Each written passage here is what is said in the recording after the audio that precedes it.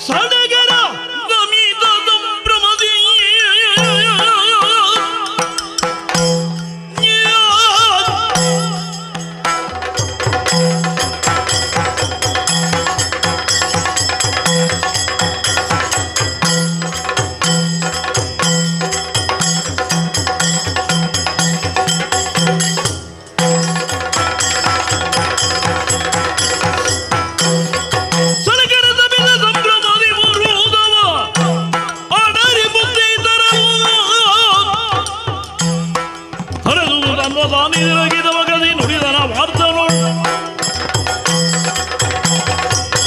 ಸಡಗರದ ಅಮಿತ ಸಂಭ್ರಮ. ಸಡಗರವೇ ಒಂದು ಸಂಭ್ರಮ, ಅದರಲ್ಲಿ ಅಮಿತ ಸಂಭ್ರಮ. ಅತೀವವಾದಂಥ ಉತ್ಸಾಹ ನನಗೆ ಯುದ್ಧದಲ್ಲಿ ಅಂತ ನಾನೇ ಹೇಳಿದ್ದುಂಟು. ಹುಲ್ಲುಗಾವಲನ್ನು ಕಂಡ ಹಸುಗಳಂತೆ, ತವರ ಮನೆಯ ಸುದ್ದಿ ಕೇಳಿದ ತಾಯಿಯಂತೆ ಯುದ್ಧದ ಸುದ್ದಿ, ಅತ್ಯುತ್ಸಾಹ ನನಗೆ, ನಾನೇ ಹೇಳಿದ್ದು. ಹಾಗಾದ ಕಾರಣ ಹೋದಲ್ಲಿ ಇದು ಉಂಟೆ. ಅರ್ಜುನ ಬಂದದ್ದು, ಅದಕ್ಕೆ ವಿಶೇಷವಾದಂತಹ ಮನ್ನಣೆ, ಮಾನ, ಸಮ್ಮಾನಗಳು.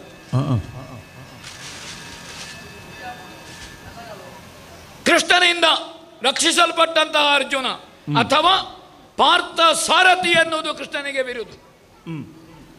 ಸೇತುವಿನಿಂದ ಹಿಮಾಲಯದೆಗೆ ಧರ್ಮ ಏನು ಹೇಳಬಲ್ಲ ಧರ್ಮನಾಯನ ತಮ್ಮ. ಇಂದ್ರಾನುಗ್ರಹ ಪ್ರತ್ಯೇಕವಾಗಿ ಹೊರಡುವುದು ಅರ್ಜುನ ಅಲ್ವೇ? ಐರಾವತ ಧರೆಗಿಳಿಸಿದಂಥ ಅರ್ಜುನ ಯುದ್ಧಕ್ಕೆ ಹೊರಡುವಾಗ ಸಡಗರ ಬೇಕು ಅಂತ ಕೇಳಿದರೆ ಬೇಕು, ಬೇಕು ಅಂತ ಕೇಳಿದರೆ ಬೇಡ, ಎರಡೂ ಹೌದದು. ಅಂತಃಪುರ ನಿವಾಸಿನಿಯರ ಆಂತರ್ಯದಲ್ಲಿ ಭಯದ ಬೀಜವನ್ನು ಬಿತ್ತವಲ್ಲಂತಹ ಅರ್ಜುನ. ಅದಕ್ಕೆ ಬಿರುದು ಬಾವಲಿಗಳು, ನಮ್ಮ ಸಾಧನೆಗಳು ದುರದಿ ದೃಪದನ ಕಟ್ಟಿ ತಂದವನ ತೋಟಿ ಗುರುದಕ್ಷಿಣೆಯಾಗಿ. ಪಂಚಾಲದಲ್ಲಿ ಮತ್ಸ್ಯಲಾಂಛವನನ್ನು ಭೇದಿಸಿ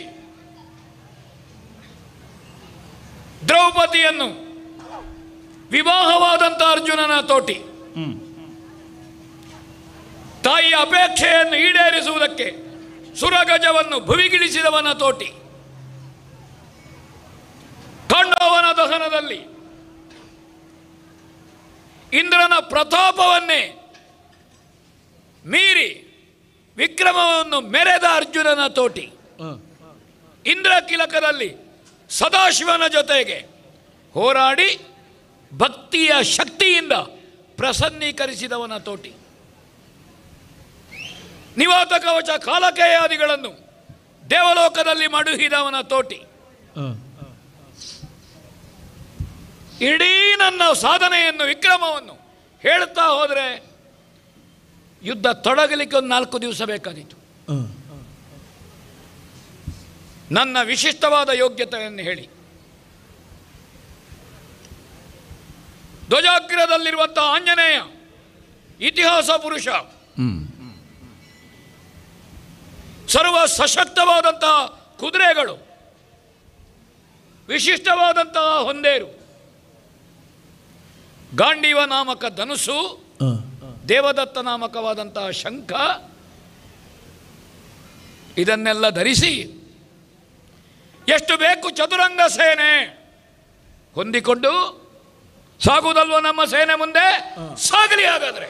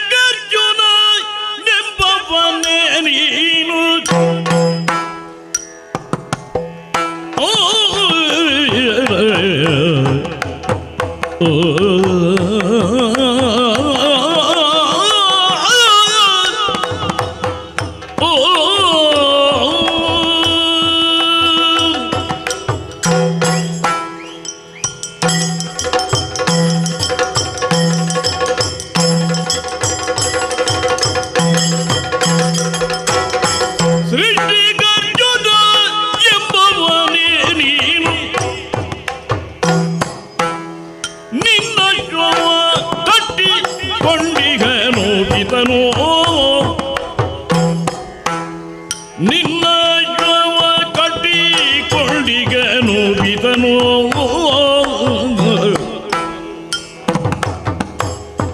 ಬಿಟ್ಟು ಕೋಪೆಯೋ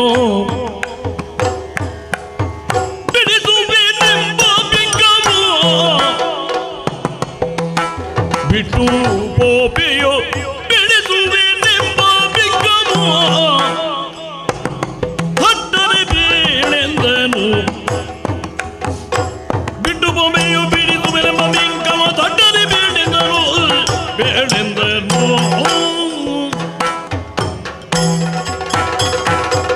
ಸೃಷ್ಟಿ ಅರ್ಜುನ ಎಂಬವನೇ ನೀನು ನಿನ್ನ ಶ್ರಮ ಕಟ್ಟಿಕೊಂಡಿದ್ದನು ಬಿದನು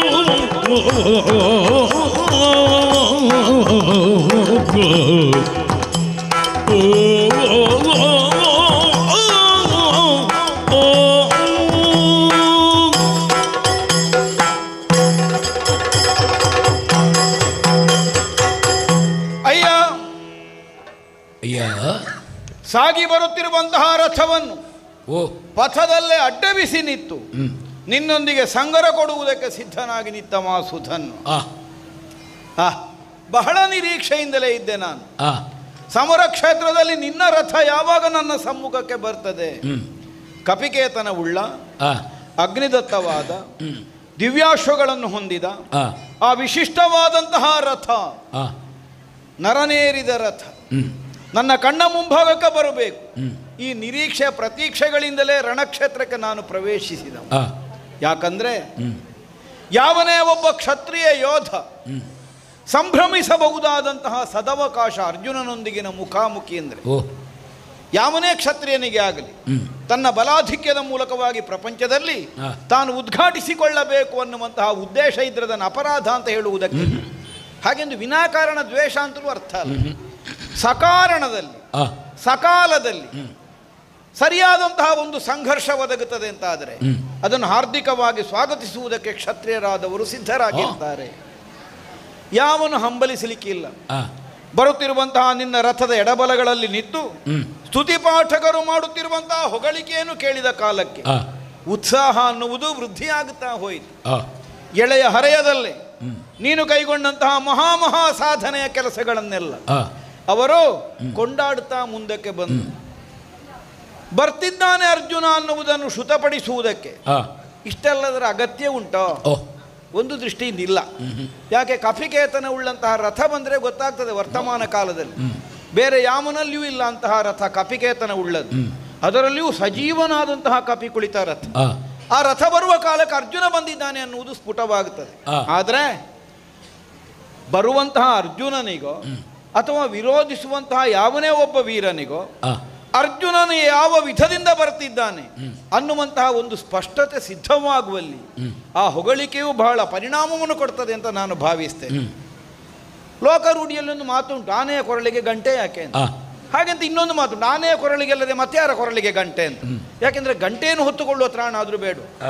ಆ ದೃಷ್ಟಿಯಿಂದ ದೇಹಾಕೃತಿಯಿಂದಲೇ ಬೃಹತ್ತಾಗಿ ಶರೀರವನ್ನು ಹೊಂದಿದ ಆನೆಯನ್ನು ಗುರುತಿಸುವುದಕ್ಕೆ ಪ್ರತ್ಯೇಕ ಗಂಟೆಯ ಅವಶ್ಯಕತೆ ಇಲ್ಲ. ಆದರೆ ಗಂಟೆ ಕಟ್ಟುವುದೇ ಆನೆಗೆ ಭೂಷಣವೂ ಹೌದು.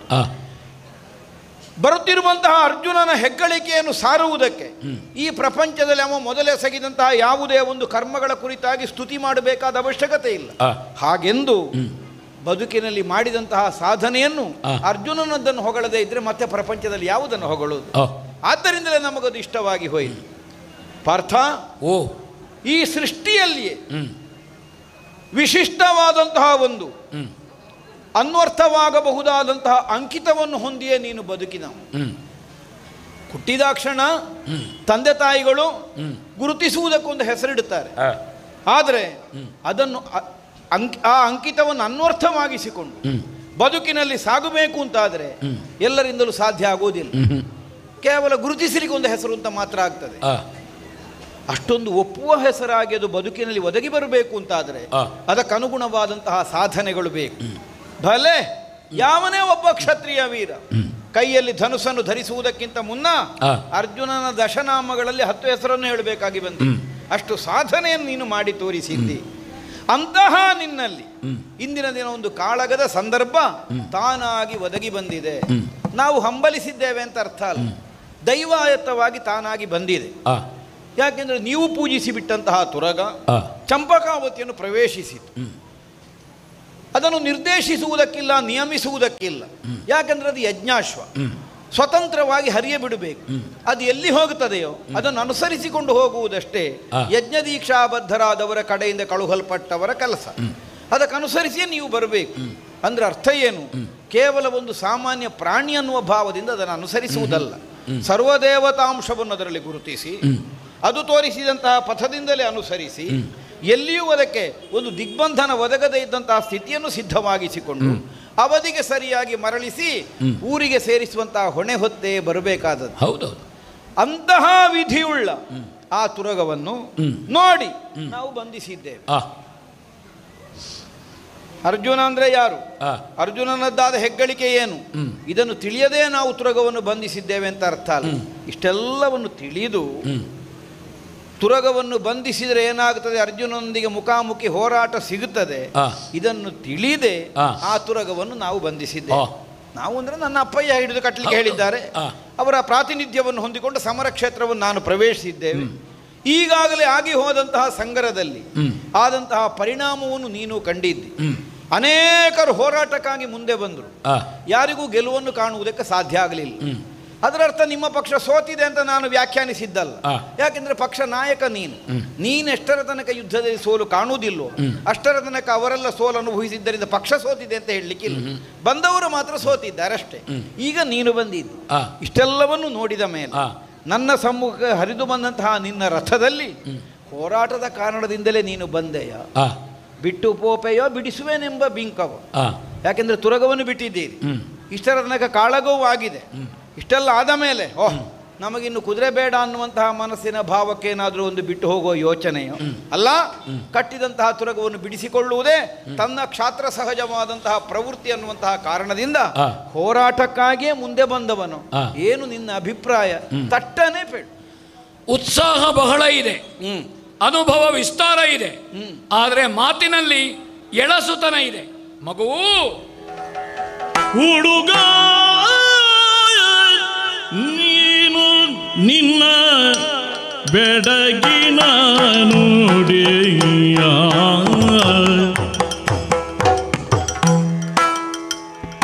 ಹುಡುಗ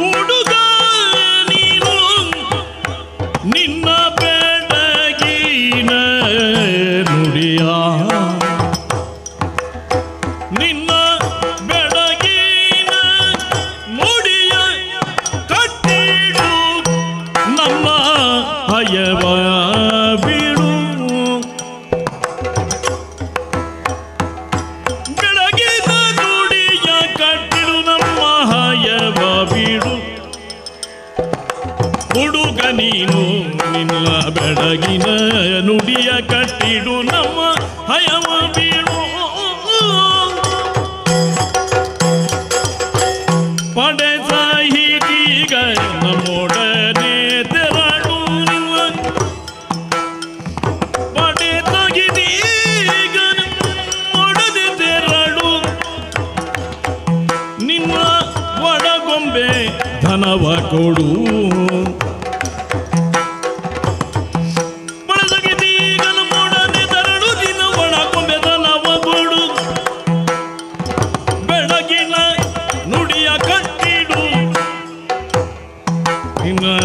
ಒಡಗೊಂಬೆ ಧನವ ಕೊಡು ಹುಡುಗ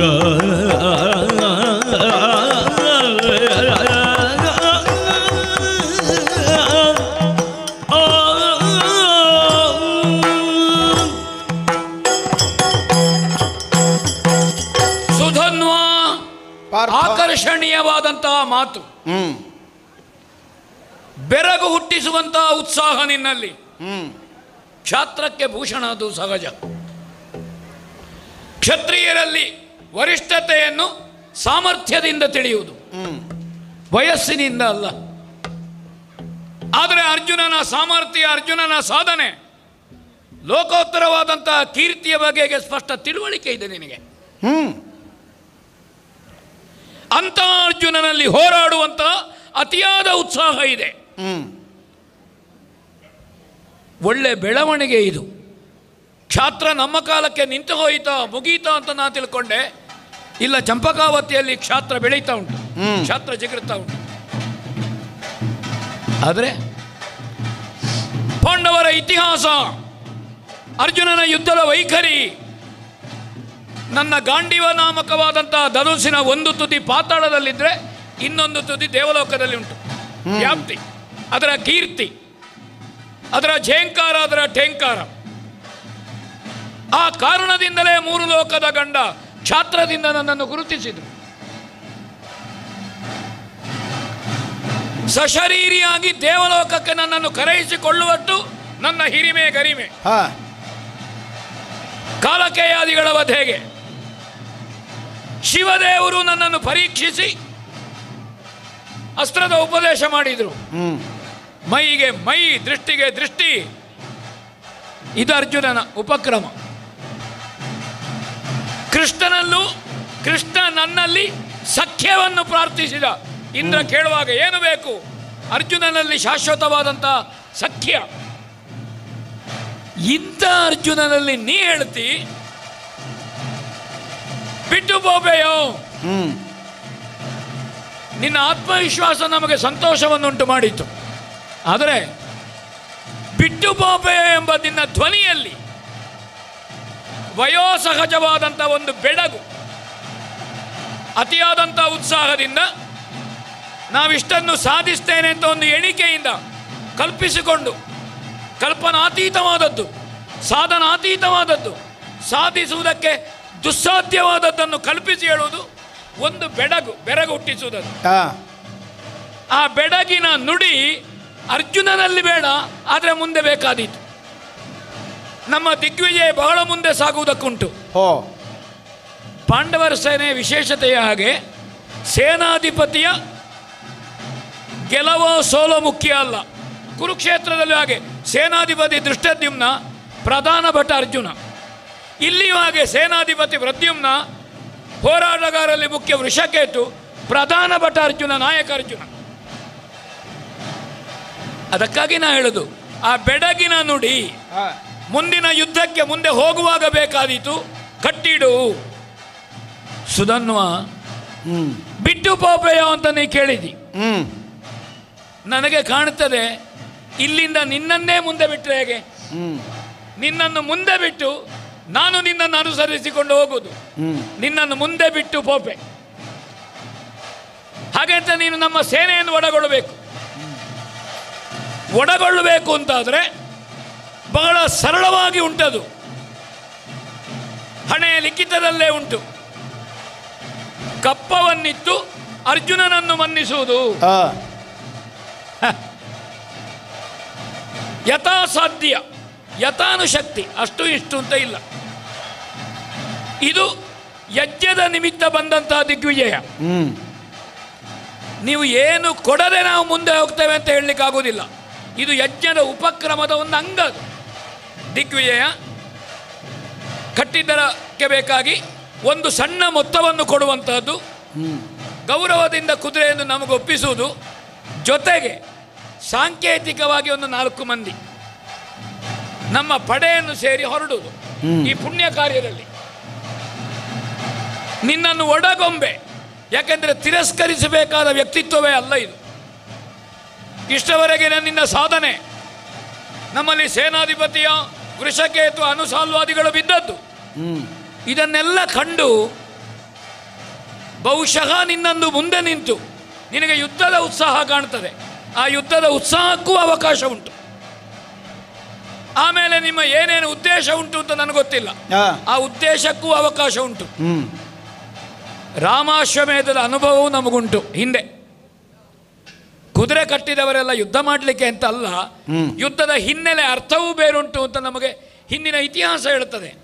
ಅದಕ್ಕೆ ಬೇಕಾಗಿ ಯಥಾಸಾಧ್ಯ ಕಪ್ಪವನ್ನು ಕೊಟ್ಟು ಮನ್ನಿಸು, ಅರ್ಜುನನನ್ನು ಮನ್ನಿಸು ಅಂದರೆ ಇಲ್ಲಿ ಒಂದು ವ್ಯಕ್ತಿಯಲ್ಲ, ನಮ್ಮ ಮಹಾನಾಯಕನಾದಂತಹ ಧರ್ಮರಾಯ ಮಾತ್ರ ಅಲ್ಲ. ಈ ಯಜ್ಞ ಕಾರ್ಯ ಒಂದು ಧಾರ್ಮಿಕ ಕೈಂಕರ್ಯ. ಇದು ಅರ್ಜುನನಿಗೆ ಕಪ್ಪ ಕೊಡುವ ಮೂಲಕವಾಗಿ ಅಶ್ವಮೇಧವೆಂಬ ಧಾರ್ಮಿಕ ಕೈಂಕರ್ಯವನ್ನು ಮನ್ನಿಸುವುದು. ಇಲ್ಲಿ ವ್ಯಕ್ತಿ ಮಾತ್ರ ಅರ್ಜುನ, ಆದರೆ ಅರ್ಜುನನೇ ಅಲ್ಲ, ಆ ವ್ಯಕ್ತಿತ್ವ, ಆ ಉದ್ದೇಶ, ಇದನ್ನೆಲ್ಲ ನಾವೇ ಬರೆದಿದ್ದೇವೆ. ಬಲುಹುಳ್ಳ ಭಟರು ಕಟ್ಟಿ ಕಾದುವುದು. ಹಾಗಾದ ಕಾರಣ ಅದು ಕಟ್ಟುವ ಬಲುಹೂ ಹೌದು, ಕಾದುವ ಬಲುಹೂ ಹೌದು. ಕಾದುವ ಬಲುಹು ಅಂದರೆ ಕಪ್ಪ ಕೊಟ್ಟ ಮೇಲೂ ಕಾದುವುದಕ್ಕೆ ಅವಕಾಶ ಉಂಟು ಅಂತ, ಅವಕಾಶ ಮತ್ತುಂಟು. ಕಪ್ಪ ಕೊಟ್ಟ ಮೇಲೆ ಕಾದುವುದಕ್ಕೆ ಅವಕಾಶ ಇಲ್ವ ಅಂತ ನೀನು ತಿಳ್ಕೊಳ್ಳೋದು ಬೇಡ. ಅರ್ಜುನನಲ್ಲಿ ಕಾದುವ ಅವಕಾಶ ಇಲ್ಲ, ನಿನಗೆ ಕಾದುವ ಅವಕಾಶ ಮುಂದೆ ಉಂಟು. ಈ ಅವಕಾಶವನ್ನು ನಾವು ಕೊಡ್ತೇವೆ. ಆವಾಗ ಇಲ್ಲಿ ಒಂದು ಯುದ್ಧ, ಒಂದು ಅಪಘಾತ ಇಲ್ಲಿಯೂ ತಪ್ಪುತ್ತದೆ. ಒಂದು ಈ ಧಾರ್ಮಿಕ ಪ್ರವಾಹದಲ್ಲಿ, ಈ ಸದುದ್ದೇಶದಲ್ಲಿ ನೀವು ಪ್ರಾಮಾಣಿಕವಾಗಿ ತೊಡಗಿಸಿಕೊಂಡ ಹಾಗೂ ಆಗ್ತದೆ. ಈ ಕೊಡುಗೆಯನ್ನು ನಿನ್ನ ಮುಂದಿಟ್ಟಿದ್ದೇನೆ. ಹೇಗೆ? ನಿನ್ನ ಈ ನುಡಿಗಳನ್ನು ಕೇಳಿ ಏನು ಪ್ರತಿಕ್ರಿಯಿಸಬೇಕು ಅಂತಲೇ ಒಂದು ಕ್ಷಣ ಯೋಚಿಸಬೇಕಾಗಿ ಬಂತು. ಯಾಕೆ? ಲೋಕಾನುಭವ ಇಲ್ಲದೇ ಇದ್ದವನೋ ಅಲ್ಲ, ಜೀವನಾನುಭವವನ್ನು ಹೊಂದಿದವ. ಲೋಕಾನುಭವನ ಇದ್ದವನ ಮಾತೋ ಇದು.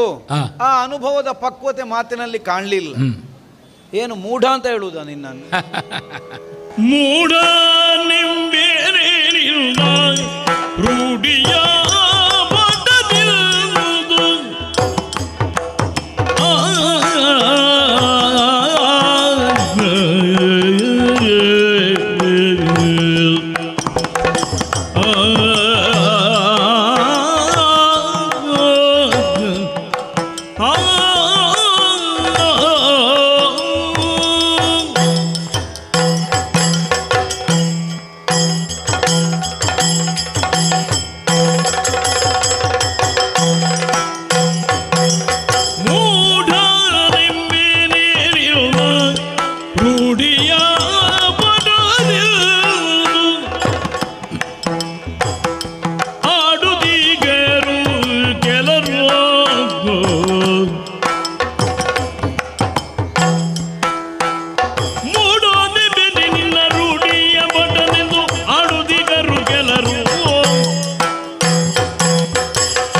ಮಾಡದೆ ಯುದ್ಧ ವಾಜಿದನಂಗನ,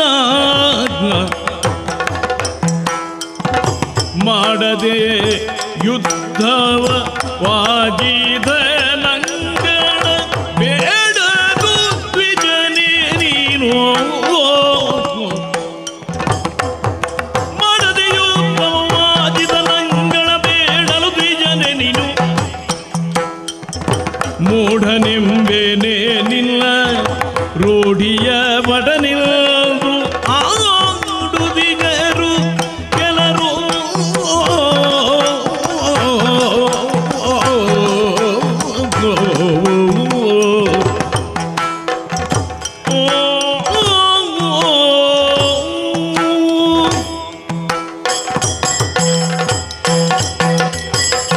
ಅರ್ಜುನ, ಸುಧನ್ವ, ತುರಗ ಬಂಧನದ ನಮ್ಮ ಪ್ರಕ್ರಿಯೆಯನ್ನು ನೀನು ಅರ್ಥವಿಸಿಕೊಂಡಂತಹ ವಿಧಾನ ಅಷ್ಟು ಸಮರ್ಪಕವಾಗಿಲ್ವೋ ಅಂತ ನನಗನ್ನಿಸಿ. ಹೇಗೆ? ಕೇವಲ ಕಾಳಗದ ಆಸಕ್ತಿಯಿಂದಲೇ ತುರಗ ಬಂಧನ, ಹೀಗೆ ನೀನು ಭಾವಿಸಿದಂತೆ ಇತ್ತು ನಿನ್ನ ಈಗಿನ ವಾಕ್ಯಗಳು. ಯಾಕೆಂದ್ರೆ ಹೋರಾಟಕ್ಕೆ ನಿಮಗೆ ಬೇರೆಯೂ ಕಡೆ ಅವಕಾಶ ಕೊಡುವ, ಕುದುರೆಯನ್ನು ಬಿಡಿ, ಕಪ್ಪ ಕೊಡಿ, ನನ್ನನ್ನು ಅನುಸರಿಸಿಕೊಂಡು ಬಂದರೆ ನಿಮ್ಮನ್ನು ಒಳಗೊಂಡು ಮುಂದಕ್ಕೆ ಅವಕಾಶವನ್ನು ಕಲ್ಪಿಸಲಾಗುತ್ತದೆ. ಹೋರಾಟದಲ್ಲಿ ಭಾಗವಹಿಸುವುದು ಒಂದೇ ನಮಗೆ ಉದ್ದೇಶ ಹೌದು ಅಂತಾದರೆ, ಇದಕ್ಕಿಂತ ಮೊದಲು ಬೇರೆಯೂ ಸಂದರ್ಭಗಳಿತ್ತಲ್ಲ. ಎಲ್ಲಿಯೋ ಹೋಗಿ ಯುದ್ಧದಲ್ಲಿ ಭಾಗಿಯಾಗಬಹುದಿತ್ತು, ಹೌದು. ಅಥವಾ ನಾವಾಗಿಯ ಪರದೇಶಗಳ ಮೇಲೆ ಆಕ್ರಮಣವನ್ನು ಮಾಡಬಹುದಿತ್ತು.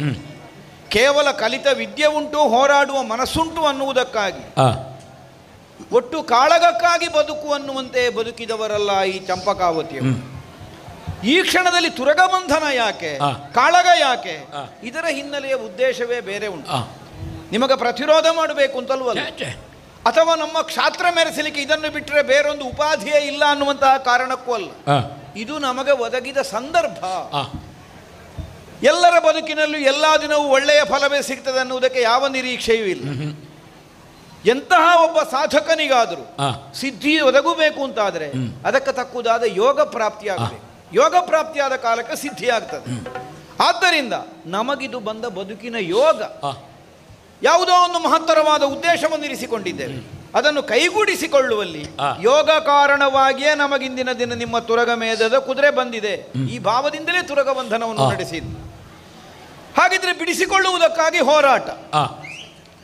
ಕೇವಲ ನಿನ್ನ ಪಾಳಯದಲ್ಲಿ ಬಂದಂತಹ ನಿನ್ನ ಸೈನಿಕರ ಮೇಲೆ ಹೋರಾಡುವ ಉದ್ದೇಶ ಅಲ್ಲ ಅಂತ ನಾನು ಮೊದಲೇ ಹೇಳಿದೆ. ಅವರೊಂದಿಗಿನ ಹೋರಾಟ ಎಲ್ಲಿವರೆಗೆ ಕೇಳಿದರೆ ನೀನು ರಥವನ್ನು ಮುಂದಕ್ಕೆ ಹರಿಸಿಕೊಂಡು ಬರುವಲ್ಲಿವರೆಗೆ ಮಾತ್ರ ಅವರ ಹತ್ರ ಕಾಳಗ. ಈವರೆಗಿನ ಹೋರಾಟ ಅರ್ಜುನ ಬರಬೇಕು ಎನ್ನುವುದಕ್ಕಾಗಿ. ಅರ್ಜುನ ಮೊದಲಿಗೆ ಬರ್ತಿದ್ರೆ ಇವರಲ್ಲಿ ಹೋರಾಟವೇ ಇರಲಿಲ್ಲ ಅಂತ ಅದರ ಅರ್ಥ. ಅವರನ್ನು ಹೊಡೆಯುವುದಲ್ಲ, ಅವರನ್ನು ಹೊಡೆದಲ್ಲಿಗೆ ನಮಗೆ ತೃಪ್ತಿಯೂ ಅಲ್ಲ, ಅರ್ಜುನನೊಂದಿಗೆ ಮುಖಾಮುಖಿ ಆಗಬೇಕು. ಈ ಭಾವದಿಂದ ತುರಗ ಬಂಧನವನ್ನು ನಡೆಸಿ ಇಷ್ಟರ ತನಕ ನಮ್ಮದ್ದಾದಂತಹ ಸಂಕಲ್ಪದಲ್ಲಿ ಒಂದು ಹಂತದ ಗೆಲುವನ್ನು ಕಾಣ್ತಾ ನಾನು ಇಲ್ಲಿ ತನಕ ಬಂದದ್ದು. ಈಗ ಅರ್ಜುನನ ರಥವೇ ನನ್ನ ಮುಂಭಾಗಕ್ಕೆ ಬರಬೇಕಾದಂತಹ ಒಂದು ಸನ್ನಿವೇಶ ಸೃಷ್ಟಿಯಾದದ್ದು ಸುಳ್ಳಲ್ವಲ್ಲ? ಸುಳ್ಳಲ್ವೇ ಅಲ್ಲ. ಆದ್ದರಿಂದಲೇ ಈ ತನಕದ ನಮ್ಮ ಸಂಕಲ್ಪ ಸಾಕಾರಗೊಳ್ಳುವ ಸಕಲ ಲಕ್ಷಣಗಳು ಕೈಗೂಡ್ತಾ ಬಂದಿದೆ. ಅಂತಹ ಸನ್ನಿವೇಶದಲ್ಲಿ ನೀನು ಬಂದ ಕಾಲಕ್ಕೆ ಉತ್ಸಾಹ ಸಹಜವಾಗಿ ಮಾತ್ರ ಕೇಳಿದ್ದಲ್ಲ, ತುರಗ ಬಂಧನದಲ್ಲಿರುವಂತಹ ನಮ್ಮ ನಿರೀಕ್ಷೆ ಸಹಜವಾಗಿ ಕೇಳಿದ್ದು. ಹೋರಾಟ ಮಾಡ್ತೀಯಾ, ಬಿಟ್ಟು ಹೋಗುತ್ತೀಯ? ನೀನು ದುರ್ಬಲನಿದ್ದಿ, ಹೋರಾಡುವಲ್ಲಿ ನಿನಗೆ ಸಾಮರ್ಥ್ಯ ಇಲ್ಲ ಅನ್ನುವಂತಹ ಒಂದು ಕಾರಣದಿಂದಲ್ಲ ಮಾತು ಬಂದದ್ದು. ಹೋರಾಡುವ ಸಾಮರ್ಥ್ಯ ನಿನ್ನಲ್ಲಿ ಗುರುತಿಸಿಯೇ, ಆದ್ರೆ ಹೋರಾಟ ಮಾಡಬೇಕಾದ ನಿರ್ಣಯ ನಿನ್ನದ್ದಲ್ವ, ಸಂಕಲ್ಪ ನಿನ್ನದ್ದು ಆಗಿದೆ ಅಂತ ನಿನ್ನ ಬದುಕಿನಲ್ಲಿ. ಯುದ್ಧ ನಡೀಬೇಕು ಅನ್ನುವಂತಹ ಸನ್ನಿವೇಶ ಒದಗಿದ ಕಾಲದಲ್ಲೇ ಯುದ್ಧವೇ ಬೇಡ ಅನ್ನುವಂತಹ ಭಾವ ಬಂದದ್ದು ನಿನ್ನ ಬದುಕಿನಲ್ಲಿ ಇಲ್ವೋ? ಕೈಯ ಆಯುಧ ಜಾರಿದೆ, ಹಣೆಯಲ್ಲಿ ಬೆವರು ಮೂಡಿದೆ, ಯುದ್ಧ ಬೇಡ ಅನ್ನುವಂತಹ ಮನಸ್ಥಿತಿ ಬಂದಿದೆ. ಅದಕ್ಕೆ ಕಾರಣ ಬೇರೆ ಇರಬಹುದು. ಅಂತೂ ರಣಕ್ಷೇತ್ರದ ಮಧ್ಯದಲ್ಲಿ ಯುದ್ಧವೇ ಬೇಡ ಅನ್ನುವಂತಹ ಮನಸ್ಥಿತಿ ನಿನ್ನಲ್ಲಿಯೂ ಬಂದದ್ದಿದೆ. ಮಾತ್ರ ಅಲ್ಲ, ತುರಗವನ್ನು ಬೆಂಬಲಿಸಿ ಬಂದಂತಹ ನೀನಾದರೂ ಯುದ್ಧಕ್ಕೆ ಬಂದಂತಹ ಕಾಲದಲ್ಲಿ ಇಲ್ಲಿಯ ಈಗ ಮಾಹಿಷ್ಮತಿಯಲ್ಲಿ ಅಗ್ನಿ ಬಂದಂತಹ ಕಾಲಕ್ಕೆ ಪ್ರಾರ್ಥನೆ ಮಾಡಿದೆಯಂತ. ಹೌದು ಅಲ್ಲೋ? ಹಾಗಿದ್ರೆ ಹೋರಾಡುವುದು ಅಂದ ಮಾತ್ರಕ್ಕೆ ಇದ್ರಿಗೆ ಬಂದವನಿಗೆಲ್ಲ ಹೊಡೆಯುವುದು ಅನ್ನುವ ಧೋರಣೆಯವ ನೀನೇನು ಅಲ್ಲ. ಎಲ್ಲಿ ಹೇಗೆ ಅನ್ನುವುದನ್ನು ವಿವೇಚಿಸಿ ವ್ಯವಹರಿಸುವನಾದ್ದರಿಂದ ನನ್ನಲ್ಲಿ ಪ್ರಶ್ನೆ ಹುಟ್ಟಿಕೊಂಡದ್ದು, ಈಗ ಹೋರಾಟ ಮಾಡ್ತಾನೆ ಇನ್ನು ಕಡೆಗೆ ಮಾಡುವುದಿಲ್ವಾ? ಮಾಡದಿದ್ರೆ ನಾವು ಇಷ್ಟೆಲ್ಲ ಮಾಡಿದ್ದು ನಿರರ್ಥಕ ಆಗ್ತದಲ್ಲ. ಈ ಭಾವದಿಂದ ಬಿಟ್ಟು ಪಾಪೆಯೇ ಬಿಡಿಸುವೇನೆ ಎಂಬ ಬಿಂಕವೋ ಇದನ್ನು ಪ್ರಶ್ನಿಸಿದೆ. ಆದ್ರೆ ನೀನು ಹೇಳ್ತಿ ಕಾಳಗ ಬೇಕು ಅಂತಾದ್ರೆ ಮತ್ತೆ ಅವಕಾಶ ಕೊಡ್ತೇನೆ ಮಗು, ಕುದುರೆಯನ್ನು ಕಪ್ಪವನ್ನು ಕೊಡು. ಅಯ್ಯ, ಏನು ಹೇಳ್ಬೇಕಿದಕ್ಕೆ? ತ್ರಿಲೋಕ ವಿಜಯಿ ಅನ್ನುವಂತಹ ನೆಗಳತೆಯನ್ನು ಹೊಂದಿದ ಪಾರ್ಥ ಏವ ಧನುರ್ಧರ ಅನ್ನುವ ಹಾಗೆ ಎಳವೆಯಿಂದಲೇ ಹೊಗಳಿಸಿಕೊಂಡಂತಹ ಪಾರ್ಥ, ಪಾತಾಳದ ಪಾತಳಿಯಿಂದ ಪ್ರಾರಂಭಿಸಿ ಸ್ವರ್ಗದ ಮೇಲ್ಮೆಯ ತನಕ ತನ್ನದ್ದಾದಂತಹ ಹೆಗ್ಗಳಿಕೆಯನ್ನು ಮೆರೆದ ಪಾರ್ಥ, ರಣೋತ್ಸಾಹದಿಂದ ಸದಾ ಕಾಲ ಪುಟಿದೇಳುವಂತಹ ಮನಸ್ಸನ್ನು ಹೊಂದಿದ ಪಾರ್ಥ ನಮ್ಮ ಸಮ್ಮುಖಕ್ಕೆ ಬರ್ತಾನೆ. ಕಾಳಗ ಆಗ್ತದೆ ಅಂತ ನಾನು ನಿರೀಕ್ಷೆಯಿಂದ ಇದ್ರೆ ಒಂದು ಬಾಣ ಬಿಡ್ಲಿಲ್ಲ, ನನ್ನ ಮೈಯಲ್ಲಿ ಒಂದು ಗಾಯ ಮಾಡಲಿಲ್ಲ, ಹೋರಾಟವೇ ಮಾಡಲಿಲ್ಲ, ಅರ್ಜುನತ್ವ ಏನು ಅನ್ನುವುದನ್ನು ಕಾಣಿಸಲಿಲ್ಲ. ಬದಲಾಗಿ ಹುಡುಗತನದ ಮಾತು ಬೇಡ, ಕಪ್ಪ ಕೊಡು. ಏನಯ್ಯ, ಬದಲಾಗಿ ಹೋಯಿತು ನಿನ್ನ ಬದುಕಿನ ಸ್ಥಿತಿಯೇ. ಆಗುತ್ತದಂತೆ ಜೀವನಾನುಭವ ಅನ್ನೋದು ವ್ಯಕ್ತಿಗೆ ಬಹಳ ದೊಡ್ಡದಲ್ವ. ಎಳೆ ಹರೆಯದಲ್ಲಿದ್ದ ಉತ್ಸಾಹ, ಹೋರಾಟದ ಕಿಚ್ಚು ಕಾವು, ಆಮೇಲೆ ಪ್ರಾಯಸಂದ ಮೇಲೆ ಇರಬೇಕು ಅನ್ನುವಂತಹ ನಿರ್ಣಯ ಏನೂ ಇಲ್ಲ. ಅಥವಾ ಬದುಕಿನಲ್ಲಿ ತನಗೊದಗಿದಂತಹ ಅನುಭವ ಕಾರಣದಿಂದ ಮೊದಲನ ಹೆಸರು ಹಾಳು ಮಾಡಿಕೊಳ್ಳುವುದು ಯಾಕೆ ಇನ್ನು ಆ ಭಾವವು ಬರ್ತದೆ. ಈಗ ಮೊದಲು ಹೊಂತಕಾರಿ ಇರುವಾಗ ಬಹಳ ಹೋರಾಟ ಮಾಡಿ ಬಹಳ ಹೆಸರೆಲ್ಲ ಪಡೆದಾಗಿದೆ. ಈಗಿನ ಹುಡುಗರ ಸಾಮರ್ಥ್ಯ ನೋಡುವಾಗ ಇನ್ನೆಲ್ಲಿ ಆದ್ರೂ ಹೋರಾಟ ಮಾಡಿದ್ರೆ ನಮ್ಮದು ಮೊದಲನದ್ದು ಹೆಸರು ಹೋದ್ರೆ ಈ ಆತಂಕ ಬಂತ ಎಲ್ಲಿ ಆದ್ರೂ. ಅಲ್ಲದೆ ಇದ್ರೆ ಏನ್ ಹೇಳ್ಬೇಕಯ್ಯ, ಕಪ್ಪ ಕೊಡು, ಕುದುರೆ ಬಿಡು, ಈ ಒಂದು ಹೇಳಿಕೆಯನ್ನು ಮುಂದಿರಿಸಬೇಕು ಅಂತಾದರೆ ಏನು ನೀವು ಬರೆದ ಲೇಖನವನ್ನು ವಾಚಿಸಿ ಅದನ್ನು ಅರ್ಥ ಮಾಡಿಕೊಳ್ಳುವುದಕ್ಕೆ ಸಾಮರ್ಥ್ಯ ಇಲ್ಲದೆ ಇದ್ದವರು ನಾವು ಅಂತ ಭಾವಿಸಿದೆಯಾ? ಒಂದು ವಿಧದ ಹೇಳಿಕೆಯಲ್ಲೇ ಇಲ್ವೋ? ಬಲಹುಳ್ಳವರು ಕಟ್ಟುವುದು, ಬಲಹೀನರಾದವರು ಕಪ್ಪವನ್ನು ಕೊಡುವುದು. ನಾವು ಕಟ್ಟಿದ್ದೇವೆ, ನಮ್ಮ ಬಲಹು ಏನು ಅನ್ನುವುದನ್ನು ಈ ತನಕ ಊರ್ಜಿತದಲ್ಲಿ ಉಳಿಸಿಕೊಂಡಿದ್ದೇವೆ. ಇಷ್ಟಾಗುವಾಗ ನೀನೇನಾಗಬೇಕಿತ್ತು? ಒಂದು ಸಿಟ್ಟು ಬರಬೇಕಿತ್ತು. ಎಲ್ಲ ಈ ಹುಡುಗ ಮೊನ್ನೆ ಹುಟ್ಟಿದವ, ನನ್ನೊಟ್ಟಿಗೆ ಬಂದವರನ್ನೆಲ್ಲ ಹೊಡೆದು ಹಾಕಿದ್ದಾನಲ್ಲ, ಹಾಗಿದ್ರೆ ಇವನನ್ನು ಬಿಡಬಹುದು?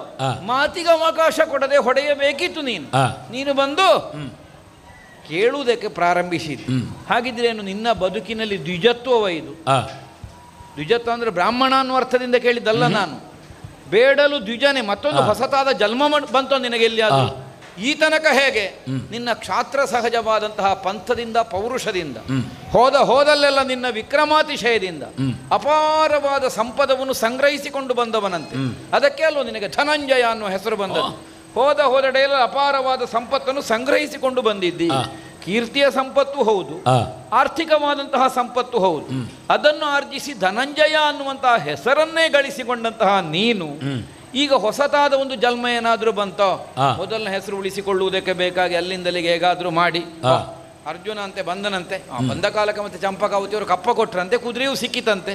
ಹಾಗಿದ್ರೆ ನಿನ್ನ ವಿಕ್ರಮ ಏನು ಅನ್ನುವುದರ ವಿನಿಯೋಗವೇ ಆಗಬೇಕಾದ ಅವಶ್ಯಕತೆ ಬರುವುದಿಲ್ವಲ್ಲ. ಹಾಗೇನಾದ್ರೂ ಭಾವಿಸಿ ಬೇಡಿ ಪಡ್ಕೊಳ್ಬಹುದು ಅಂತ ಯೋಚನೆ ಮಾಡಿದೆಯೋ? ಹಾಗೆ ನೀನು ಕೇಳಿದಲ್ಲಿಗೆ ಕೊಡುವುದಕ್ಕೆ ಏನು ನಾವು ಮೂಢರ? ನಿನ್ನದ್ದಾದ ವಿಕ್ರಮಾತಿಶಯಕ್ಕೆ ಒಂದು ಸಂಘರ್ಷವನ್ನು ಸ್ಪರ್ಧೆಯನ್ನು ಕೊಡುವುದಕ್ಕೆ ಸಿದ್ಧರಾಗಿ ಕುದುರೆ ಕಟ್ಟಿದ ನಾವು ಅದಲ್ಲದೆ ಕಪ್ಪವನ್ನು ಕೊಡುವುದಕ್ಕೆ ನಮಗೇನು ಮೌಢ್ಯವೋ? ಅಲ್ಲ. ಚಂಪಕಾವತಿಯವರಲ್ಲಿ ಹೇಗಾದ್ರು ಸೊಗಸಾದ ಸಿಹಿಯ 4 ಮಾತುಗಳನ್ನಾಡಿ ಕುದುರೆ ಬಿಡಿಸಿಕೊಂಡು ಹೋಗ್ತೇನೆ ಅನ್ನೋ ಹಾಗೆ ಭಾವಿಸಲಿಕ್ಕೆ ನಿನಗೇನಾದ್ರೂ ಮೌಢ್ಯವೋ? ಇಲ್ಲದೆ ಹೋದರೆ ರೂಢಿಯ ಭಟನೆಂದು ಪ್ರಪಂಚದಲ್ಲಿ ನೀನೀ ತನಕ ಗಳಿಸಿಕೊಂಡ ಹೆಸರಿಗೆ ಅಪಚಾರವಾಗುವಂತಹ ಮಾತುಗಳನ್ನು ಆಡುವುದಕ್ಕೆ ಹೇಗಯ್ಯ ನಿನಗೆ ಮನಸ್ಸು ಬರ್ತದೆ? ನನ್ನ ಸೂಚನೆಯನ್ನು ಯಾಚನೆ ಅಂತ ತಿಳಿದು ನೀನು ಯಾವುದೇ ಮಾತಿಗೆ ವೈಖರಿಯಿಂದ ಶಬ್ದಾರ್ಥ ಒಂದಿರುತ್ತದೆ, ಭಾವಾರ್ಥ ಇರುತ್ತದೆ, ಅಂತರಾರ್ಥ ಬೇರೆ ಇರ್ತದೆ. ಅಂತರಾರ್ಥಕ್ಕೆ ಒಂದು ಗೊತ್ತಾಗಬೇಕಿದ್ರೆ ನಾವು ಆಳಕ್ಕಿಳಿಬೇಕು. ಭೂತಳದ ಆಳ ಗೊತ್ತುಂಟ, ವ್ಯಾಪ್ತಿ ಗೊತ್ತುಂಟ. ಭೂತಳದಲ್ಲಿ ದಾರಿ ಕುರುವದಿದುವೆ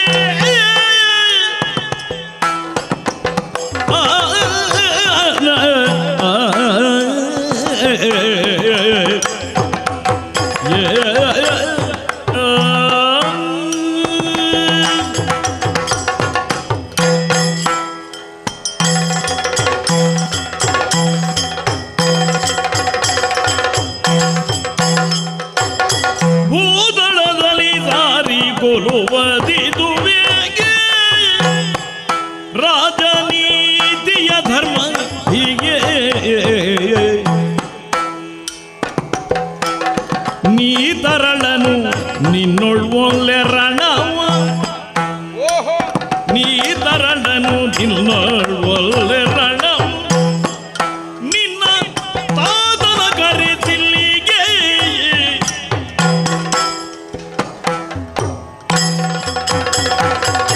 ಉದರದಲ್ಲಿ ದಾರಿ ಕೊಲುವುದಿದು ರಾಜನೀತಿಯ ಧರ್ಮ ಹೀಗೆ.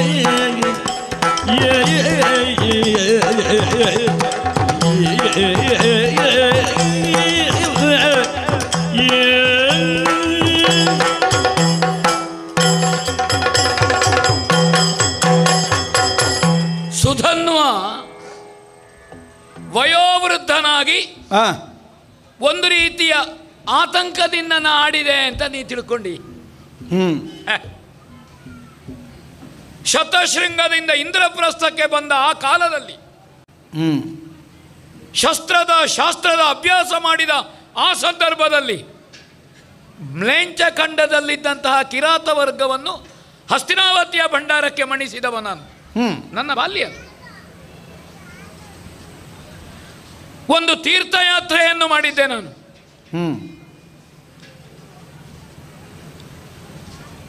ದೃಪದರನ್ನು ಕಟ್ಟಿ ಗುರುದಕ್ಷಿಣೆಯಾಗಿ ತರುವ ಕಾಲ ಅಥವಾ ಕಾಂಡವ ದಹನದ ಕಾಲ, ಇದೆಲ್ಲ ನಾವು ಮೆರೆದು ಮಿಂಚಿದ ವಯಸ್ಸು. ಹೌದಪ್ಪ, ಸಣ್ಣ ಪ್ರಾಯದಲ್ಲಿ ಮಾಡಿದ ಸಾಧನೆ. ಆಮೇಲೆ ಮಾಡಿದಂತಹ ರಾಜಸೂಯದ ದಿಗ್ವಿಜಯ, ನವ ಖಂಡವನ್ನು ಗೆಲ್ಲಿದಂತ ಅರ್ಜುನ, ಇದನ್ನೆಲ್ಲ ನೀ ಆಲೋಚನೆ ಮಾಡು. ಒಂದು ಸೋಲಿನ ಭೀತಿಯಿಂದ ಅಸಾಧ್ಯವಾಗಿ ಒಂದು ಸಂಧಾನಕ್ಕಾಗಿ ನಾನು ವಿನಂತಿಯನ್ನು ಮುಂದಿಟ್ಟೆ ಅಂತ ನೀ ತಿಳ್ಕೊಂಡಿ. ಚಂಪಕಾವತಿಯ ಅರ್ಜುನ ಸೋತ ಅಂತ ಇಟ್ಟುಕೊಳ್ಳುವ. ಏನು ನನ್ನ ಕೀರ್ತಿಯ ವ್ಯಾಪ್ತಿಗೆ, ಕೀರ್ತಿಯ ಪ್ರಕಾಶಕ್ಕೆ ಏನು ಮಂಕಾಗಿ ಹೋದೀತ? ಸ್ಥಾಪಿಸಲ್ಪಟ್ಟಂತಹ ವ್ಯಕ್ತಿತ್ವ ಅರ್ಜುನನದ್ದು. ಅಹಂಕಾರದಿಂದ ಹೇಳುವುದಿಲ್ಲ, ಅಭಿಮಾನದಿಂದ ಹೇಳ್ತೇನೆ. ಚಂಪಕಾವತಿಯಲ್ಲಿ ಸೋಲಾಯಿತು, ಯುದ್ಧ ಮಾಡ್ಲಿಕ್ಕೆ ಆಗ್ಲಿಲ್ಲ, ಅರ್ಜುನನಿಗೆ ಯುದ್ಧ ಮಾಡ್ಲಿಕ್ಕೆ ಆಗ್ಲಿಲ್ಲ ಹೇಳಲಿಕ್ಕಿಲ್ಲ. ಮೊನ್ನೆ ಕೆಲವು ಹಸಿಯಾದ ನೆನಪು, ಅನುಸಾಲ್ವನ ಯುದ್ಧದಲ್ಲಿ ಕೃಷ್ಣದೇವರಿಗೆ ಸೋಲು ಬಂತು. ನಮ್ಮ ವೃಷಕೇತ ಅನುಸಾಲ್ವನನ್ನು ಗೆದ್ದ. ಅದರ ಅರ್ಥ ಅಸುರಾಂತಕನಾದಂತಹ ಭಗವಂತನಿಗೆ ಯುದ್ಧ ಮಾಡ್ಲಿಕ್ಕೆ ಆಗುವುದಿಲ್ಲ ಅಂತ ಅಲ್ಲಲ್ಲ. ನೀನೇ ಪ್ರಸ್ತಾಪೆಯನ್ನು ನೆನಪಿಸಿದಿ, ಅಗ್ನಿಯಲ್ಲಿ ಪ್ರಾರ್ಥಿಸಿದ್ದೇನೆ, ನಾನು ಎತ್ತುವುದಿದ್ರು ಹೊಡೆಯುವುದಿದ್ರು ಅಗ್ನಿ ಕೊಟ್ಟದಲ್ಲೇ ಹೊಡಿಬೇಡುವ, ನೀ ಕೊಟ್ಟದಲ್ಲಿ ನಿನಗೆ ಹೊಡಿಲಿಕ್ಕೆ ಆಗ್ತದ, ಪ್ರಾರ್ಥನೆ ಮಾಡಿದೆ. ಹಿರಿಯರಲ್ಲಿ ಪ್ರಾರ್ಥಿಸುವ ಕ್ರಮ, ಅದರ ಅರ್ಥ ಅಸುರಾಂತಕನಾದಂತಹ ಭಗವಂತನಿಗೆ ಯುದ್ಧ ಮಾಡ್ಲಿಕ್ಕೆ ಆಗುವುದಿಲ್ಲ ಅಂತ ಅಲ್ಲಲ್ಲ. ನೀನೇ ಪ್ರಸ್ತಾಪೆಯನ್ನು ನೆನಪಿಸಿದಿ, ಅಗ್ನಿಯಲ್ಲಿ ಪ್ರಾರ್ಥಿಸಿದ್ದೇನೆ, ನಾನು ಎತ್ತುವುದಿದ್ರು ಹೊಡೆಯುವುದಿದ್ರು ಅಗ್ನಿ ಕೊಟ್ಟದಲ್ಲೇ ಹೊಡಿಬೇಡುವ, ನೀ ಕೊಟ್ಟದಲ್ಲಿ ನಿನಗೆ ಹೊಡಿಲಿಕ್ಕೆ ಆಗ್ತದ, ಪ್ರಾರ್ಥನೆ ಮಾಡಿದೆ. ಹಿರಿಯರಲ್ಲಿ ಪ್ರಾರ್ಥಿಸುವ ಕ್ರಮ ನನ್ನ ಯುದ್ಧದ ಅನುಭವ. ಹೋದಲ್ಲಿ ನಾ ಗೆದ್ದುಕೊಂಡು ಬಂದದ್ದು. ಆ ಕಾರಣದಿಂದ ನಾನೊಂದು ಪೂರ್ವ ಪಕ್ಷವಾಗಿ ಯಾಕೆ ಯುದ್ಧ ಮಾಡಿ ನಿಮಗೆ ನಷ್ಟ ಮಾಡಬೇಕು, ಪುನಃ ನಷ್ಟ ಪ್ರಾಪ್ತಿಗೆ ಬೇಕಾಗಿ ನೀವು ಪುನಃ ದುಡಿಮೆ ಮಾಡಬೇಕು. ಅವಾಗ ನಷ್ಟವನ್ನು ತುಂಬಿಸುವುದೇ ಬದುಕಿನಲ್ಲಿ ಕೆಲಸ ಆಗ್ತದೆ. ಮತ್ತೊಂದು ಮಾತು ಹೇಳಿದ್ದೀನಿ, ಇಂತಹ ಯುದ್ಧದಲ್ಲಿ ಒಂದು ರೀತಿಯ ಗ್ಲಾನಿ ಕುರುಕ್ಷೇತ್ರಕ್ಕೆ ಬಂದಾಗಲೂ ಬಂದಿದೆ. ಸಂದರ್ಭ ಬೇರೆ, ಯಾಕೆಂದ್ರೆ ನಿಂತವರು ಅಜ್ಜಯ್ಯ, ವಿದ್ಯಾಭ್ಯಾಸ ಕೊಟ್ಟವರು, ಅಕ್ಷರಾಭ್ಯಾಸ ಮಾಡಿದವರು, ರಕ್ತ ಸಂಬಂಧಿಗಳು ಇತ್ಯಾದಿ ಇತ್ಯಾದಿ. ಆವಾಗ ನಾನು ಭಗವಂತನಾದಂತಹ ಕೃಷ್ಣನಂತ ಕೇಳಿದ್ದುಂಟು, ಇವರನ್ನೆಲ್ಲ ಕೊಂದು ಬೇಕಾ ನಮಗೆ ರಾಜ್ಯ? ಇಂತಹ ಸಂದಿಗ್ಧತೆ ಅನೇಕ ಕಡೆಗಳಲ್ಲಿ ಬಂದಿದೆ. ಈ ಪೂರ್ವಾನುಭವದಿಂದ ನಿನ್ನ ವಿಕ್ರಮವನ್ನು ಕಾಣುವಾಗ ಎಲ್ಲೋ ನಮಗಲ್ಲಿ ಯುದ್ಧದ ಕಾವು ಏರಿ ಯುದ್ಧ ತೊಡಗಿದ ಮೇಲೆ ಮತ್ತೆ ದಾಕ್ಷಿಣ್ಯ ಮಾಡಲಿಕ್ಕೆ ಆಗುವುದಿಲ್ಲ, ಮಾಡಲೂಬಾರದು. ಒಂದು ಅಪೂರ್ವವಾದಂತಹ ಒಂದು ಪ್ರತಿಭೆಯನ್ನು ಕಳ್ಕೊಳ್ಳಬೇಕಾಗಿ ಬರ್ತದೋ ಅಂತ ನನಗೆ ಪಕ್ಕಾದ ಒಂದು ಮಾತು ನೀನು ಹೇಳಿದಿ ಧನಂಜಯ. ಕೇವಲ ಕಾಂಚನವನ್ನು ಸಂಪಾದಿಸಿಕೊಂಡು ಭಂಡಾರವನ್ನು ತುಂಬಿಸುವಂತಹ ಧನವನ್ನಷ್ಟೇ ಅಪೇಕ್ಷಿಸಿ ನಾವು ಹೊರಟವರಲ್ಲ. ಈಗ ನಿನ್ನನ್ನೊಂದು ಸಂಪಾದನೆ ಮಾಡಿದರೆ ಭವಿಷ್ಯಕ್ಕೆ ನೀನು ಒಂದು ಸಂಪತ್ತೇ ಅಲ್ವ ಕ್ಷತ್ರಿಯರಲ್ಲಿ. ನಿಮ್ಮಂತಹ ಹೊಂತಕಾರಿಗಳನ್ನು, ಯುವಕರುಗಳನ್ನು ಸಂಗ್ರಹಿಸುವುದು ಒಂದು ಧನಂಜಯತ್ವವೇ ಅದು. ಚಂಪಕಾವತಿಯಲ್ಲಿ ಅರ್ಜುನ ಏನನ್ನು ಸಂಗ್ರಹಿಸಿದ? ಸುಧನ್ಯ ಎಂಬಂತಹ ಒಬ್ಬ ಕ್ಷತ್ರಿಯ, ಅಪೂರ್ವವಾದಂತಹ ಒಬ್ಬ ಹುಡುಗನನ್ನು, ಉತ್ಸಾಹಿಯನ್ನು ಸಂಗ್ರಹಿಸಿದ. ಅದು ಒಂದು ಸಂಪತ್ತೇ ಅದು. ಹಾಗೆ ನಿನ್ನನ್ನು ಸಂಗ್ರಹಿಸುವ ಮತ್ತು ನಿನ್ನನ್ನು ಒಂದು ಕ್ಷತ್ರದ ಸಂಪತ್ತಾಗಿ ನಿನ್ನನ್ನು ಗಳಿಸುವ ಈ ಧನಂಜಯದ ವ್ಯಾಪ್ತಿಯಲ್ಲಿ ನಾನು ನಿನ್ನನ್ನು ಬಯಸಿ ಮಾತಾಡಿಸಿದ್ದು. ಭೀತಿ ಇಲ್ಲ, ಇಲ್ಲಿ ಪ್ರೀತಿ ಇದೆ, ಇಲ್ಲಿ ವಾತ್ಸಲ್ಯ ಇದೆ, ಇಲ್ಲಿ ಗೌರವ ಇಲ್ಲ. ಕ್ಷಮೆ, ಅನುಗ್ರಹ, ಆತ್ಮೀಯತೆ ಇದೆಲ್ಲ ಅರ್ಹತೆಗೆ ತಕ್ಕಂತೆ ಉಂಟು. ವಿಸ್ತಾರವಾದಂತಹ ಕ್ಷೇತ್ರವನ್ನು ಹೊಂದಿದವ ಆ ವ್ಯಾಪ್ತಿಯಿಂದಲ್ಲ, ಅಲ್ಲಿ ಇರುವಂತಹ ಎಷ್ಟು ವಿಶಾಲವಾಗಿ ಒಂದು ರಾಷ್ಟ್ರ ಉಂಟು ಅಂತ ಅವರ ಭೂಮಿಯ ವ್ಯಾಪ್ತಿಯಿಂದ ತಿಳಿಯುವುದಲ್ಲ. ಅಲ್ಲಿ ಯಾವ ರೀತಿ ಆಡಳಿತ ಉಂಟು, ಅಲ್ಲಿ ಸಂಪತ್ತಿನ ಸಮೃದ್ಧಿ ಹೇಗುಂಟು, ಅಲ್ಲಿ ಶಕ್ತಿ ಹೇಗುಂಟು, ಭಕ್ತಿ ಹೇಗುಂಟು, ಭಕ್ತಿಯ ಶಕ್ತಿ ಹೇಗುಂಟು, ಹೀಗೆ ವಿಶಾಲವಾಗಿ ಉಂಟು. ಚಂಪಕಾವತಿಗೆ ಬರುವಾಗ ನನಗೆ ಸಂತೋಷ ಆಯಿತು. ಏನು ಹಾಗಾದ ಕಾರಣ ಇಲ್ಲಿ ಯುದ್ಧ ಮಾಡಬೇಕೋ? ನನಗೆ ಕಂಡದ್ದೇ ಕ್ಷಮಾ ವೀರಸ್ಯ ಭೂಷಣ. ವೀರನಾದವನು ಕ್ಷಮೆ ಕೊಡಬೇಕು. ಯಾರಿಗೆ ಕೊಡಬೇಕು? ವೀರನಾದವನಿಗೆ ಕೊಡಬೇಕು. ಇಷ್ಟರಗಿನ ಯುದ್ಧದ ನಿನ್ನ ವೈಖರಿ, ನಮ್ಮವರೆಲ್ಲ ಸೋತದ್ದು, ನೀ ವೀರ ಹೌದು. ಇಲ್ಲಿ ಕ್ಷಮೆ ಅಂದರೆ ಕೇವಲ ನೀ ಸೋತಿದ್ದಿ ನಾ ಗೆದ್ದಿದ್ದೇನೆ ಅಂತಲ್ಲ, ನಿನ್ನನ್ನು ಆರ್ಥಿಕವಾಗಿ ಒಪ್ಪಿ ಇಷ್ಟರವರೆಗಿನ ನಿನ್ನ ವಿಕ್ರಮಕ್ಕೆ ನಿನ್ನ ವಿಜೃಂಭಣೆಯನ್ನು ಮನಸ್ವಿ ಒಪ್ಪಿ ನಿನ್ನನ್ನು ಸ್ವೀಕರಿಸುವ ಒಂದು ಮನೋಧರ್ಮದಿಂದ, ಅದಕ್ಕೆ ಹೇಳುವುದಾಗೆ ಕ್ಷಮಾ ವೀರಸ್ಯ ಭೂಷಣಂ. ನಿನ್ನ ವೀರತ್ವಕ್ಕೆ ಒಂದು ಕ್ಷಮಿಸುವ ಮನಸ್ಸು ಬಂದದ್ದು ನನಗೆ, ಅಂದರೆ ಒಪ್ಪುವ, ಸ್ವೀಕರಿಸುವ ಅಂತ ಅರ್ಥ ಅಲ್ಲಿ. ಆ ಕಾರಣದಿಂದ ಇದು ಭೂತಳದಲ್ಲಿ ವ್ಯಾಪ್ತಿಯಾಗಿ ಶ್ರೀರಾಮದೇವರು ಅದನ್ನೇ ಮಾಡಿದ್ದಾನೆ. ವದಾರ್ಹತೆ ಉಂಟು, ಎಲ್ಲವೂ ಉಂಟು. ವಾಲಿಯನ್ನು ಬಾಣ ಹೊಡೆದದ್ದು ಬದುಕಬೇಕು ಅಂತ ಕೇಳಿದ್ದು. ರಾವಣನಿಗೆ ಹಾಗಲ್ಲ. 3 ಸಲ ಸೋತಾಗಲೂ ವಿಭೀಷಣನನ್ನು ಕೂಡಿಕ, ಸೀತೆಯನ್ನು ನಮಗೆ ಕೊಡು, ಬಂದ ಸೇನೆ ಹಿಂದೆ ಹೋಗ್ತದೆ.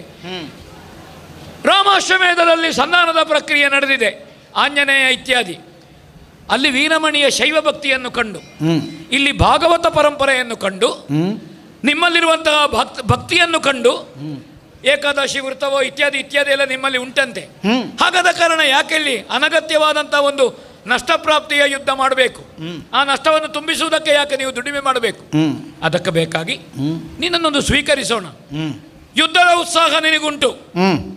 ಸತ್ಯ ಹೇಳ್ತೇನೆ ಮಗು, ನನಗೆ ಯುದ್ಧದ ಉತ್ಸಾಹ ಉಂಟು ಅಂತ ಕೇಳಿದರೆ ಉಂಟು, ಉಂಟು ಅಂತ ಹೇಳಿದರೆ ಇಲ್ಲ. ಯಾಕೆಂದ್ರೆ ಇನ್ನು ಯಾವ ಯುದ್ಧ ಮಾಡುವುದು? ಸಾಧಾರಣ ಯುದ್ಧ ಮಾಡುವಲ್ಲೆಲ್ಲ ಮಾಡಿ ಆಯಿತು. ನನ್ನ ವ್ಯಾಪ್ತಿ 3 ಲೋಕದಲ್ಲಿ ಉಂಟು ಅಂತ ಪ್ರಸ್ತಾಪನೆ ಹೇಳಿದೆ.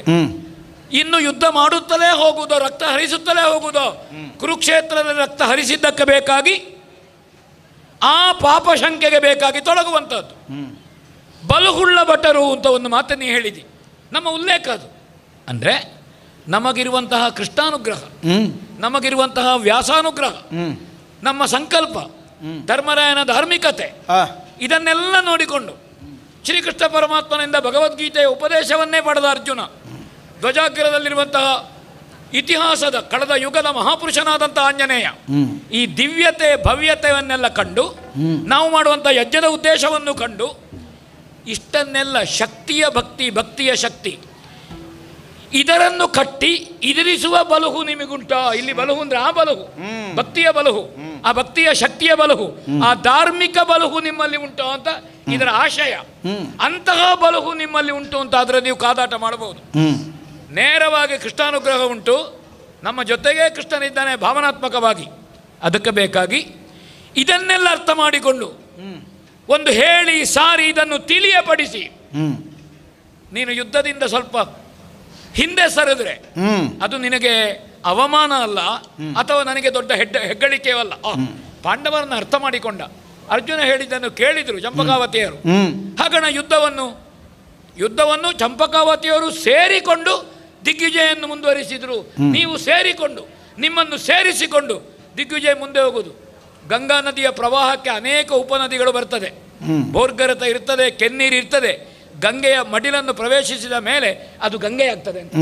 ಗಂಗೆ ಪ್ರಧಾನ ವಾಹಿನಿಯನ್ನು ಸೇರಿದ ಮೇಲೆ ಉಳಿದ ವಾಹಿನಿಗಳಿಲ್ಲ ಅಂತ ಅರ್ಥ ಅಲ್ಲ. ಅದಕ್ಕೆ ಪಾವಿತ್ರ್ಯತೆ, ಪಾವನತೆ, ಜನ ತಿಳ್ಕೊಳ್ಳುವ ರೀತಿ, ಮನ್ನಣೆ ಬೇರೆ ಇದೆ. ಈ ವಿಶಿಷ್ಟ ಅರ್ಥದಲ್ಲಿ ಹೇಳಿದ್ದೇನೆ. ಸಾರಿ ಕೊಲ್ಲುವುದು ಇದು ರಾಜನೀತಿ ಒಪ್ಪಿದಂಥ ವಿಷಯ. ಚಕ್ರವರ್ತಿಯ ಸಿಂಹಾಸನದ ಮನೆತನದವನಾಗಿ, ಧರ್ಮರಾಯನ ಉತ್ತರಾಧಿಕಾರಿಯಾಗಿ, ಉತ್ತರದಾಯಿತ್ವ ಉಳ್ಳವನಾಗಿ ನಾ ಹೇಳ್ತೇನೆ, ಇದು ರಾಜನೀತಿ ಅಲ್ಲ. ನಾ ಹೇಳಿದ್ದಿಷ್ಟು ನಿನ್ನ ಅತಿಯಾದಂಥ ಉತ್ಸಾಹಕ್ಕೆ ಒಂದು ನೀರು ಎರಚಿದ ಹಾಗಾಗ್ತದೆ ಅಂತ ಆದರೆ ಅವಕಾಶ ಉಂಟು. ನೀನು ಪಿತೃಮಹಾಶಯರಾದಂತಹ ಹಂಸಧ್ವಜ ಭೂಪತಿಗಳು, ರಾಜಋಷಿಗಳು, ನಾವು ಕೇಳಿಬಲ್ಲವರು. ಅವರಾದರೆ ಒಂದು ರೀತಿಯಿಂದ ವಯಸ್ಸಿನಿಂದಲೂ ನಾವು ಸಮ ಇರಬಹುದು. ಹಂಸಧ್ವಜಾದಿಗಳು ಈ ಭಾಗದಲ್ಲಿ ಅತಿಯಾದಂತಹ ಗೌರವ ಹಂಸಧ್ವಜರಿಗೆ ಉಂಟು ಅಂತ ನಾವು ಕೇಳಿಬಲ್ಲೆವು. ಇಲ್ಲಿರುವ ಗುರು ಪರಂಪರೆ, ಇಲ್ಲಿರುವ ಕೂಡು ಕುಟುಂಬ, ಇಲ್ಲಿರುವಂಥ ಮಂತ್ರಿ ಪರಿಷತ್ತು ಇತ್ಯಾದಿ ಇತ್ಯಾದಿ. ಅದಕ್ಕಾಗಿ ತಾತನ ಬರ ಹೇಳು. ಹಂಸಧ್ವಜ ಭೂಪತಿಗಳು ಬಂದರೆ ನೀನು ಹೇಳಿದೆಲ್ಲ ನಾವೊಂದು ದೊಡ್ಡ ಉದ್ದೇಶದಿಂದ ಕಟ್ಟಿದ್ದೇವೆ, ಆ ಉದ್ದೇಶ ನಮಗೂ ಗೊತ್ತಾಗ್ತದೆ. ನಮ್ಮದ್ದು ನಿಮ್ಮದ್ದು ಒಂದೇ ಉದ್ದೇಶ ಅಂತಾದರೆ, ಅಥವಾ ನಮ್ಮ ಅಶ್ವಮೇಧದಲ್ಲೇ ನಿಮ್ಮ ಉದ್ದೇಶವೂ ಆಗ್ತದೆ ಅಂತಾದರೆ, ಇಲ್ಲಿಂದ ಮುಂದಿನ ತಿರುಗಾಟವನ್ನು ಒಟ್ಟಿಗೆ ನೀವು ಮಾಡಬಹುದು. ತೀರ್ಮಾನ ತೆಕ್ಕೊಳ್ಬೇಕಾದವರು ಹಂಸಧ್ವಜ ಭೂಪತಿಗಳು. ಅದಕ್ಕೆ ನೀ ಹೋಗಿ ತಂದೆಯವರನ್ನು ಕರ್ಕೊಂಡು ಬಂದರೆ ಆವಾಗ ಅವರಿಗೂ ನನ್ನ ವಿಷಯ ಮನವರಿಕೆ ಆಗ್ತದೆ. ಹೀಗೆ ಮಾಡಿದರೆ ಹೇಗೆ? ಪಾರ್ಥ, ಮಾತಿನ ವೈಖರಿಯ ಮೂಲಕವಾಗಿ ಬಂಧಿಸಲ್ಪಟ್ಟಂತಹ ತುರಗವನ್ನು ಸಾಮದಿಂದಲೇ ಬಿಡಿಸಿಕೊಂಡು ಹೋಗಬಹುದು ಅನ್ನುವಂತಹ ಯೋಚನೆ ಇದ್ರೆ ಬಿಟ್ಟು ಬಿಡೋದು ಆಗುವುದಲ್ಲ. ಯಾಕೆ? ಪಾಂಡವರು ದಯಾಪರತೆಯನ್ನು ಹೊಂದಿದವರು. ಇದನ್ನು ಅರಿಯದೇ ಇದ್ದವರು ಚಂಪಕಾವತಿಯವರು ಅಲ್ಲ. ನಿನ್ನ ಅಣ್ಣನ ಕುರಿತಾಗಿ, ಯುಧಿಷ್ಠಿರನ ಕುರಿತಾಗಿ, ಅವನ ಧರ್ಮ ಜಾಗೃತವಾದಂತಹ ಮತಿಯ ಕುರಿತಾಗಿ, ಪರರ ಕುರಿತಾಗಿ ಅವನಿಗಿರಬಹುದಾದಂತಹ ಅನುಕಂಪ ನಮ್ಮ ಊರಿನಲ್ಲಿಯೂ ಪ್ರಚಾರದಲ್ಲಿ ಉಂಟು, ಇಲ್ಲದೇ ಇದ್ದದ್ದಲ್ಲ. ತನಗೆ ವಿರೋಧ ಮಾಡಿದವನು, ತನಗೆ ಬದ್ಧ ದ್ವೇಷವನ್ನೇ ತನ್ನ ಕುರಿತಾಗಿ ಹೊಂದಿದವನ ಕುರಿತಾಗಿ ಆದರೂ ಅನುಕಂಪವನ್ನು ಕಾಣಿಸುವಂತಹ ನಿನ್ನಣ್ಣನ ಗುಣವನ್ನು ನಾವು ಬಲ್ಲವರೇ. ಈಗ ನಿಮ್ಮನ್ನು ಅನುಸರಿಸಿಕೊಂಡು ನಮಗೇನಾದರೂ ಒಂದು ಪ್ರಯೋಜನವನ್ನು ಲಾಭವನ್ನು ಹೊಂದುವಂತಹ ಉದ್ದೇಶ ಉಂಟು ಅಂತಾದರೆ ನಾವು ತುರಗವನ್ನು ಬಂಧಿಸಬೇಕಾದ ಅವಶ್ಯಕತೆ ಇರಲಿಲ್ಲ. ನೇರವಾಗಿ ಹಸ್ತಿನಾವತಿಗೆ ಬರಬಹುದಿತ್ತು. ನಿಮ್ಮನ್ನು ಅನುಸರಿಸಿಕೊಂಡೇ ನಮ್ಮ ಬದುಕಿನಲ್ಲಿ ಹೊಂದಬಹುದಾದ ಲಾಭಕ್ಕಾಗಿ ನಮಗೆ ಪ್ರಯತ್ನಿಸಬಹುದಿತ್ತು. ನಮ್ಮ ಉದ್ದೇಶವೇ ಅದಲ್ಲ. ಕ್ಷಾತ್ರ ಸಹಜವಾದಂತಹ ಪಂಥಕ್ಕನುಗುಣವಾಗಿಯೇ ನಾವು ಹಂಬರಿಸಿದ್ದನ್ನು ನಾವು ನಮ್ಮದಾಗಿಸಿಕೊಳ್ಳಬೇಕು. ಅದು ನಮ್ಮ ಸಾಧನೆ. ನಮ್ಮ ಸಾಧನೆಗೆ ಅನುಗುಣವಾಗಿ ಸಿದ್ಧಿ ಸಿಗಬೇಕು. ಯಾರದೋ ಮಾಧ್ಯಮವಾಗಿ ಅವರ ದಯಾಭಿಕ್ಷೆಯ ಮೂಲಕವಾಗಿ ನಮಗೆ ಸಿಗಬೇಕಾದದ್ದಲ್ಲ, ನಮ್ಮ ಅರ್ಹತೆಯಿಂದ ಸಿಗಬೇಕು. ಈ ಕಾರಣದಿಂದ ಒಂದು ಮಾತು ಹೇಳಿದೆ, ವೀರನಾದವನಿಗೆ ಕ್ಷಮೆಯೇ ಭೂಷಣ. ಹೌದು, ಅವ ವೀರನಾಗಿ ಸ್ಥಾಪಿತನಾಗಬೇಕು. ನೀನು ನನ್ನನ್ನು ರಣಕ್ಷೇತ್ರದಲ್ಲಿ ಹೊಡೆದು ಉರುಳಿಸಿದ ಮೇಲೆ ಮತ್ತೆ ಈ ವಾಕ್ಯ 4 ಹೇಳು. ಬೇಕಿತ್ತ ಹುಡುಗ ನಿನಗಿದೆಲ್ಲ ಹೋರಾಟ ಬೇಕಾದ್ರೆ ನಾನೇ ಅವಕಾಶ ಕೊಡ್ತಿರ್ಲಿಲ್ಲ. ಈಗ ರಾಮನಾದರೂ ರಾವಣನಿಗೆ ಸಾರಿದ್ದು ಯಾವಾಗ? ರಾವಣ ಯುದ್ಧದಲ್ಲಿ ಸೋಲನ್ನು ಉಂಡ ಕಾಲಕ್ಕೆ. 3 ಸಲವೂ ಸೋತ ಕಾಲಕ್ಕೆ ಹೇಳಿದ, ಬೇಕಾ ಇನ್ನಾದ್ರೂ ತಿದ್ದಿಕೊಳ್ಳುತ್ತೀಯ? ಹೇಳುವ ಅರ್ಹತೆ ಬರುವುದೇ ತಾನು ಗೆದ್ದು ನಿಂತ ಕಾಲಕ್ಕೆ. ತನಗೆ ಗೆಲುವೇ ಬಾರದಿದ್ದ ಕಾಲದಲ್ಲಿ ಇನ್ನೊಬ್ಬರಿಗೆ ಹೇಳುವಂತ ಅವಕಾಶವೇ ಯುದ್ಧ ಭೂಮಿಯಲ್ಲಿ ಸಿದ್ಧ ಆಗುವುದಿಲ್ಲ.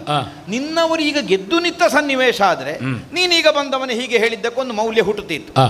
ಆದ್ದರಿಂದ ನೀನು ಈ ತನಕ ನಿನ್ನ ಪಕ್ಷಕ್ಕೆ ಒದಗಿದ ಸೋಲನ್ನು ನೋಡಿ ಬಂದು ಹೋರಾಟವನ್ನು ಮಾಡಬೇಕಿತ್ತು. ಅದಕ್ಕೆ ನೀನು ಹೇಳ್ತಿ ಹೋರಾಡುವುದಕ್ಕೆ ಎಷ್ಟೆಂದರೂ ನಿನ್ನಲ್ಲಿ ಮನಸ್ಸು ಬರುವುದಿಲ್ಲ. ಹೌದಪ್ಪ, ಯಾಕೆಂದ್ರೆ ಲೋಕೋತ್ತರ ವೀರನಾಗಿ ಸ್ಥಾಪಿತನಾದಂತಹ ನಿನಗೆ ಬದುಕಿನಲ್ಲಿ ಅನೇಕ ಬೆಳೆದು ಬಾಳಬೇಕಾದಂತಹ ಎಳೆಯ ಪಲ್ಲವಗಳನ್ನು ಕಳಕೊಂಡ ಕಹಿ ಅನುಭವ ಇರುವ ನಿನಗೆ ಮುಂಭಾಗದಲ್ಲಿ ವಿಜೃಂಭಿಸುತ್ತಿರುವಂತಹ ಒಬ್ಬ ಹುಡುಗ ಉಳಿಯಬೇಕು ಅನ್ನುವಂತಹ ಭಾವ ಹಾರ್ದಿಕವಾಗಿದ್ದರೂ ತಪ್ಪಲ್ಲ, ಇರಬೇಕು, ಇದ್ರೂ ಸಹಜವೇ. ಈಗ ನಿನ್ನ ಅಂತರಂಗದಲ್ಲಿ ಇಲ್ಲದೇ ಇದ್ದ ಭಾವವನ್ನು ನೀನು ಹೇಳಿದ್ದು ಅಂತ ನಾನು ಹೇಳುವುದಲ್ಲ. ಆದರೆ ಒಂದಿದೆ, ಯುದ್ಧ ಭೂಮಿಯಲ್ಲಿ ಸಂಘರ್ಷ ಸ್ಪರ್ಧೆ ಅಂತ ಒದಗಿದಂತಹ ಕಾಲಕ್ಕೆ ಕೇವಲ ವಯೋಮಾನವನ್ನಷ್ಟೇ ಪರಿಗಣಿಸುವುದಕ್ಕಾಗುವುದಿಲ್ಲ. ಸಾಮಾನ್ಯವಾಗಿ ಆರಂಭಿಸುವ ಕಾಲಕ್ಕೆ ನಮಗೊಂದು ನಿರ್ಣಯ ಉಂಟು. ಹೇಗೆ? ಯುದ್ಧದಲ್ಲಿ ಸಮಾನ ಸ್ಕಂದರಲ್ಲಿ ಮಾತ್ರ ಹೋರಾಟ ಅಲ್ವೋ? ಸರಸಕ್ಕೆ, ವಿರಸಕ್ಕೆ, ಸಂಭಾಷಣೆಗೆ, ಸಂಬಂಧಕ್ಕೆ, ಸಹಪಂಕ್ತಿಗೆಲ್ಲ ಸಮಾನತೆ ಬೇಕು. ಇದು ಸರಳವಾಗಿರುವಂತಹ ಒಂದು ಸೂತ್ರವಾಕ್ಯ. ಕೇವಲ ಸಮಾನತೆ ಬೇಕು ಅನ್ನುವಲ್ಲಿ ವಯಸ್ಸಿನ ಪ್ರಮಾಣವೇ ಅಲ್ಲಿ ಗಣನೆ ಅಂತ ಅರ್ಥ ಅಲ್ಲ. ಶಾಸ್ತ್ರದಲ್ಲಿ ಹಾಗಲ್ಲ. ಕ್ಷಾತ್ರಕ್ಕೆ ಹೇಗೆ? ಕ್ಷತ್ರದಲ್ಲಿ ಬಲದ ಮೂಲಕವಾಗಿಯೇ ಬಲಾಬಲವನ್ನು ತೀರ್ಮಾನಿಸಿಕೊಳ್ಳುವುದು. ಆದ್ದರಿಂದ ಎದುರಿಗೆ ಬಂದ ನಮ್ಮ ಸಣ್ಣವ ಅನ್ನುವ ಭಾವ ಅಲ್ಲ.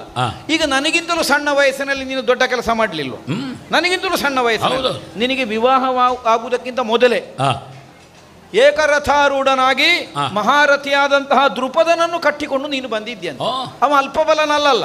ಈಗ ನಿಮ್ಮ ಹಸ್ತಿನಾವತಿಯಿಂದ ಎಷ್ಟು ಹುಡುಗರು ಹೋಗಿದ್ದಾರೆ ಸೇನೆ ತೆಕೊಂಡು, ಅವರನ್ನೆಲ್ಲ ಹೊಡೆದು ಹಾಕಿದ ದ್ರುಪದನನ್ನಲ್ಲೂ ನೀನು ಕಟ್ಟಿ ತೆಕೊಂಡು ಬಂದದ್ದು. ಗುರುಗಳಾದಂತಹ ಆಚಾರ್ಯ ದ್ರೋಣರಿಗಿಂತ ಏನೇನು ಕಡಿಮೆ ವಿಕ್ರಮಿ ಅಲ್ಲ. ಅಂತವನನ್ನು ನೀನು ನನಗಿಂತಲೂ ಸಣ್ಣ ಪ್ರಾಯದಲ್ಲಿ ಹೋಗಿ ಕಟ್ಟಿ ತೆಕೊಂಡು ಬಂದಿದ್ದಿ. ನನಗಿಂತಲೂ ಸಣ್ಣ ಪ್ರಾಯದಲ್ಲಿ ಇಬ್ರು ಹುಡುಗರು ಕುಶಲವರು ಅಲ್ವಾ? ರಾಮನೊಂದಿಗೆ ಕಾಳಗ ಮಾಡಿ ರಾಮನನ್ನೇ ಬೀಳುವಾಗ ಮಾಡಲಿಲ್ಲ. ಹಾಗಾಗಿ ಒಬ್ಬನನ್ನು ವಯಸ್ಸಿನಿಂದ ಅಳೆಯುವುದಕ್ಕಾಗುವುದಿಲ್ಲ. ಈ ಪ್ರಪಂಚದಲ್ಲಿ ಒಬ್ಬನಂತೆ ಮತ್ತೊಬ್ಬನಲ್ಲ, ಅಥವಾ ಒಬ್ಬನಂತೆ ಇನ್ನೊಬ್ಬನನ್ನು ನಮಗೆ ಗುರುತಿಸುವಂತಹ ಅನಿವಾರ್ಯ ಕೆಲವು ಸನ್ನಿವೇಶಗಳಲ್ಲಿ ಸೃಷ್ಟಿಯಾಗುತ್ತದೆ. ನಿನ್ನ ಮಗನಾದಂತಹ ಅಭಿಮನ್ಯು ಪೂರ್ತಿ 16 ವರ್ಷವೂ ಆಗಲಿಲ್ವಂತಲ್ಲೋ, ಸಂಗರದ ಕಣದಲ್ಲಿ ಏಕಾಂಗ ವೀರನಾಗಿ 6 ಮಂದಿ ಮಹಾರಥಿಗಳು ಹಿಂಬದಿಯಿಂದ ಮುಂಬದಿಯಿಂದ ಸೇರಿ ಅವನನ್ನು ಕೊಂದ್ರು ಅಂತ ನಮಗೆ ಸುದ್ದಿ. ಹಾಗಿದ್ರೆ ಅವನು ವಿಕ್ರಮಾತಿಶಯ ಎಷ್ಟು ಅಲ್ವಾ? ಅದು ಕೇವಲ ಅರ್ಜುನನ ಮಗನಿಗೆ ಮಾತ್ರ ಸಂಬಂಧಿಸಿ ಇರಬೇಕೆಂದೇನು ಇಲ್ವಲ್ಲ. ಈ ಪ್ರಪಂಚ ರತ್ನಗರ್ಭ ವಸುಂಧರ ಅಂತ ಗುರುತಿಸಲ್ಪಟ್ಟವ. ಎಂತೆಂತಹ ರತ್ನಗಳೆಲ್ಲ ಆ ಗರ್ಭದಲ್ಲಿ ಅಡಕವಾಗಿರಬಹುದು. ನಮಗದ ಅನುಭವಕ್ಕೆ ಬರುವುದು ಯಾವಾಗ ಕೇಳಿದರೆ ನಮ್ಮ ಸಮ್ಮುಖಕ್ಕೆ ಸಿಕ್ಕಿದಾಗ, ಅದಕ್ಕಿಂತ ಮೊದಲು ಗೊತ್ತಿರುವುದಿಲ್ಲ. ಈ ತನಕ ಅಪರಿಚಿತವಾಗಿಯೇ ಉಳಿದ ದೇಶ ಚಂಪಕಾವತಿ. ಈಗ 56 ದೇಶಗಳಲ್ಲಿ ಈ ಹೆಸರು ಸೇರ್ತದೆ ಎಲ್ಲೋ ನನಗೆ ಅನುಮಾನ ಉಂಟು ಅಲ್ಲ. ಚಂಪಕಾವತಿ ಅಂದ್ರೆ ಒಂದು ಲೆಕ್ಕಕ್ಕೆ ಸಿಕ್ಕಿದ ದೇಶ ಅಲ್ಲ. ಆದರೆ ಇಲ್ಲಿಗೆ ನಿನ್ನ ತುರಗ ಬಂದು ನಿಂತಹ ಕಾಲಕ್ಕೆ ಇಲ್ಲಿದ್ದವರ ಯೋಗ್ಯತೆ, ಇಲ್ಲಿಯವರ ಸಂಸ್ಕಾರ, ಇಲ್ಲಿಯವರ ಬದುಕು, ಇಲ್ಲಿಯವರ ವ್ರತನಿಷ್ಠೆ, ಇಲ್ಲಿಯವರ ಭಾಗವತ ಪ್ರಜ್ಞೆ, ಇಲ್ಲಿಯವರ ವೈಷ್ಣವ ಮತಿ ಅಲ್ಲ ನಿಮ್ಮ ಗಮನಕ್ಕೆ ಬರಲಿಲ್ವ? ಸಂದರ್ಭ ಬಂದಾಗ ತಾನಾಗಿ ಪ್ರಕಟವಾಗುವುದು ಈ ಲೋಕದಲ್ಲಿ ಸಹಜವಾದ ಧರ್ಮ. ಎಲ್ಲವೂ ಮೊದಲೇ ಪ್ರಪಂಚದಲ್ಲಿ ಸಾರ್ವತ್ರಿಕವಾಗಿ ಗೊತ್ತಿರಬೇಕು ಅನ್ನೋದು ನಿಯಮ ಅಲ್ಲ. ಹುಡುಗನಾದಂತಹ ನಾನು ಇಷ್ಟರ ತನಕ ಯುದ್ಧದಲ್ಲಿ ಮೈಗೆ ಗಾಯ ಒಡೆಯುವಂತಹ ಒಂದಾದರೂ ಸ್ಥಿತಿ ಬಂದಿದೆ ಅಂತಾದರೆ ನೀನು ಹೇಳಿದಂತಹ ಮಾತಿಗೊಂದು ಮೌಲ್ಯ ಇತ್ತು. ನನ್ನ ಅಪ್ಪಯ್ಯ ನನಗೊಂದು ಪ್ರಾತಿನಿಧ್ಯವನ್ನು ಕೊಟ್ಟು ಕಳುಹಿಕೊಟ್ಟಿದ್ದಾರೆ, ಸರ್ವಸೇನಾ ನಾಯಕನನ್ನಾಗಿ ಮಾಡಿ ಕಳುಹಿಕೊಟ್ಟಿದ್ದಾರೆ. ಇಷ್ಟಿರುವಾಗ ಯುದ್ಧದಲ್ಲಿ ನನ್ನ ಅರ್ಹತೆಯನ್ನು ಗುರುತಿಸಲಿಕ್ಕೆ ಅದೊಂದೇ ಸಾಕಾಗ್ತದೆ. ಚಂಪಕಾವತಿಯ ಸಮಸ್ತ ಸೇನೆಯ ನಾಯಕನಾಗಿ ಬಂದ ಸುಧನ್ನು, ಅವನ ವಯಸ್ಸು ನಿನಗೆ ಪ್ರಧಾನ ಅಲ್ಲ. ನಿನಗೆ ವಯಸ್ಸಿನಲ್ಲಿ ಹಿರಿಯನಾದ ಅಜ್ಜನನ್ನು ಹೊಡಿಲಿಲ್ಲ, ನಿನಗೆ ವಿದ್ಯೆ ಹೇಳಿದ ಗುರುವನ್ನು ಹೊಡಿಲಿಲ್ಲ, ನೀನು ಎಳೆಯವನಾಗಿದ್ದಾಗ ನಿನಗಿಂತ ಹಿರಿಯವನನ್ನು ಹೊಡಿಲಿಲ್ಲ. ಎಲ್ಲ ಸಮಾನರಲ್ಲೇ ಹೋರಾಡಿದ್ದು ಅನ್ನುವುದಕ್ಕೇನು ನಿರ್ಣಯ ಇಲ್ಲಲ್ಲ. ಅಂತಹ ಅಸಮತೋಲನ ಇರುವಲ್ಲಿಯೂ ನೀನು ಸಂಗರವನ್ನು ಸಾಧಿಸಿದ್ದುಂಟು. ನಿನ್ನ ಹಾಗೆ ಭಾವಿಸಿಕೋ ನನ್ನನ್ನು. ಈಗಲೂ ಅಂತ ಒಂದು ಸಂದರ್ಭ ಬಂದಿದೆ.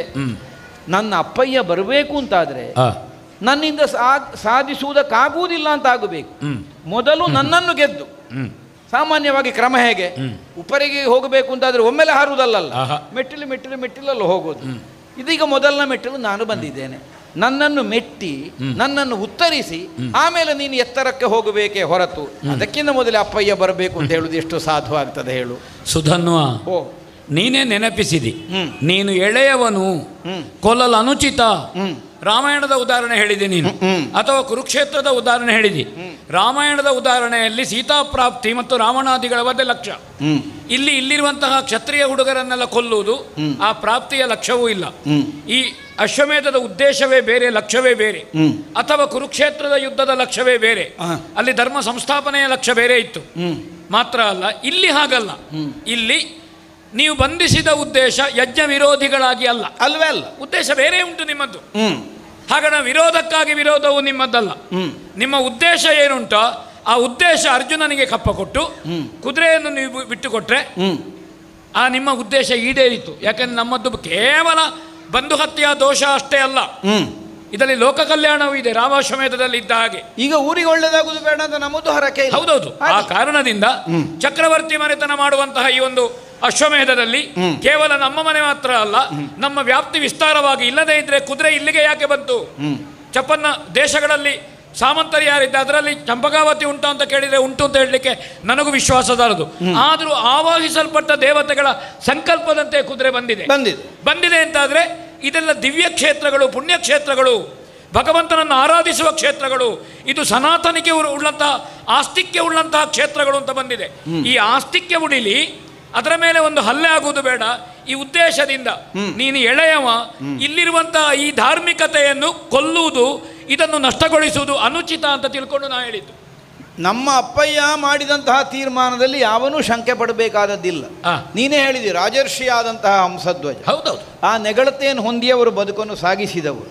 ಈಗ ನಿನ್ನಣ್ಣನಾದಂತಹ ಧರ್ಮರಾಯನಿಗೆ ಧರ್ಮಜ್ಞ ಅಂತಲೇ ಹೆಸರು ಅಲ್ವ? ಹೌದೌದು. ಆದರೂ ಅವನಿಗೆ ಬಂಧು ಹತ್ಯಾ ದೋಷದ ಶಂಕೆ ಆದರೂ ಬಂದ ಅಲ್ವ? ನಮ್ಮ ಅಪ್ಪಯ್ಯನಿಗೆ ಧರ್ಮಾಚರಣೆಯಲ್ಲಿ ಇಷ್ಟರವರೆಗೆ ಯಾವ ಶಂಕೆಯೂ ಬರಲಿಲ್ಲ. ಧರ್ಮದಳು ನಿರ್ಮಲ ಚಿತ್ತ ಅನ್ನುವಂತಹ ಹೆಸರನ್ನು ಧರ್ಮಜ ಹೊಂದಿದ್ರೆ ನಿಶಂಕನು ಹಂಸಧ್ವಜ ಧರ್ಮದಲ್ಲಿ ಅಂತ ಇವನಿಗಿರುವಂತಹ ಖ್ಯಾತಿ. ತಾನು ಕೈಗೊಳ್ಳಬಹುದಾದ, ಆಯ್ದುಕೊಳ್ಳಬಹುದಾದ ಬದುಕಿನ ಯಾವ ನಿರ್ಣಯಗಳಲ್ಲಿಯೂ ಒಂದು ಶಂಕೆಗೂ ಆಸ್ಪದವಿಲ್ಲದಂತೆ ಈ ತನಕ ನಮ್ಮ ಅಪ್ಪಯ್ಯ ಬದುಕಿದ್ದಾರೆ. ಅವರು ನಿರ್ಣಯಿಸಿ ಆದಂತಹ ತುರಗ ಬಂಧನ ಇದು. ಅದರ ಅರ್ಥ ಧರ್ಮ ವಿರೋಧ ಅಲ್ಲ, ನೀನು ಹೇಳಿದ ಯಜ್ಞ ವಿರೋಧಿಗಳಲ್ಲ. ಅಶ್ವಮೇಧದಲ್ಲಿ ಬಂದಂತಹ ತುರಗವನ್ನು ಬಂಧಿಸಿ ಒಂದು ಪಂಥಾಹ್ವಾನವನ್ನು ಕೊಟ್ಟಂತಹ ಕಾಲಕ್ಕೆ ತುರಗವನ್ನು ಮುಕ್ತಗೊಳಿಸುವಂತಹ ಹೊಣೆ ಹೊತ್ತವರು ತುರಗ ಬಿಡಿಸುವುದಕ್ಕಾಗಿ ಹೋರಾಡಬೇಕು. ಒಂದು ವೇಳೆ ಹೋರಾಡಿ ಗೆಲುವನ್ನು ಕಾಣುವುದಕ್ಕಾಗಲಿಲ್ಲ ಅಂತಾದರೆ ಯಾರು ತುರಗ ಬಂಧನ ಮಾಡಿದ್ದಾರೆ ಅವರೇ ಅಶ್ವಮೇಧಕ್ಕೆ ಪೂರ್ಣಾಹುತಿಯನ್ನು ಮಾಡಬೇಕು. ಅದರ ವಿಧಿ ಅಲ್ವಾ? ಹೌದೌದು. ಈಗ ಅಷ್ಟನ್ನು ತಿಳಿಯದೆ ನಾವು ತುರಗ ಬಂಧನ ಮಾಡಿದ್ದಲ್ಲ. ಊರಿಗೆ ಒಳ್ಳೆದಾಗುವ ಕೆಲಸಕ್ಕೆ ನಮ್ಮದು ಅನುಕೂಲ ಉಂಟು, ದೇಣಿಗೆ ಉಂಟು. ಆದರೆ ನಮ್ಮ ಉದ್ದೇಶವನ್ನು ಸಾಕಾರಗೊಳಿಸಿಕೊಳ್ಳುವಲ್ಲಿ ನಮ್ಮ ಸಾಧನೆಗೆ ಸಿಕ್ಕಿದ ಯೋಗ ಇದು. ಇದನ್ನು ಕೈ ಬಿಡ್ಲಿಕ್ಕಿಲ್ಲ, ಹೋರಾಟವೇ. ಭೂಪಾಲ ತನುಜ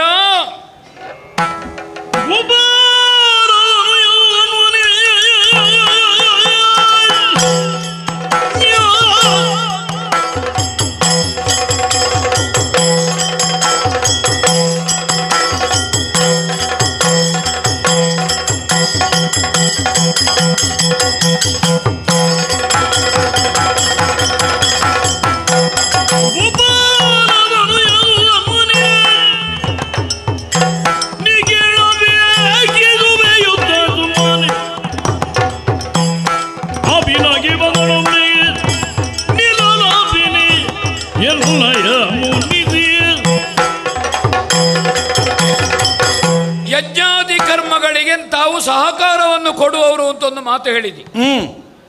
ಏನೋ ಈ ಯಜ್ಞವನ್ನು ನಿರ್ವಹಿಸುವುದಕ್ಕೆ ಬೇಕಾದಂತಹ ಭಂಡಾರದಲ್ಲಿ ಧನದ ಕೊರತೆ ಉಂಟು ಅಂತ ನಾವು ಹೊರಟದ್ದೇ ಅಲ್ಲ. ಮರುತ್ತಯಾಗದಲ್ಲಿ ಬ್ರಾಹ್ಮಣರಿಗೆ ಹೆಗಲು ತಣಿಯುವಷ್ಟು ಕೊಟ್ಟು ಅವರು ಹೆಚ್ಚಾದದ್ದನ್ನು ಬಿಟ್ಟು ಹೋಗಿದ್ದಾರೆ. ಅದು ರಾಜಸ್ವ. ಯಾಕೆಂದ್ರೆ ಯಾರು ಬಿಟ್ಟು ಹೋದ್ರೆ ಆ ಭೂಮಿಯನ್ನು ಆಳುವವನಿಗೆ ಅದು ಸೇರುತ್ತದೆ. ವ್ಯಾಸಾದಿಗಳು ಹೇಳಿದ್ದಾರೆ, ಕೊರತೆ ಉಂಟು ಅಂತಂದ್ರೆ ಅಲ್ಲೇ ಹೂತಿಟ್ಟದ್ದು ಉಂಟು, ಅದರ ಕೊರತೆ ಇಲ್ಲ. ಮಾತ್ರ ಅಲ್ಲ, ಕುರುಕ್ಷೇತ್ರದ ಯುದ್ಧಕ್ಕಿಂತ ಮೊದಲೇ 12 ವರ್ಷದ ಕರವನ್ನು ಸಂಪಾದನೆ ಮಾಡಿ ಭಂಡಾರವನ್ನು ತುಂಬಿಸಿಟ್ಟಂತಹ ಸುಯೋಧನ ನಮ್ಮಲ್ಲಿ. ಆ ಕೊರತೆಯಿಂದ ನಾವು ಮಾಡಲಿಲ್ಲ. ಅಶ್ವಮೇಧಕ್ಕೆ ದಿಗ್ವಿಜಯ ಎನ್ನುವುದು ವಿಧಿ. 100 ಅಶ್ವಮೇಧ ಮಾಡಿದವರಿದ್ದಾರೆ ಮತಿನಾರಾದಿಗಳು. ಹಿಂದೆ ಮಹಾಭೀಷಾದಿಗಳು 1000 ಅಶ್ವಮೇಧವನ್ನು ಮಾಡಿದ್ದಾರೆ.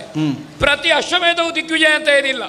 ಮನೆ ಅಂಗಳದಲ್ಲಿಯ ಒಂದು ಗ್ರಾಮ ಮಟ್ಟದಲ್ಲಿಯ ಕುದುರೆಯನ್ನು ಬಿಟ್ಟು ಅಶ್ವಮೇಧ ಮಾಡುವ ಉಪಕ್ರಮಗಳು ಬೇರೆ ಬೇರೆ ಇದೆ. ಈ ಅಶ್ವಮೇಧ ಆವಾಹಿಸಲ್ಪಟ್ಟ ದೇವತೆಗಳ ಸಂಕಲ್ಪದಂತೆ ಕುದುರೆ ಹೋಗಬೇಕು. ಸಾಮಾನ್ಯ ಕುದುರೆ ಅಲ್ಲ. ಈ ಕುದುರೆಯ ವಿಶಿಷ್ಟತೆಯನ್ನು ನೀನು ಗಮನಿಸಬಹುದು. ಸಾಮಾನ್ಯ ನಾವು ರಥಕ್ಕೆ ಹೂಡುವ ಕುದುರೆ ಅಲ್ಲ. ಸ್ವಚ್ಛತರ ಧವಳಾಂಗದ ಅತಿ ಮನೋಹರ ಪೀತಪುಚ್ಚದ ಒಂದು ಕಿವಿಯಲ್ಲಿ ಎಸೆಯುವಂತಹ ನೀಲಚವಿ, ಇಂತಹ ವಿಶೇಷತೆ ವಿಶಿಷ್ಟತೆ ಆ ಕುದುರೆ ಗುಟ್ಟು. ಇದನ್ನು ನಾವು ಆಯ್ತು ತಂದಿದ್ದೇವೆ ಭದ್ರಾವತಿ ನಗರದಿಂದ. ಆ ಕಾರಣದಿಂದ ನಾ ಹೇಳಿದ್ದು ಈ ಕಾಲಕ್ಕೆ ನೀನು ಇದು ಒಳ್ಳೆಯದು ಅಲ್ಲ. ಯುದ್ಧವೇ ಅರ್ಜುನನ ಜೊತೆಗೆ ಯುದ್ಧ ಮಾಡಿದ್ರೆ ಏನಾಯಿತು? ಅಪ್ರತಿಮ ವಿಕ್ರಮಿಗಳು. ಹಸ್ತಿನಾವತಿಯ ರಾಜಾಂಗಣದಲ್ಲಿ ಧನುಸ್ಸನ್ನು ಹೊಡೆದಂತಹ ಭೀಷ್ಮರು ಹೊಡೆದಾಗ ಗಂಧರ್ವಲೋಕನ ತಮಸ್ತಕವಾಯಿತು. ಅಂತಹ ಭೀಷ್ಮರೇ ನೊಂದೆನ ಕಟ ಪಾರ್ಥನಸ್ತ್ರಕ್ಕೆ 10 ದಿವಸ ಯುದ್ಧ ಮಾಡಿದಂತಹ ಭೀಷ್ಮರು ನನಗೆ ಮರಣ ಬೇಕು ಅಂತ ಇಚ್ಛೆ ಮೂಡಿದ್ದು ನನ್ನ ಜೊತೆಗಿನ ಯುದ್ಧದಲ್ಲಿ. ಅವರಿಗೆ ಯುದ್ಧ ಸಾಕು ಅಂತ ಕಾಣಲಿಲ್ಲ. ಈ ದೇಹವನ್ನು ಇನ್ನೂ ತೊಡಗಿಸಿಕೊಳ್ಬೇಕು ಅಂತ ಇತ್ತು. ಇಚ್ಛಾಮರಣಿಗಳು ಮರಣದ ಇಚ್ಛೆ ಬೇಕು ಅಂತ ಕಂಡದ್ದು ಅರ್ಜುನನ ಜೊತೆಗಿನ ಯುದ್ಧದಲ್ಲಿ. ಶಾಸ್ತ್ರವನ್ನು ಉಪದೇಶ ಮಾಡಿದಂತಹ ದ್ರೋಣರು ಅರ್ಜುನನೊಬ್ಬನು ತಪ್ಪಿದರೆ ಮಿಕ್ಕ ದುರ್ಜಟಿಗಳು ಏನೇ ಅಲ್ಲ, ಅವರು ಹಾಗೆ ನನ್ನ ವಿಕ್ರಮವನ್ನು ಒಪ್ಪಿದ್ದಾರೆ, ಮಾನಿಸಿದ್ದಾರೆ. ಇನ್ನು ಕರ್ಣನೋ ಉಳಿದ ಎಲ್ಲರೂ ಒಬ್ಬ ಪ್ರಧಾನ ಭಟನಾಗಿ ಕುರುಕ್ಷೇತ್ರದ ಯುದ್ಧದಲ್ಲಿ, ಹಿಂದಿನ ಅನೇಕ ಯುದ್ಧದಲ್ಲಿ ಮಧ್ಯಪಾಂಡವನಾಗಿ ನಾ ಮಾಡಿದಂತಹ ಸಾಧನೆ ಕಡಿಮೆ ಅಲ್ಲ. ಕೃಷ್ಣನು ನನ್ನಲ್ಲಿ ಸಖ್ಯವನ್ನೇ ಅಪೇಕ್ಷಿಸಿದವ. ಕೃಷ್ಣನು ನನ್ನ ರಥದಲ್ಲೇ ಸಾರಥ್ಯವನ್ನು ಮಾಡಿದ್ದು. ಇಷ್ಟು ಯೋಗ್ಯತೆ ನನ್ನಲ್ಲಿರುವಾಗ ಸುಧನ್ವ, ನಿನಗೆ ಗೌರವದಿಂದ ಹೇಳ್ತೇನೆ, ಅಭಿಮಾನದಿಂದ ಹೇಳ್ತೇನೆ, ನಾನು ಹೇಳಿದ ಮಾತನ್ನು ಒಪ್ಪುವುದು ಒಳ್ಳೆಯದು. ಇಲ್ಲದಿದ್ದರೆ ಕುರುಕ್ಷೇತ್ರದಲ್ಲಿ ಹಿಂದೆ ಯಾರ್ಯಾರಿಗೆ ನನ್ನ ಎದುರು ನಿಂತವರಿಗೆ ಯಾವ ಸ್ಥಿತಿ ಆದೀತೋ ಅದು ನಿನಗೂ ಆದೀತು. ದಾಕ್ಷಿಣ್ಯ ಇಲ್ಲ ಅರ್ಜುನನಿಗೆ. ಕೃಷ್ಣನು ನಿನ್ನ ರಥದಲ್ಲೇ ಸಾರಥ್ಯವನ್ನು ಮಾಡಿದ್ದು ಅಂತ ಹೇಳುದಲ್ವ? ಈಗ ಇಲ್ಲಲ್ಲ.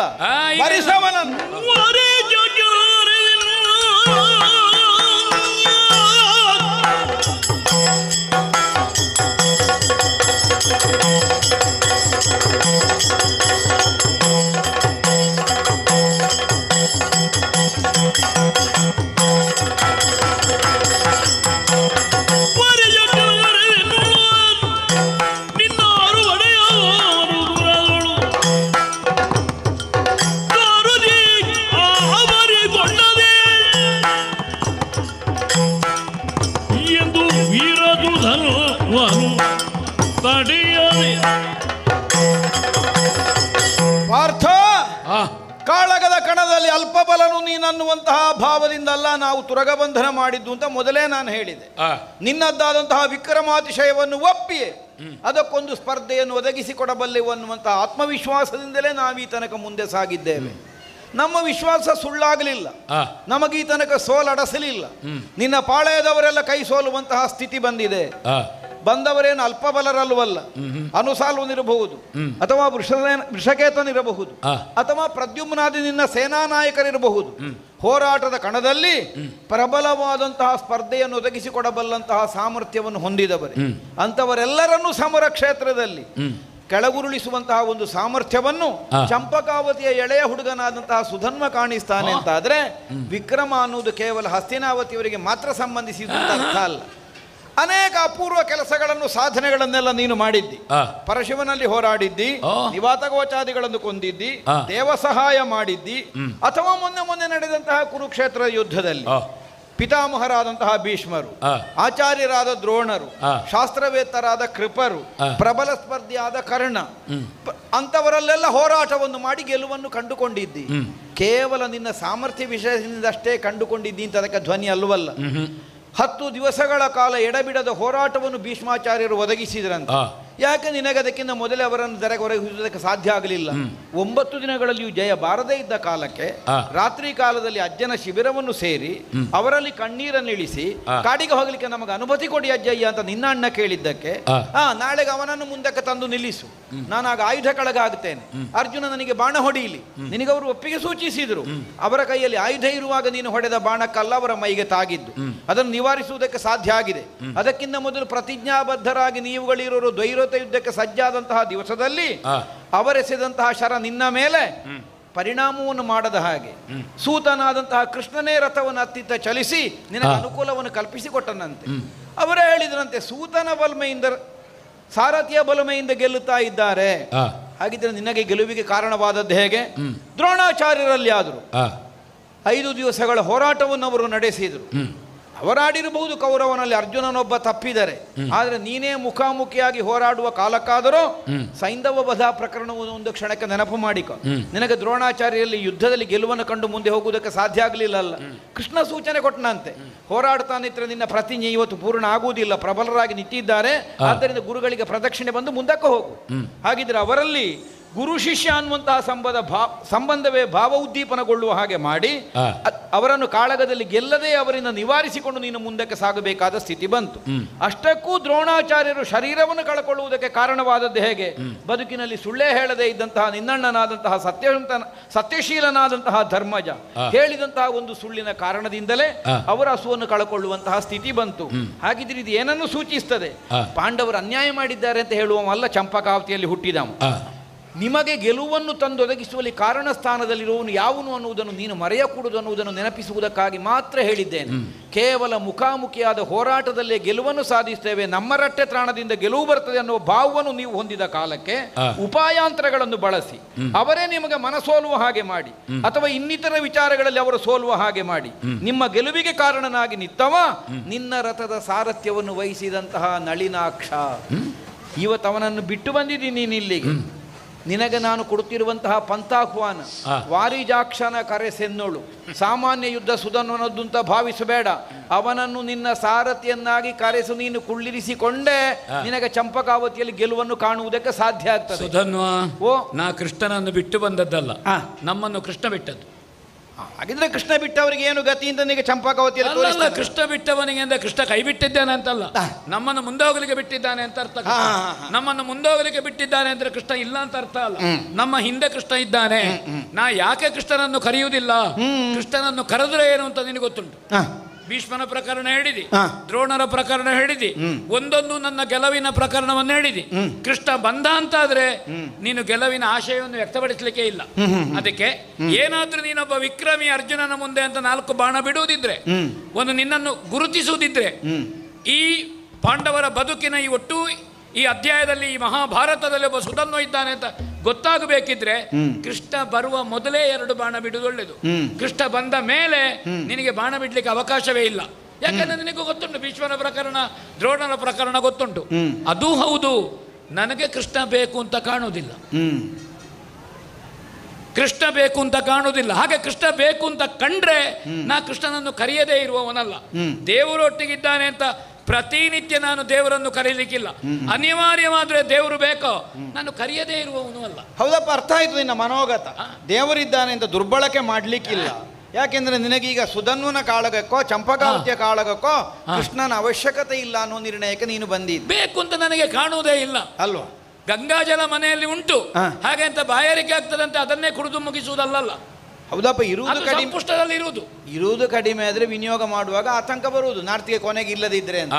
ಧಾರಾಳ ಉಂಟು ಅಂತಾದ್ರೆ ಗಂಗಾ ನದಿಯ ಬಳಿಯಲ್ಲಿ ಇದ್ದವನಿಗೆ ಬಾಯಾರಿಕೆಗೆ ಅಂತ ಬೇರೆ ನೀರು ಉಂಟು, ಅವ ಬೇರೆ ಬಾವಿ ತೆಗಿಲಿಕ್ಕಿಲ್ಲ ಅಲ್ವಾ? ಗಂಗಾ ಮಾಡುದಲ್ವ ಅಲ್ವಾ? ಕೃಷ್ಣಾನುಗ್ರಹ ಪರಿಪೂರ್ಣವಾಗಿ ನಿನಗೆ ಉಂಟು ಅಂತಾದ್ರೆ ಎಲ್ಲಿಗೂ ನಿನಗೆ ಬರಿಸಿಕೊಳ್ಳಿಕ್ಕೆ ಆಗ್ತದೆ. ಆದರೆ ಕೃಷ್ಣನನ್ನು ಬರಿಸುವುದು ಬಿಡುವುದು ನಿನ್ನ ಇಚ್ಛೆ ಅಂತ ನೀನು ಹೇಳಿದೆಯಲ್ಲ, ಅದು ಸುಧನ್ವನ ಮುಂಭಾಗದಲ್ಲಿ ನಡೆಯುವುದಿಲ್ಲ. ಅದು ಸುಧನ್ವನ ಇಚ್ಛೆ. ನಿನಗೆ ಕೃಷ್ಣ ಬೇಕೋ ಬೇಡೋ ನಿರ್ಣಯ ಮಾಡುವ. ನನಗೆ ಕೃಷ್ಣ ಬೇಕೋ ಬೇಡ ಅಂತ, ನಿನಗೆ ಕೃಷ್ಣ ಬೇಕೋ ಬೇಡ ಅಂತಿರುವುದಷ್ಟೇ. ಅಲ್ಲ, ನನಗೆ ಕೃಷ್ಣ ಬೇಕೋ ಬೇಡ ಅನ್ನುವುದಾದ್ರೂ ನನಗೆ ಅರ್ಜುನನ ರಥದಲ್ಲೇ ಕೃಷ್ಣ ಬೇಕು. ಅದಾದ್ರೆ ಅರ್ಜುನನ ರಥದಲ್ಲೇ ಕೃಷ್ಣ ಬೇಕು. ನಿನಗೆ ಬೇಕಾಗಿದ್ರು ಕರಿಬೇಕಾದವ ನಾನೇ ಅಲ್ಲ. ಹಾಗಾಗಿ ಕಲಿಗೆ ಬೇಕು ಅಂತ ಕಾಣುವುದಿಲ್ಲ. ಹಾಗಾಗಿ ಅಲ್ಲೂ ಇಲ್ಲದಿದ್ರೆ ನಾನೀಗ ಪ್ರಾರ್ಥನೆ ಮಾಡಿ ಅರ್ಜುನನ ರಥಕ್ಕೆ ಬಾ ಅಂತ ಹೇಳುವುದಿಲ್ಲ. ನೀನೇ ಕರಿಬೇಕು. ನಿನ್ನಲ್ಲೇ ಕೃಷ್ಣನನ್ನು ಕರೆಯುವಾಗೆ ಮಾಡಲಿಲ್ಲ ನಾನು ಸುಧನ್ವ ಅಲ್ಲ. ನಿನಗೆ ಕೃಷ್ಣ ಬೇಕು ಅಂತಾದ್ರೆ ನಾನು ಕರೆಯುವುದಿಲ್ಲ ಅಂತ ಹೇಳುವ ಜನವೂ ಅಲ್ಲ. ಹೌದಾ?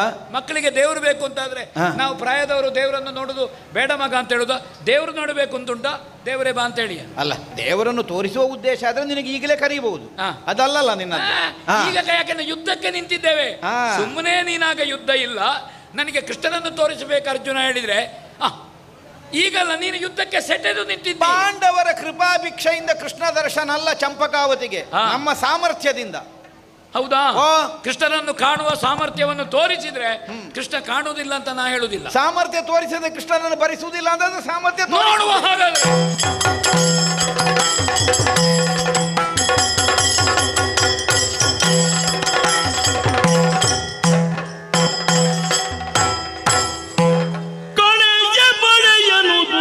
ತುಂಬಿದು ಗಣನೆಗಿಲ್ಲದಿದರೆಯ ಮೇಲದ ಕ್ಷಣದಿ ಸವರೀಸು ಧನ್ವ ನುಡಿದನು ಸಲೆಪಚಾರಿಸುತ್ತ ಫಲ ವೀರನೇ ನೋಡ್ಬುದೇನು ಧೀರನೇ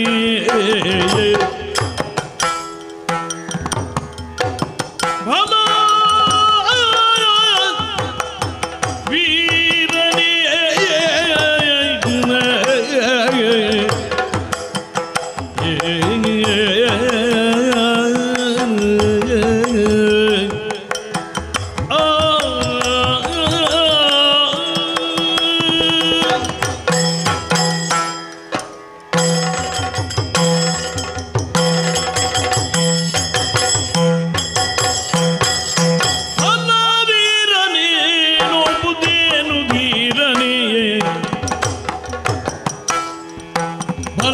ವೀರ ನಿನಗೆ ನಾನು ಕಲಹದಲ್ಲಿ ಮೆಚ್ಚಿದೆ, ಬಲರೆ ವೀರ ನಿನಗೆ ನಾನು ಕಲಹದಲ್ಲಿ ಮೆಚ್ಚಿದೆ. ಶಿವನ ಕೂಡೆ ಸೆಣಸಿದಂಥ ಅವನ ಎಲ್ಲಿದೆ, ಶಿವನ ಕೂಡೆ ಸೆಣಸಿದಂಥ ಅವನ ಎಲ್ಲಿದೆ. ದಾನವ ನಿವಾಸ ಕವಚ ಗೆಲ್ಲಿದ ಜೌರ್ಯವೆಲ್ಲಿದೆ, ಶಿವನ ಕೂಡ ಸೆಳೆದಿದ್ದಂತ ಹವನವೆಲ್ಲಿದೆ. ದಾನವ ನಿವಾಸ ಕವಚ ಗೆಲ್ಲಿದ ಜೌರ್ಯ ಎಲ್ಲಿದೆ. ಫಲ ವೀರನೇ ನೋಡುತ್ತೇನು ಧೀರನೇ, ಬಲದ ವೀರ ನಿನ್ನಗೆ ನಾನು ಕಲಹದಲ್ಲಿ ಮೆಚ್ಚಿದೆ.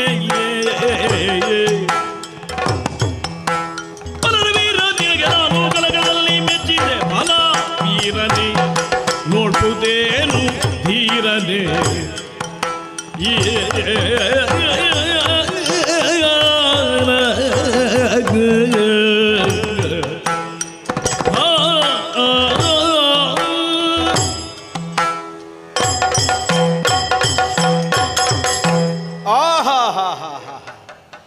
ಎಸೆದಂತಹ ಒಂದು ಬ್ರಹ್ಮಾಸ್ತ್ರದಿಂದ ಕುಲಾಲ ಚಕ್ರದಂತೆ ನಿನ್ನ ರಥ ಗರಗರನೆ ತಿರುಗಿ ಹೀನಾಯವಾದಂತಹ ಸೋಲನ್ನುಣ್ಣಬೇಕಾದಂತಹ ಸ್ಥಿತಿ ಬಂತಲ್ವೋ ಪಾರ್ಥ. ಎಳೆಯ ಹುಡುಗ, ಸಂಗರಕ್ಕೆ ಮನಸ್ಸಾಗುವುದಿಲ್ಲ, ಕಾಳಗದಲ್ಲಿ ನೀನು ಪ್ರಾಣ ಕಳ್ಕೊಳ್ಳುವುದು ನನಗೆ ಊಹಿಸುವುದಕ್ಕೂ ಶಕ್ಯ ಇಲ್ಲ. ಹೀಗೆಲ್ಲ ನನ್ನ ಕುರಿತಾಗಿ ಅನುಕಂಪದ ನುಡಿಗಳನ್ನು ಆಡಿದೆಯಲ್ಲ, ಫಲ ಹೇಳಬೇಕು. ಯಾಕೆಂದರೆ ಹೇಳಬಹುದಾದ ಸ್ಥಾನವನ್ನು ನೀನು ಗಳಿಸಿಕೊಂಡಿದ್ದಿ. ಈಗಾಗಲೇ ಲೋಕೋತ್ತರವಾದಂತಹ ಶೌರ್ಯವನ್ನು ಪ್ರಕಟಿಸಿ ಅಗ್ಗಳೆಯ ವೀರನಾಗಿ ಪ್ರಪಂಚ ಮೂರಲ್ಲಿ ಸ್ಥಾಪಿತನಾಗಿ ವಿಜಯ ಅನ್ನುವಂತಹ ಅನ್ವರ್ಥ ನಾಮವನ್ನೇ ನೀನು ಹೊಂದಿದವ. ಎಲ್ಲಿ ಹೋದರೂ ಗೆಲುವನ್ನು ಕಾಣುವವ. ನಿನಗಿರಬಹುದಾದಂತಹ ಧನುರ್ವಿದ್ಯದ ಪಾಂಡಿತ್ಯ, ನಿನಗಿರಬಹುದಾದ ಲೋಕೋತ್ತರವಾದಂತಹ ಕೀರ್ತಿ, ಇದರ ಕುರಿತೆಲ್ಲ ನಮಗೆ ಯಾವ ಮತ್ಸರವೂ ಇಲ್ಲ. ಅಂತಹ ಒಬ್ಬ ಸಮರ್ಥನ ಮುಂಭಾಗದಲ್ಲಿ ಹೋರಾಟ, ಈ ನಿರೀಕ್ಷೆಯಿಂದಲೇ ರಣಕ್ಷೇತ್ರವನ್ನು ನಾವು ಸೇರಿದ್ದು. ಆದರೆ ನೀನು ಒಂದೊಂದು ಸಲ ಮೈಮರೆತು ಬಿಡುತ್ತಿ. ವಿಕ್ರಮದಲ್ಲಿ ನನ್ನನ್ನು ಮೀರಿದವರು ಮತ್ತೊಬ್ಬರಿಲ್ಲ ಅನ್ನುವಂತಹ ನಿನ್ನ ವಿಕ್ರಮಾತಿಶಯತೆಯ ಕುರಿತಾದಂಥ ಅಹಂಕಾರ ಆಗಾಗ ಇಣುಕಿ ಬಿಡುವುದು. ಆದ್ದರಿಂದಲೇ ಒಂದು ಸಣ್ಣ ಕಾರಣಕ್ಕೂ ಬಹಳ ದೊಡ್ಡ ಸಂಗ್ರಾಮ. ಹಂದಿಗಾಗಿ ಕಾಳಗಾಯಿತಂತೆ ಶಬರನಲ್ಲಿ, ಶಬರ ಶಂಕರ ವಿಲಾಸ ಹೇಳುವುದನ್ನು ಕೇಳಿದ್ದೇವೆ ನಾವು. ಪರಮೇಶ್ವರ ಅನುಗ್ರಹಕ್ಕೋ ದೇವತಾನುಗ್ರಹಕ್ಕೋ ತಪಸ್ಸಿನಲ್ಲಿ ಮುಂದಾಗುತ್ತಿದ್ದಂತಹ ನಿನಗೆ ಸನಿಹಕ್ಕೆ ಬಂದು ಸೇರಿದಂತಹ ಒಂದು ಹಂದಿಯ ಕಾರಣದಿಂದ ಒಬ್ಬ ಕಾಡ ಕಿರಾತನಲ್ಲಿ ಉಂಟಾದ ಸಂಘರ್ಷ. ಸ್ವಾಭಿಮಾನವನ್ನು ಒಂದು ಕ್ಷಣ ಬದಿಗೊತ್ತಿಯಾದರೂ ಹೋಗ್ಲಪ್ಪ ನೀನು ಹಂದಿ ತಗೊಂಡು ಹೋಗು ಅಂತ ಬಿಟ್ಟು ಬಿಡ್ಬೋದಿತ್ತು. ನಿನಗೆ ಅದಕ್ಕಿಂತ ದೊಡ್ಡ ಸಾಧನೆ ಪರಮೇಶ್ವರನ ಅನುಗ್ರಹದ ಕುರಿತಾದಂತಹ ಸಾಧನೆ. ಆದರೆ ಅವ ಕೇಳಿದ ಹಾಗೆ ಹಂದಿಯನ್ನು ಬಿಟ್ಟು ಕೊಟ್ಟೆ ಅಂತಾದರೆ ತನ್ನದ್ದಾದ ವಿಕ್ರಮಾತಿಶಯಕ್ಕೆ ಅದರಿಂದ ಅಪಚಾರ ಆಗ್ತದೆ. ಈ ಭಾವದಿಂದಲೇ ಸಂಘರ್ಷ ಆಯಿತು, ಹೋರಾಟವೂ ಆಯಿತು. ಅಲ್ಲ, ಆಮೇಲೆ ಈಶ್ವರ ದೇವರು ನಿನಗೆ ಅನುಗ್ರಹ ಮಾಡಿದರು, ಅಸ್ತ್ರಾಸ್ತ್ರಗಳನ್ನು ಕೊಟ್ಟರು, ನಿನಗದು ಹೆಗ್ಗಳಿಕೆ. ಪರಮೇಶ್ವರನಲ್ಲಿಯೇ ಪ್ರತ್ಯಕ್ಷವಾಗಿ ಕಾಳಗವನ್ನು ಮಾಡಿದ್ದಾನೆ ಪಾರ್ಥ. ಆದರೆ ಪಾರ್ಥನ ಕಾಳಗದಲ್ಲಿ ಪರಶಿವನು ಸೋಲಬಹುದಾದಂತಹ ಸ್ಥಿತಿ ಇತ್ತು ಅಂತ ಅದರ ಅರ್ಥ ಅಲ್ಲಲ್ಲ. ಅದು ಹಿರಿಯರು ಮೊಮ್ಮಕ್ಕಳೊಂದಿಗೆ ಸ್ಪರ್ಧೆ ಮಾಡಿದ ಹಾಗೆ, ಮೊಮ್ಮಕ್ಕಳನ್ನು ಗೆಲ್ಲಿಸುವುದೇ ಇರುವ ಉದ್ದೇಶ. ಅದಕ್ಕೆ ಬೇಕಾಗಿ ಅವರು ಬಾಗುತ್ತಾರೆ, ಸೋತ ಹಾಗೆ ನಟಿಸ್ತಾರೆ. ಇಲ್ಲದೆ ಹೋದರೆ ಪಶುಪತಿಯ ಒಂದು ಕರಹತಿಗೆ ಬಾಯಿಯಲ್ಲಿ ಬಿಸಿ ರಕ್ತವನ್ನು ವಮಿಸುತ್ತಾ ನೀನು ನೆಲಕ್ಕೆ ಒರಗಿದವನಂತೆ. ನಾವು ಕೇಳಿದ ಹಾಗೆ ಪಶುಪತಿಯ ಕರಹತಿಗೆ ಬಾಯಲ್ಲಿ ಬಿಸಿರಕುತ ಕಾರುತ್ತಾ ಪಾರ್ಥನು ದರೆಗೊರಗುವ ಸ್ಥಿತಿ ಬಂದಿದೆ. ಆಮೇಲೆ ಪೂಜಿಸಿದಿ, ಆಮೇಲೆ ಪರಮೇಶ್ವರ ಅಂತ ಗೊತ್ತಾಯ್ತು, ಆಮೇಲೆ ಕಾಲು ಹಿಡಿದಿ. ದೇವ ಸಹಾಯಕ್ಕಾಗಿ ನಿವಾತ ಕವಚಾದಿಗಳನ್ನು ಸಂಹರಿಸುವುದಕ್ಕಾಗಿ ದೇವತೆಗಳಿಂದ ವಿಶಿಷ್ಟವಾದಂಥ ಅಸ್ತ್ರ ಪ್ರದಾನಗಳೆಲ್ಲ ಆಯಿತು.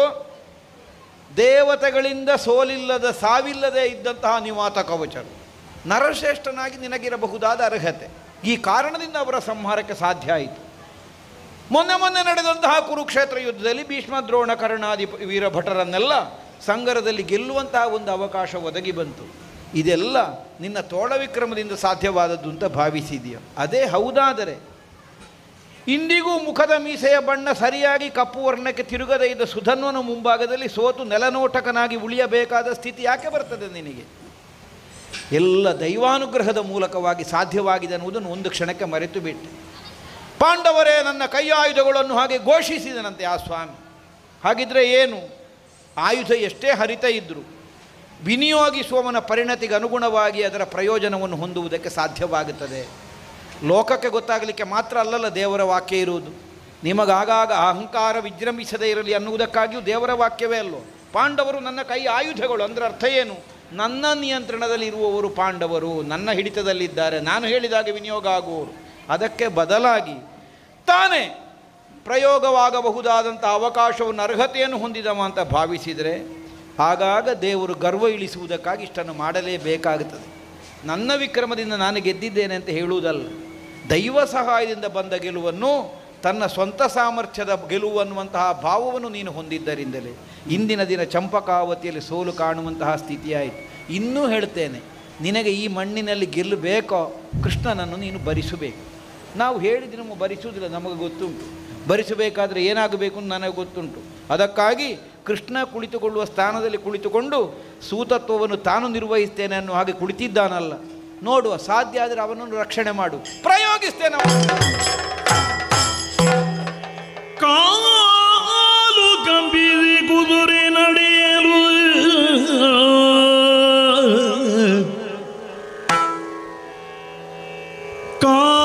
ಕಾಲಗೊಂಡನು ಸಾರಥಿಯು,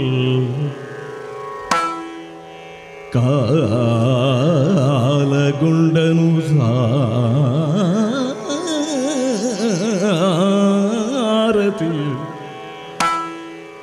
ಕಣ್ಣಾಲಿ ತಿರುಗಲು ನರನು ಚಿಂತಿಸುವುದೆಂದ ತನ್ನೊಳಗೆ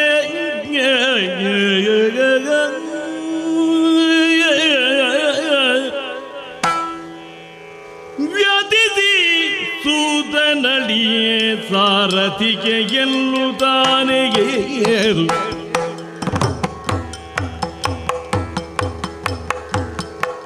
ಅತುಳ ಬಲ ಕಿರೀಟಿ ಮಹಾರಥವ ನಡೆದು,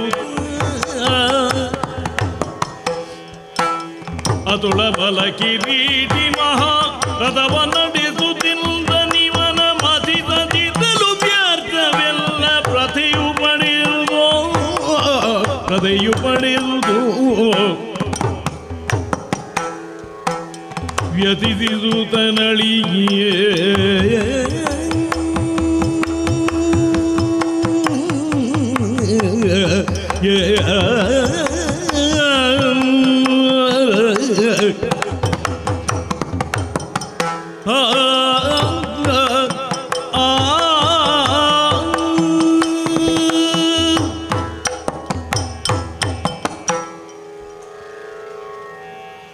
ಸಾರಥಿ ಅಳಿದು ಹೋದ. ಆಗಿಂದಾಗ ಸುಧನ್ವ ನಿನ್ನ ರಥದಲ್ಲಿ ಕೃಷ್ಣನನ್ನು ಕಾಣಬೇಕು, ತನ್ನ ಅಪೇಕ್ಷೆಯನ್ನು ವ್ಯಕ್ತಪಡಿಸ್ತಾ ಇದ್ದಾನೆ. ಅದರ ವೈಖರಿಯೋ ಶೈಲಿಯೋ ಬೇರೆ. ಅರ್ಜುನನ ಸೋಲು ಸೋಲಲ್ಲ ಅಂತ ನಾನು ತಿಳ್ಕೊಂಡಿದ್ದೇನೆ. ಯಾಕಂದರೆ ಕುರುಕ್ಷೇತ್ರದ ಯುದ್ಧ ಮುಗಿದಲ್ಲಿಗೆ ಅಗ್ನಿಯಿಂದ ಪ್ರದತ್ತವಾದಂತಹ ನಮ್ಮ ದಿವ್ಯ ರಥವು, ದಿವ್ಯ ಕುದುರೆಗಳಿದ್ದಂತಹದ್ದು, ಅದು ಸುಟ್ಟು ಹೋಗಿತ್ತಲ್ಲ. ಅಧರ್ಮವನ್ನು ನಾಶಪಡಿಸುವುದಕ್ಕೆ, ಧರ್ಮಯುದ್ಧಕ್ಕೆ ವರುಣನಿಂದ ಅಗ್ನಿಗೆ ಬಂದು ಆಮೇಲೆ ನಮಗೆ ಬಂದದ್ದು. ಇದು ಒಬ್ಬ ಸಾಮಾನ್ಯ ಕ್ಷತ್ರಿಯ ಯೋಧನಿಗೆ. ಹಾಗಾದರೆ ಈ ಅಶ್ವಮೇಧದ ದಿಗ್ವಿಜಯ ಧರ್ಮ ಸಂಸ್ಥಾಪನೆಗಲ್ಲ ಅಂತಾಯಿತು. ಆ ಯುದ್ಧದ ಪಾಪದ ಸಂಖ್ಯೆಯ ನಿವಾರಣೆಗೆ. ಆದರೆ ಹಿಂದಿನ ನೀಲಧ್ವಜಾದಿಗಳ ಯುದ್ಧದ ಅನುಭವವನ್ನು ನೋಡಿದರೆ ಯುದ್ಧದ ಉದ್ದೇಶ ಅದಕ್ಕಿಂತ ಭಿನ್ನ ಮತ್ತು ಅದಕ್ಕಿಂತ ಪ್ರತ್ಯೇಕ. ಶಿವನ ಜೊತೆಗೆ ಮಾಡಿದ ಯುದ್ಧ, ಅಲ್ಲಿ ಲಕ್ಷ ಪಾಶುಪತವನ್ನು ಪಡೆಯುವುದು. ಶಿವನನ್ನು ಗೆಲ್ಲುವುದಲ್ಲ, ಶಿವನನ್ನು ಸೋಲಿಸುವುದಲ್ಲ. ನನ್ನ ಒಂದೊಂದು ಯುದ್ಧಕ್ಕೆ ವಿಶಿಷ್ಟವಾದಂಥ ಉದ್ದೇಶಗಳು ಮತ್ತು ವಿಶಿಷ್ಟವಾದಂಥ ಉಪಕ್ರಮಗಳು. ಸಾಧ್ಯವಾದದ್ದೆಲ್ಲ ಸಾಧುವಲ್ಲ, ಸಾಧುವಾದದ್ದನ್ನೆಲ್ಲವನ್ನು ಸಾಧ್ಯವಾಗಿಸಬೇಕಾದ್ದು ಮುಖ್ಯ. ಸಾರಥಿಗೆ ಹೊಡೆದ ಅಪ್ರತಿಮ ವಿಕ್ರಮಿಯಾದಂತಹ ಮಹಾರಥಿಯಾದಂತಹ ನನಗೆ ಸಾರಥಿಯನ್ನು ಸಂರಕ್ಷಿಸಲಿಕ್ಕಾಗಲಿಲ್ಲ. ನಾನೇ ಒಪ್ಪುವ ವಿಷಯ ಅಲ್ಲ, ಜಗತ್ತು ಒಪ್ಪಲಿಕ್ಕಿಲ್ಲ. ಹಾಗಾದರೆ ಕೃಷ್ಣಾನುಗ್ರಹ ಇಲ್ವೋ? ಪಾಂಡವಾನಾಂ ಧನಂಜಯೋಸ್ಮಿನ್, ಪಾಂಡವರಲ್ಲಿ ನಾನು ಅರ್ಜುನನಿದ್ದೇನೆ.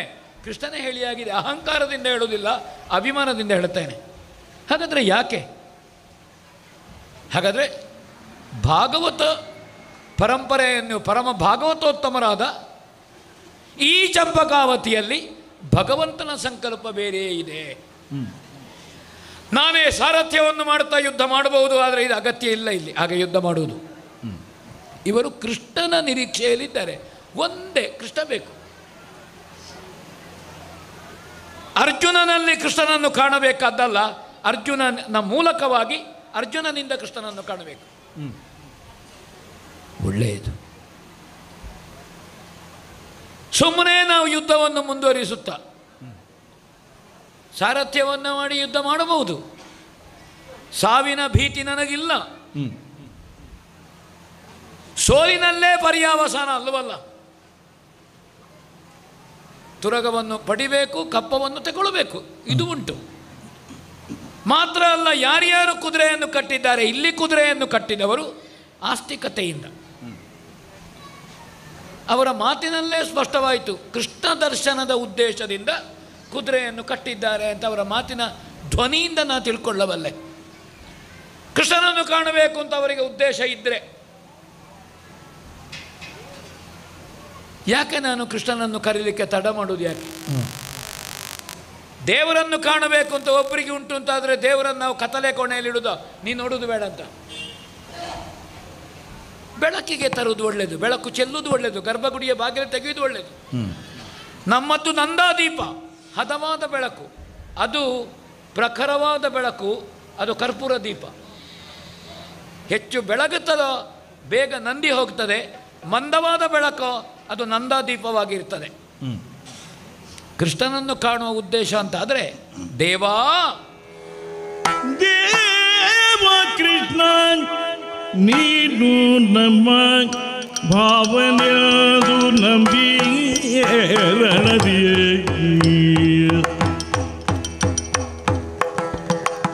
ಕೃಷ್ಣ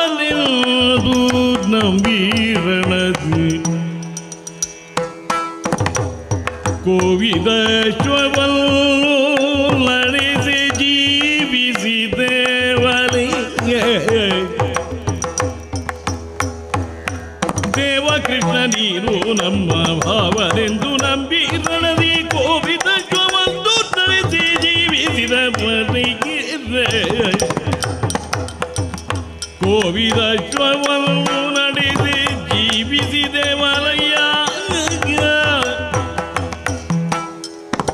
ಮುಂದಿನ ಈ ವಿರೋಧಿಯೊಡನೆ ಕಾದಲಾವ ಪರಿಯೊಳು ದೇವ ಕೃಷ್ಣ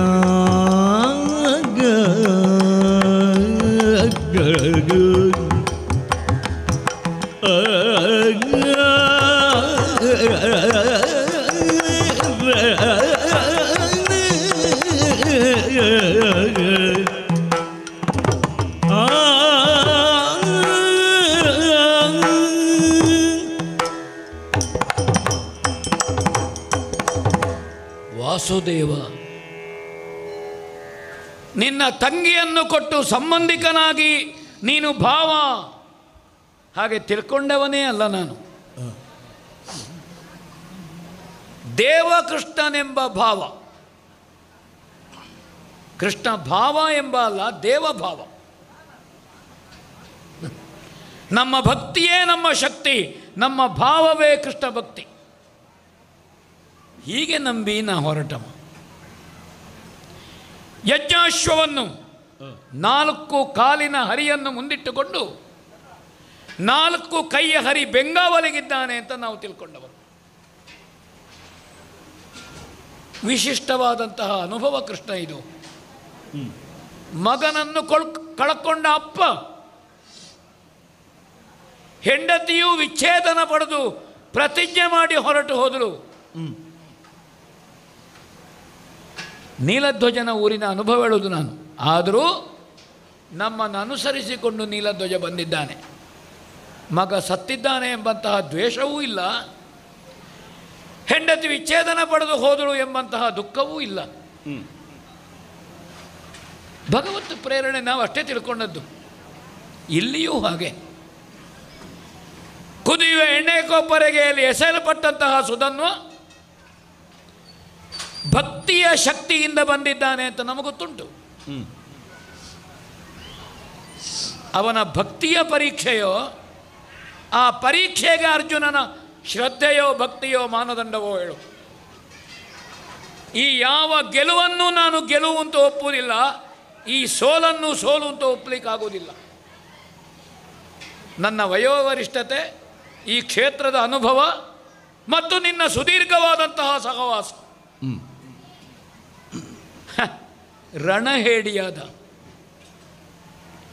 ಕ್ಷಾತ್ರವೇ ಮಸುಳಿ ಹೋದ ಅಥವಾ ಕ್ಷಾತ್ರ ಮೊಗ್ಗಾಗಿದ್ದ ಒಬ್ಬ ಭೂಮಿಂಜಯ ನಾಮಕನಾದಂಥ ಉತ್ತರ ನನ್ನ ದಶನಾಮವನ್ನು ಹೇಳುವಾಗ ಅವನಲ್ಲಿ ಕ್ಷಾತ್ರ ಜಾಗೃತವಾಗ್ತದೆ.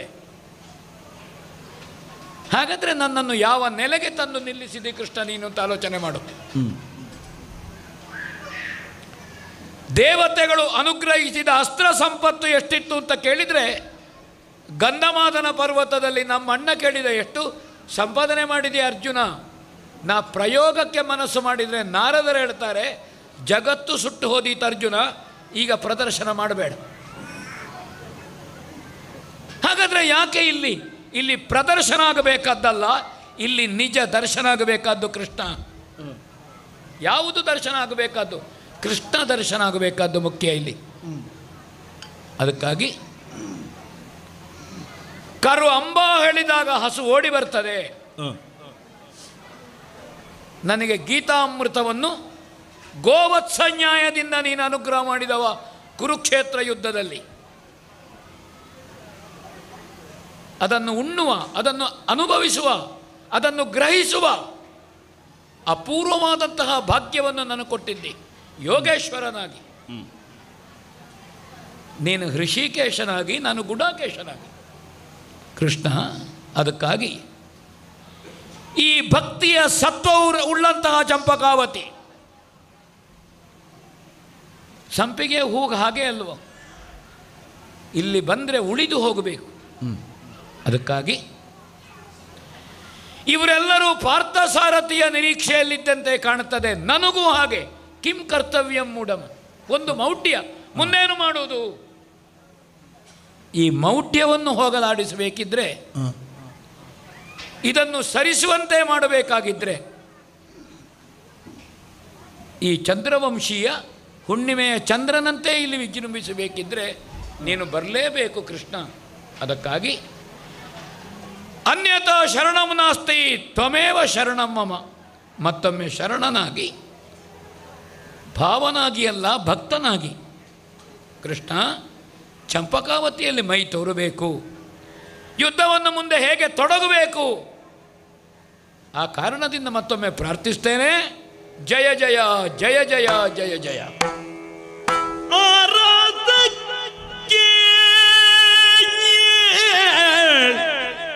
ಅರ್ಜುನನು ಧ್ಯಾನಿದಲರಿದನ ಜುದ ನಿವ ಬುರದೊರು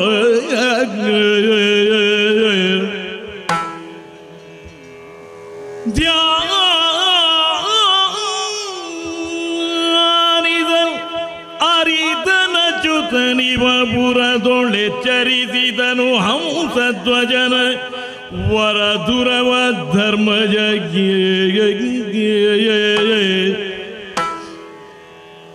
ಒರೆದು ಧೈರ್ಯ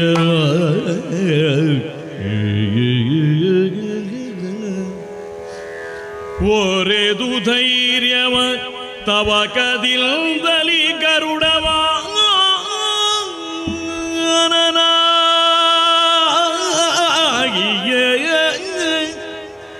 ಗರುಡವಾಹನನಾಗಿ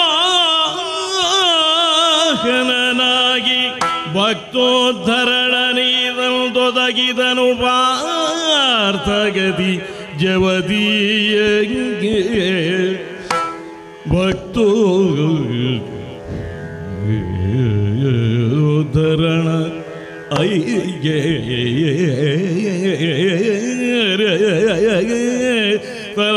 ಒದಗಿದನು ಪಾರ್ಥಗತಿ ಜವದೀಯ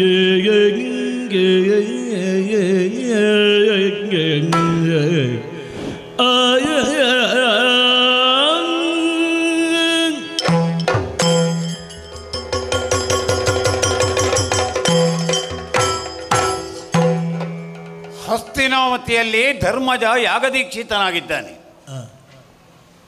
ಕರ್ಮಕಾಂಡದಲ್ಲಿ ಭಾಗವಹಿಸುತ್ತಿರುವಂತಹ ಸಮಯವನ್ನು ಕುಳಿದಂಥ ಪ್ರತಿಯೊಂದು ಕ್ಷಣದಲ್ಲೂ ನನ್ನಲ್ಲಿ ಕೇಳುವುದಿಷ್ಟೇ,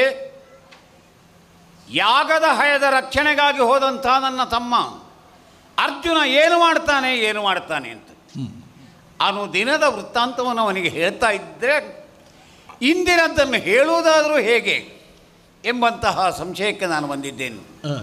ಚಂಪಕಾವತಿಯನ್ನು ಪ್ರವೇಶಿಸಿದಂತಹ ಅರ್ಜುನ ಸಂಭವಿಸಿದಂತಹ ಯುದ್ಧದಲ್ಲಿ ಸುಧನ್ವನಲ್ಲಿ ಯಾವ ರೀತಿ ಯುದ್ಧ ಮಾಡುವುದು ಎಂಬುದು ಅರ್ಥವಾಗದೆ ಕುಳಿತಿದ್ದಾನೆ.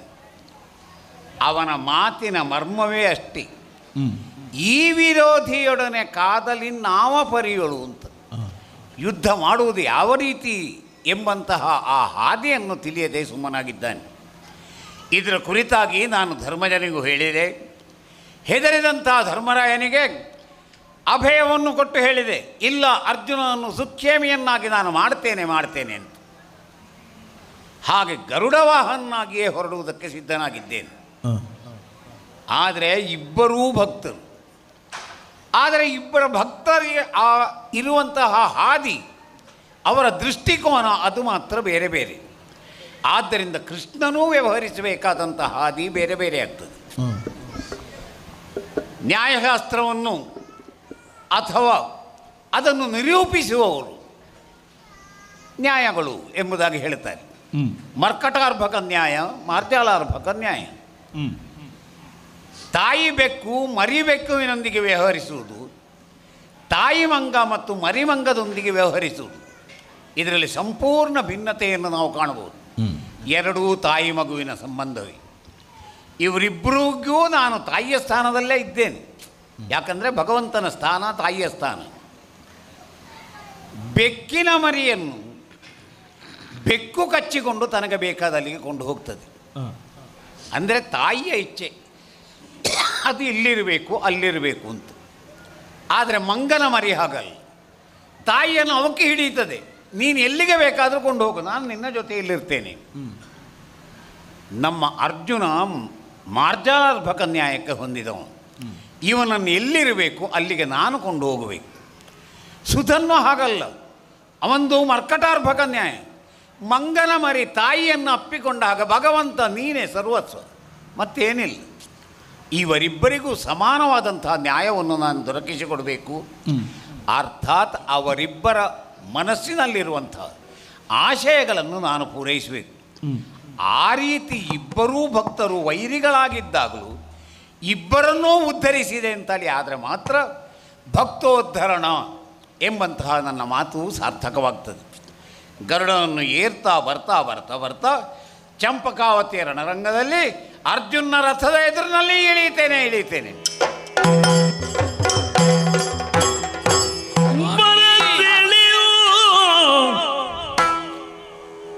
ಬಿಗಿದಪ್ಪಿ ಪಾರ್ಥನಾಜ್ಞ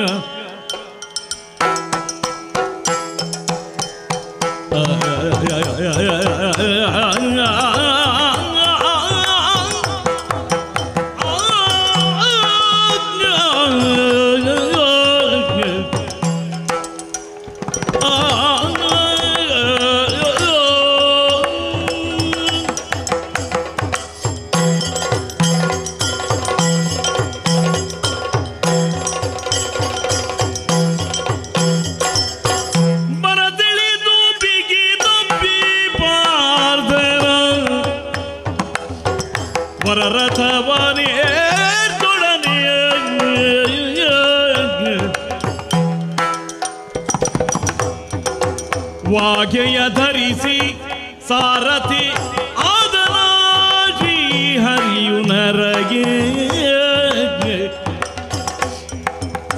ಪಾರ್ಥನ ವರರಥವನ್ನೇರ್ದೊಡನೆ ವಾಗೆಯ ಧರಿಸಿ ಸಾರಥಿ ಆದಲಾಜಿ ವರನು ನರಗೆ ವರದೆಳೆದು ಬಿಗಿದಪಿ ಪಾರ್ಥನ ವರರಥವ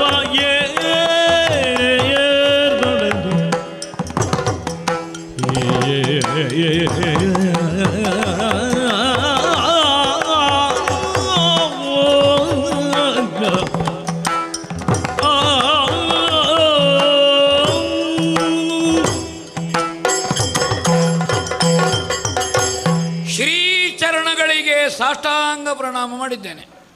ಅರ್ಜುನ, ಓ ಇದು ತಪ್ಪಲ್ಲ, ಆದರೆ ಇಷ್ಟು ಅಗತ್ಯ ಇಲ್ಲ. ಯಾಕೆ? ಯುದ್ಧರಂಗ, ನೀನು ನನ್ನನ್ನು ಸಾರಥಿಯಾಗಿ ಆಶಿಸಿದ್ದು ತಪ್ಪು ಅಲ್ಲ, ಆದರೆ ಇಲ್ಲಿ ಕಾಲು ಹಿಡಿಯಬೇಕಾಗಿಲ್ಲ. ಬಳಿಕ ಚರಣಕ್ಕೆ ಮಣಿದ ಪಾರ್ಥ.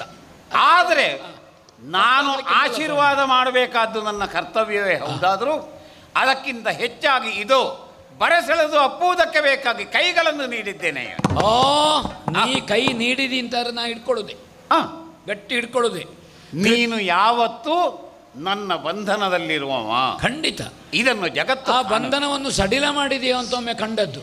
ಛೇ, ಅರ್ಜುನನನ್ನು ಎಂದೂ ಆ ರೀತಿ ಬಿಟ್ಟು ಕೊಡುವವ ಕೃಷ್ಣ ಅಲ್ಲ. ಇದು ನಿನ್ನ ಮನ ಸಂಕಲ್ಪದಂತೆ. ಸ್ವಾಮಿ, ಕೃತಿಕಾರನಿಗೂ ನಿರ್ದೇಶಕನಿಗೂ ಆದವನಿಗೆ ಕತೆ ಹೇಳೋದು ಬೇಡ ಅಲ್ವಾ? ಬೇಡ, ಎಲ್ಲವೂ ಗೊತ್ತಾಗಿದೆ. ನೀನು ನಿನ್ನಲ್ಲೇ ಆಡಿಕೊಂಡೆ ಎಂಬುದಾಗಿ ಹೌದಾದರೂ ಕೂಡ ಅದೆಲ್ಲವೂ ನನ್ನಲ್ಲಿ ಆಡಿದ ಹಾಗೆ. ಹೌದೌದು, ನನ್ನ ಮಾತಿಗೆ ನನ್ನಲ್ಲಿರುವ ಕಿವಿ ಅದು ನಿನ್ನ ಕಿವಿ ಅಂತ ಗೊತ್ತುಂಟು. ಹೌದು, ನಿನ್ನ ನಾಲಿಗೆ ಹಂದಿದಾಗಿ ನನ್ನ ಕಿವಿಯಲ್ಲಿ ಅದು ಧ್ವನಿಸ್ತದೆ. ಹಾಗಾಗಿಕೋ ಈಗಲೇ ಕುದುರೆಗಳ ವಾಘೆಯನ್ನು ಎತ್ತಿಕೊಂಡಿದ್ದೇನೆ. ನಿನಗೆ ಕೈ ಎತ್ತಿ ಪುನಃ ನಿಂತಿದ್ದೇನೆ.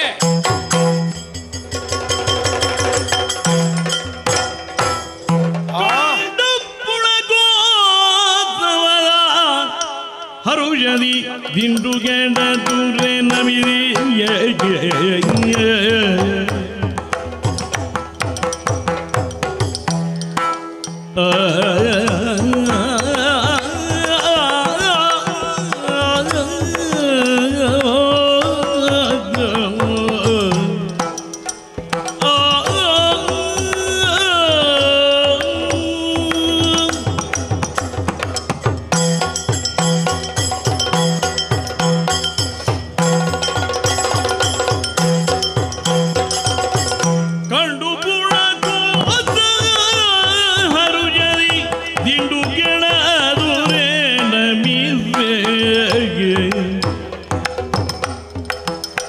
ತನ್ನಯ ಗಂಡು ತನಕಿದು ಸಾಕು ಸಾಗೈಕೊಂಡ ಕೆಲಸ ಹರುಷದಿ ತಿಂದು ಗೆಳದುರೆ ನಮಿದಿ ತನ್ನಯ ಗಂಡು ತನಕಿದು ಸಾಕು ಸಾಗೈಕೊಂಡ ಕೆಲಸ ಕಂಡು ಪುಣಕೋತಯದ ಹರುಷದಿ ನಮಿಸಿಯೇ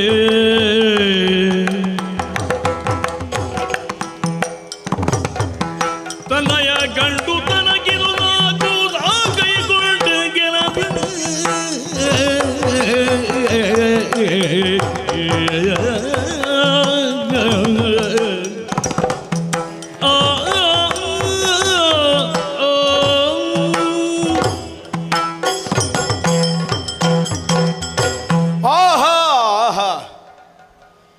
ಎಂತಹ ಮನೋದ್ದೀಪಕಾರಕವಾದಂತಹ ವಾತಾವರಣ ಸೃಷ್ಟಿಯಾಗಿ ಹೋಯಿತು ಈ ರಣಕ್ಷೇತ್ರದಲ್ಲಿ. ಯುದ್ಧದಲ್ಲಿ ಸೋಲನ್ನನುಭವಿಸಿದಂತಹ ಪಾರ್ಥನ ಪಾಳಯ ನಿಶ್ಚೇಷ್ಟಿತವಾಗಿ ಧರೆಗೊರಗಿದಂತಹ ಈ ಸನ್ನಿವೇಶದಲ್ಲಿ ಮತ್ತೊಮ್ಮೆ ಸಂಚಲನ ಪ್ರಾರಂಭವಾಗಿ ಹೋಗಿದೆ. ನಿಸಾಳ ಕೋಟಿಗಳು ಮೊಳಗಿ ಆಗಮಿಸಿದಂತಹ ಮಹಾನುಭಾವನ ಕುರಿತಾದಂತಹ ಹೊಗಳಿಕೆಯನ್ನು ಪ್ರಪಂಚಕ್ಕೆ ಸಾರುವುದಕ್ಕೆ ಮುಂದಾಗಿ ನಿಂತಿದೆ.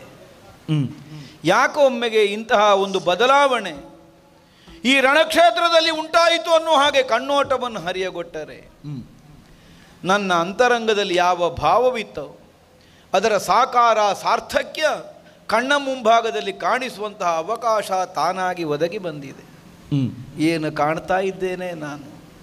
ಪಾರ್ಥನ ರಥದ ಸಾರಥಿಯ ಸ್ಥಾನದಲ್ಲಿ ಕುಳಿತಂತಹ ಮಹಾನುಭಾವ, ನೀಲ ನೀರದ ಗಾತ್ರನಾದಂತಹ ನೀಲಮೇಘ ಶ್ಯಾಮನಾದ ಪಾರ್ಥ ಸಾರಥಿಯ ಮೈಸಿರಿಯನ್ನು ಕಾಣುವಂತಹ ಸೌಭಾಗ್ಯ ಯಾವಾಗ ಒದಗುತ್ತದೆ? ಈ ನಿರೀಕ್ಷೆ ಪ್ರತೀಕ್ಷೆಗಳಿಂದ ತಾನೇ ತುರಗಬಂಧನವಾದದ್ದು.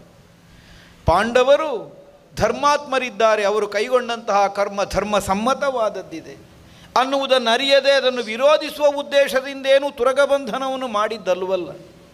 ನಮ್ಮ ಅಪ್ಪಯ್ಯ ಸ್ಪಷ್ಟವಾಗಿಯೇ ಘೋಷಿಸಿದರು, ಶ್ರೀಹರಿಯನ್ನು ಕಾಣುವಂತಹ ಒಂದು ಸೌಭಾಗ್ಯ ತಾನಾಗಿ ಚಂಪಕಾವತಿಯ ಮಣ್ಣಿಗೆ ಒದಗಿ ಬಂದಿದೆ. ಕುಂತಿಸುತ ನದ್ವರದ ಹಯ ತನ್ನಂತೆ ತಾನೇ ಬಂದು ದಿಲ್ಲಿಗೆ. ಯಾರು ಬಲಾತ್ಕಾರದಿಂದ ಆಹ್ವಾನಿಸಿದ್ದಲ್ಲ, ಎಳೆತಂದದ್ದಲ್ಲ, ಅಥವಾ ಯಾವನಾದರೂ ಅದನ್ನು ಹೊಡೆದಟ್ಟಿದ್ದಲ್ಲ. ತಾನಾಗಿ ಇಲ್ಲಿಗೆ ಅಶ್ವಮೇಧದ ಕುದುರೆ ಬಂದಿದೆ ಅಂತಾದರೆ ಏನರ್ಥ? ದೈವ ಸಂಕಲ್ಪದಿಂದಲೇ ಅದು ಇಲ್ಲಿಗೆ ಬಂದಿದೆ ಅಂತ ಅರ್ಥ. ಹಾಗಿದ್ರೆ ಯಾಕೆ ಬರ್ತದೆ? ಅರ್ಜುನನೊಂದಿಗಿನ ಹೋರಾಟದಲ್ಲಿ ಅವನ ಬಿಂಕವನ್ನು ನಿಲ್ಲಿಸಿ ನಿಶಂಕವಾದಂತಹ ಮನೋವೃತ್ತಿಯಿಂದ ಕ್ಷತ್ರಿಯೋಚಿತವಾದಂತಹ ಧರ್ಮವನ್ನೇ ನಾವು ಅನುಸರಿಸಿದೆವು ಅಂತಾದರೆ ಮನುಮತನಯ್ಯನನ್ನು ಕಾಣುವಂತಹ ಅವಕಾಶ ನಮಗೆ ಒದಗುತ್ತದೆ. ಯಾವ ನಿರೀಕ್ಷೆ ನಮ್ಮಪ್ಪಯ್ಯ ಯುದ್ಧಕ್ಕಾಗಿ ನನ್ನನ್ನು ಕಳುಹಿಕೊಟ್ಟರು ಅದರ ಪರಮ ಸಾರ್ಥಕ್ಯವನ್ನು ಕಾಣುವಂತಹ ಒಂದು ಸದವಕಾಶ ನನ್ನ ಬದುಕಿನಲ್ಲಿ ಒದಗಿ ಬಂತಲ್ಲ. ರೋಮರಾಜಿಗಳೆಲ್ಲ ನಿಮಿರಿ ನಿಂತುವು. ಶ್ರೀಕೃಷ್ಣ ಸ್ವಾಮಿಯನ್ನು ಕಂಡನಲ್ಲ ಅನ್ನುವಂತಹ ಒಂದು ಕಾರಣಕ್ಕಾಗಿ ಮಾತ್ರವಲ್ಲ, ಆ ಭಗವಂತ ನನ್ನನ್ನೇ ಸಾಧನವನ್ನಾಗಿಸಿಕೊಂಡು ಚಂಪಕಾವತಿಯ ಮಣ್ಣಿಗೆ ಕಾಲೂರಿದನಲ್ಲ ಅನ್ನುವ ಕಾರಣಕ್ಕಾಗಿ ಎಷ್ಟೊಂದು ನಿರೀಕ್ಷೆಯನ್ನಿಟ್ಟು ನಮ್ಮ ಅಪ್ಪಯ್ಯ ಕಳುಹಿಸಿದರು. ಕೈಗೊಂಡಂತಹ ಸಮರ ವ್ಯಾಪಾರದಲ್ಲಿ ಶ್ರೀಹರಿಯನ್ನು ಕಾಣಿಸಿಕೊಡಬಹುದಾದಂತಹ ಸರ್ವ ಸಮರ್ಥನಾದ ಹೋರಾಟಗಾರನಾಗಿ ಮಗ ಸುಧನ್ವ ಒದಗುತ್ತಾನೆ ಅನ್ನುವಂತಹ ಕಾರಣಕ್ಕಾಗಿ ಅಲ್ಲೋ ನನಗೆ ಅಪ್ಪಣೆಯನ್ನಿತ್ತು ಕಳುಹಿಕೊಟ್ಟದ್ದು. ಅಬ್ಬೆಯಾದಂತಹ ಸುಗರ್ಭೆಯಾದರೂ ಆಶೀರ್ವದಿಸುವಂತಹ ಕಾಲಕ್ಕೆ ಹೇಳಿದ್ದೇನು? ಹೆತ್ತಂತಹ ಮಗನನ್ನು ರಣಭೂಮಿಗೆ ತ್ರಿಲೋಕ ವಿಜಯಿಯಾದಂತಹ ಪಾರ್ಥನ ಸಮ್ಮುಖಕ್ಕೆ ಹೇಗೆ ಕಳುಹಿಕೊಡಲಿ ನಾನು ಅನ್ನೋ ಹಾಗೆ ಕಣ್ಣೀರು ಗರೆದದ್ದಲ್ವಲ್ಲ ಆ ತಾಯಿ. ಲೇಸು ಮಗನೇ, ನೀನು ಕೈಗೊಂಡಂತಹ ನಿರ್ಣಯ ಸಾಧುವಾಗಿದೆ. ವಾಸುದೇವನ ಮೈಸಿರಿಯನ್ನು ಕಾಣುವಂತಹ ಸುಯೋಗವನ್ನು ಒದಗಿಸಿಕೊಡು. ನಿನ್ನ ತಾಯಿಯಾಗಿ ನಾನು ಅಷ್ಟನ್ನು ಮಾತ್ರ ನಿನ್ನಿಂದ ಅಪೇಕ್ಷಿಸ್ತೇನೆ. ತಂದೆಗೆ ಮಗನಾಗಿ, ತಾಯಿಯ ಕಂದನಾಗಿ, ಹೆಂಡತಿಯ ಗಂಡನಾಗಿ, ಕುವಲೆಯ ಸಹೋದರನಾಗಿ ಇಂದಿನ ದಿನದಲ್ಲಿ ನಾನು ಕೈಗೊಂಡಂತಹ ಗಂಡುತನದ ಕೆಲಸದ ಸಾರ್ಥಕ್ಯ ಇದು. ಏನು, ನಾನೊಬ್ಬ ಗಂಡು ಇದ್ದೇನೆ ಅನ್ನುವಂತಹ ಕಾರಣಕ್ಕಾಗಿ ಆಡಿದ್ದಲ್ಲ. ಕ್ಷತ್ರಿಯೋಚಿತವಾದಂತಹ ಪಂಥಾನುಸಾರವಾದ ಯುದ್ಧ, ಆ ಗಂಡು ನಿರ್ಣಯದಿಂದ ನಾವು ಕೈಗೊಂಡಂತಹ ಕರ್ತವ್ಯ ಏನಿದೆಯೋ ಅದರ ಮೂಲಕವಾಗಿ ಭಗವಂತನನ್ನು ಕಾಣುವಂತಹ ಸದವಕಾಶ ಒದಗಿ ಬಂತಲ್ಲ ಅನ್ನುವುದಕ್ಕಾಗಿಯೇ ಬದುಕೆ ಸಾರ್ಥಕ್ಯವನ್ನು ಹೊಂದಿತು ಅನ್ನುವಂತಹ ಸಮಾಧಾನ, ಸಂತೃಪ್ತಿ. ವ್ಯಕ್ತಿಯಾದವನ ಜೀವನದಲ್ಲಿ ಸಂತೃಪ್ತಿ ಅನ್ನುವುದು ಬರುವುದು ಯಾವಾಗ? ಇದಕ್ಕಿಂತ ಅತಿಶಯವಾದದನ್ನು ಇನ್ನು ತಾನು ಹೊಂದುವುದಕ್ಕಿಲ್ಲ ಅನ್ನುವಂತಹ ನಿರ್ಣಯಕ್ಕೆ ಬಂದ ಕಾಲಕ್ಕೆ. ಇಲ್ಲದಿದ್ದರೆ ಕ್ಷಣಿಕವಾದ ತೃಪ್ತಿ ಮಾತ್ರ ಸಿಕ್ಕುವುದು. ಸಂತೋಷ ಸಿಕ್ಕೀತು. ವ್ಯಕ್ತಿಯಾದವನಿಗೆ ಬದುಕಿನಲ್ಲಿ ಆದ ಲಾಭವೋ ಒದಗಿದ ಸುಖವೋ ಸಂತೋಷವನ್ನು ಕೊಟ್ಟೀತು. ಆದರೆ ಆನಂದವನ್ನು ಒದಗಿಸಿಕೊಡುವುದಿಲ್ಲ. ಆನಂದ ಅನ್ನುವುದು ಒದಗಿದರೆ ಅದಕ್ಕೆ ಶಾಶ್ವತವಾದಂತಹ ಇರುವಿಕೆ ಇದೆ, ಆಮೇಲೆ ಅಳಿದು ಹೋಗುವಂತಹ ಭೀತಿ ಇಲ್ಲ. ಅಂತಹದನ್ನು ಮಾತ್ರ ಆನಂದ ಅನ್ನೋ ಹಾಗೆ ಒಪ್ಪುವುದಕ್ಕೆ ಸಾಧ್ಯ ಆಗ್ತದೆ. ಆದ್ದರಿಂದಲೇ ಭಗವಂತನನ್ನು ನಿತ್ಯಾನಂದ ಅಂತ ಗುರುತಿಸುವುದು. ಯಾವ ಕಾರಣಕ್ಕೂ ಅದು ಅಳಿಸಿ ಹೋಗುವುದಕ್ಕಿದ್ದದ್ದಲ್ಲ, ಅದು ಮುಗಿದು ಹೋಗುವುದಕ್ಕಿದ್ದದ್ದಲ್ಲ, ಅದು ಬದಲು ಆಗುವುದಕ್ಕಿದ್ದದ್ದಲ್ಲ. ಈ ನಿರ್ಣಯದಿಂದ ಅವನದ್ದಾದಂತಹ ಇರುವಿಕೆಯ ಸ್ಥಿರತೆಯನ್ನು ಸಾಧಿಸುವುದಕ್ಕಾಗಿ ನಿತ್ಯಾನಂದ ಅನ್ನುವಂತೆ ಅವನನ್ನು ನಾವು ಗುರುತಿಸ್ತೇವೆ. ನನ್ನ ಬದುಕಿನಲ್ಲಿ ಇಂದಿನ ದಿನ ಒದಗಿದ್ದು ಪರಮ ಸಾರ್ಥಕ್ಯ, ಪರಮ ಸಂತೃಪ್ತಿ. ಇದಕ್ಕಿಂತ ಆಚೆಗೆ ಮತ್ತೊಂದಿಲ್ಲ. ಆದ್ದರಿಂದಲೇ ಮುಂದಿನ ನನ್ನ ನಡೆ ಏನು, ಇದರ ಬಗ್ಗೆ ನಾನು ಯೋಚಿಸಬೇಕಾದದ್ದು. ಅಪ್ಪಯ್ಯ ಸೇನಾ ನಾಯಕತ್ವವನ್ನು ಒಪ್ಪಿಸಿಕೊಟ್ರು. ಅಮ್ಮ ಹರಸಿ ಆಶೀರ್ವದಿಸಿದ ರಣಕ್ಷೇತ್ರಕ್ಕೆ ಹೋಗುವಾಗ ವಾಸುದೇವನನ್ನು ಕಾಣುವಂತಹ ಸುಯೋಗವನ್ನು ಕಲ್ಪಿಸು, ಇಷ್ಟನ್ನು ಆಡಿದರು. ಬಂದ ಮೇಲೆ ಏನು, ಇದರ ಕುರಿತಾದಂತಹ ತಿಳುವಳಿಕೆ ಇಲ್ಲ. ಬಂದ ಸ್ವಾಮಿಯ ಮುಂಭಾಗದಲ್ಲಿ ದೀರ್ಘದಂಡ ಪ್ರಣಾಮವನ್ನು ವಿರಚಿಸಿ ಆಯಿತು, ಮನಸಾರೆ ನುತಿಸಿ ಆಯಿತು, ಅವನ ಅನುಗ್ರಹವನ್ನು ಯಾಚಿಸಿದ್ದಾಯಿತು. ಆದರೆ ಅಷ್ಟಕ್ಕಾಗಿ ಮಾತ್ರ ಕ್ಷತ್ರಿಯೋಚಿತವಾದ ಪಂಥದಲ್ಲಿ ಭಗವಂತನನ್ನು ಭರಿಸುವುದಕ್ಕಾಗಿ ಸಮರವನ್ನು ಹೂಡಿದ್ದಲ್ವಲ್ಲ. ರಣಕ್ಷೇತ್ರವನ್ನು ಸೇರಿ ನಮ್ಮದಾದ ಕ್ಷಾತ್ರ ಪಂಥಾನುಸಾರವಾಗಿ ಇಷ್ಟರ ತನಕ ಮಾಡಿದ ಹೋರಾಟಕ್ಕೆ ಇನ್ನು ಮುಂದಿನದ್ದಾದಂತಹ ಫಲಸಿದ್ಧಿ ಹೇಗೆ? ಯಾವುದು ಬದುಕಿನಲ್ಲಿ ಅತ್ಯಂತ ನಿರೀಕ್ಷಿತವಾದದ್ದು, ಯಾವುದು ಅತುಲ್ಯವಾದದ್ದು, ಯಾವುದು ಅನನ್ಯವಾದದ್ದು, ಅಂತಹ ಆನಂದವನ್ನು ಸಂತೃಪ್ತಿಯನ್ನು ಉಂಡ ಮೇಲೆ ಮರಳಿ ನಾನು ಇನ್ನೆಲ್ಲಿಗೆ ಹೋಗಲಿ, ಅದರಲ್ಲೂ ಪ್ರಧಾನ ಪ್ರಶ್ನೆಯಾಗುವುದು. ನಮ್ಮಪ್ಪಯ್ಯ ಒಂದು ವಾಕ್ಯವನ್ನು ಸಭೆಯಲ್ಲಿ ಘೋಷಿಸಿದರು. ಮನುಮತನಯ್ಯನ ನೋಡಿ ತನು ಮನವ ಸಮರ್ಪಣೆ ಮಾಡಿ. ಹಾಗಿದ್ದರೆ ಸರ್ವ ಸಮರ್ಪಣಾ ಭಾವದಿಂದ ಭಗವಂತನಲ್ಲಿ ನಮ್ಮನ್ನು ಒಪ್ಪಿಸಿಕೊಳ್ಳುವಲ್ಲಿ, ಮುಂದಿನದ್ದಾದಂತಹ ನಿರ್ಣಯವನ್ನು ಕೈಗೊಳ್ಳುವಲ್ಲಿ ಪೂರ್ಣ ಸ್ವಾತಂತ್ರ್ಯವನ್ನು ಚಂಪಕಾವತಿಯ ಪ್ರತಿಯೊಬ್ಬ ಪ್ರಜೆಗೂ ನಮ್ಮಪ್ಪಯ್ಯ ಒದಗಿಸಿಕೊಟ್ಟೇ ನಮ್ಮನ್ನು ರಣಭೂಮಿಗೆ ಕಳುಹಿಸಿಕೊಟ್ಟಿದ್ದಾರೆ ಅನ್ನುವುದು ಸ್ಪಷ್ಟ. ಯಾವನಾದರೂ ಮಿಷ್ಟಾನ್ನವನ್ನು ಉಂಡ ಮೇಲೆ ಮತ್ತೆ ಬೇರೆ ಹಂಬಲಿಸುವುದಕ್ಕುಂಟೆ, ಕ್ಷೀರಾನ್ನವನ್ನು ಉಂಡ ಮೇಲೆ ಅದಕ್ಕಿಂತ ಆಚೆಗಿನದ್ದನ್ನು ಯೋಚಿಸುವುದಕ್ಕುಂಟೆ. ಭಗವಂತನ ದರ್ಶನವೇ ಕಣ್ಣ ಮುಂಭಾಗದಲ್ಲಿ ಒದಗಿ ಹೋದ ಮೇಲೆ ಇನ್ನು ಮನೆಗೆ ಹೋಗಿ ಅಪ್ಪನ ಸೇವೆ, ಅಮ್ಮನ ಕೈಂಕರ್ಯ, ಹೆಂಡತಿಯೊಂದಿಗಿನ ಸಂಸಾರ, ಈ ವಿಧದಿಂದ ಹಂಬಲಿಸುವಂತಹ ಪ್ರಾಕೃತನಾಗಿ ಭವಿಯಾಗಿ ಸುಧನ್ವ ಒದಗಬೇಕೆ? ಅಥವಾ ಇದು ಅತುಲ್ಯವಾದದ್ದು, ಇದನ್ನು ಹೊಂದಿದ ಮೇಲೆ ಇದಕ್ಕಿಂತ ಆಚೆಗಿನದ್ದು ಮತ್ತೊಂದು ಈ ಭವದಲ್ಲಿ ನಾವು ಹೊಂದುವುದಕ್ಕಿಲ್ಲ ಅನ್ನುವಂತಹ ನಿರ್ಣಯಕ್ಕೆ ಬಂದ ಮೇಲೆ ಮರಳಿ ಮನೆಗೆ ಹೋಗುವಂಥ ಅಪೇಕ್ಷೆಯನ್ನು ಹೊಂದಿದರೆ ನಾನು ಕೇವಲ ಸಂಸಾರ ವ್ಯಾಮೋಹವುಳ್ಳ ವ್ಯಕ್ತಿಯಾಗಿಯೇ ಪ್ರಪಂಚದಲ್ಲಿ ಗುರುತಿಸಲ್ಪಡುವ ಸ್ಥಿತಿ ಆಗುವುದಿಲ್ವೇ? ಹಾಗಿದ್ದರೆ ಮುಂದಿನ ದಾರಿ ಏನು? ಯಾವುದನ್ನು ಯುದ್ಧದಿಂದ ಪ್ರಾರಂಭಿಸಿದ್ದೇವೆಯೋ, ಯಾವುದನ್ನು ಯುದ್ಧದಿಂದ ಸಾಧ್ಯವಾಗಿಸಿಕೊಂಡಿದ್ದೇವೆಯೋ, ಇದಕ್ಕೊಂದು ಮುಕ್ತಾಯವನ್ನು, ಕೊನೆಯನ್ನು ಯುದ್ಧದಲ್ಲೇ ನಾವು ಹೊಂದಬೇಕು ತಾನೆ. ಹಾಗಾಗಬೇಕು ಅಂತಾದರೆ ಮನದ ನಿರ್ಣಯವನ್ನು ಸ್ವಾಮಿಯಲ್ಲೇ ಹೇಳಬೇಕು. ಗೋವಿಂದ ಎಂದನಾಗತು ತನ್ವ ಶ್ರೀ ಗೋವಿಂದಲಾರಿರು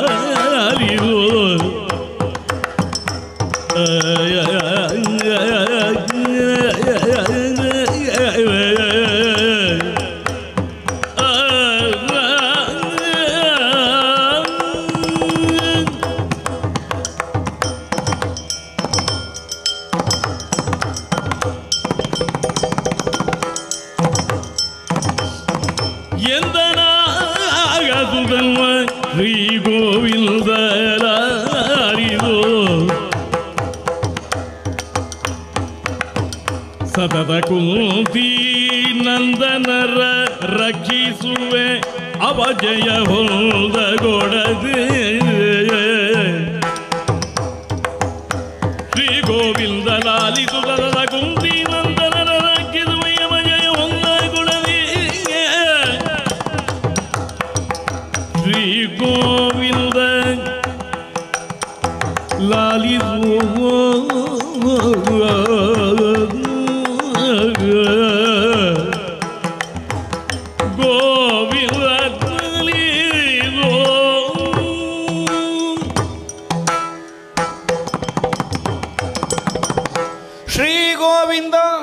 ಎಂಬುದನ್ನು ಚರಣಾರವಿಂದಗಳಿಗೆ ಸಾಷ್ಟಾಂಗ ಪ್ರಣಾಮಗಳನ್ನು ವಿರಚಿಸಿದ್ದೇನೆ. ಸಂಕಲ್ಪ ಸಿದ್ಧಿಯಾಗಲಪ್ಪ. ಭಗವಂತ ದಯಾಮಯ ಲೋಕಬಂಧು, ಹಾಂ, ಭಕ್ತಾಭೀಷ್ಟ ಫಲಪ್ರದಾಯಕ.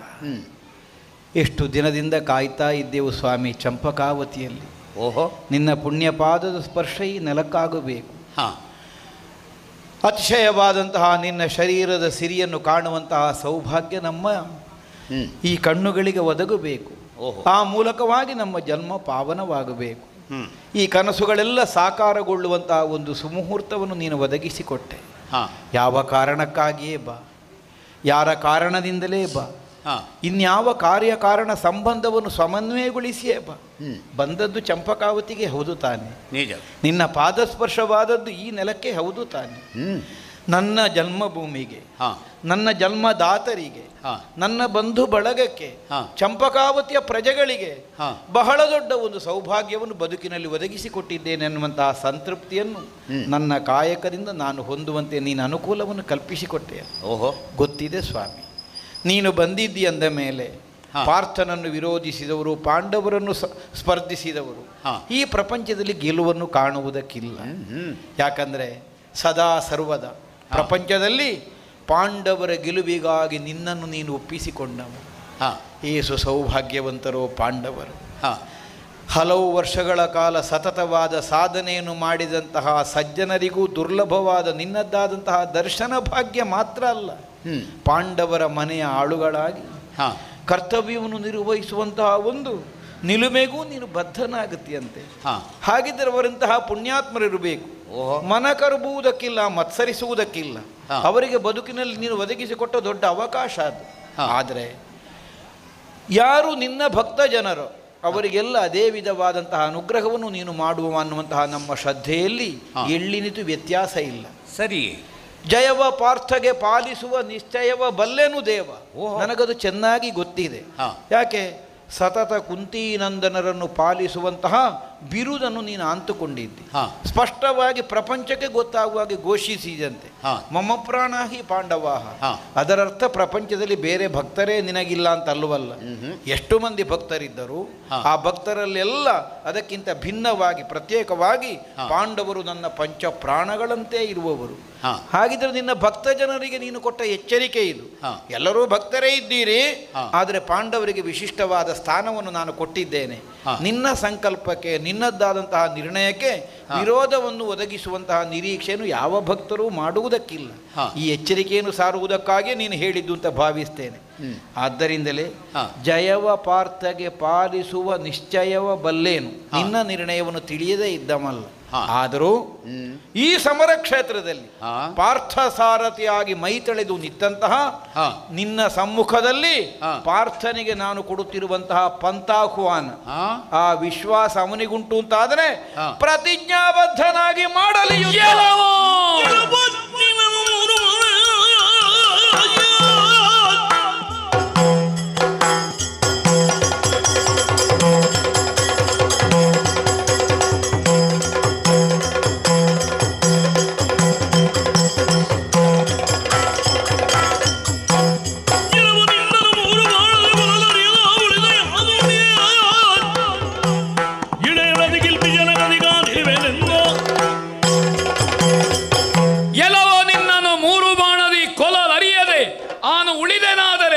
ಇಳೆಯೊಳು ಅತಿ ಕಿಲ್ಪಿಷರ ಗತಿಗೆ ಆನು ಇಳಿಯುವೆ.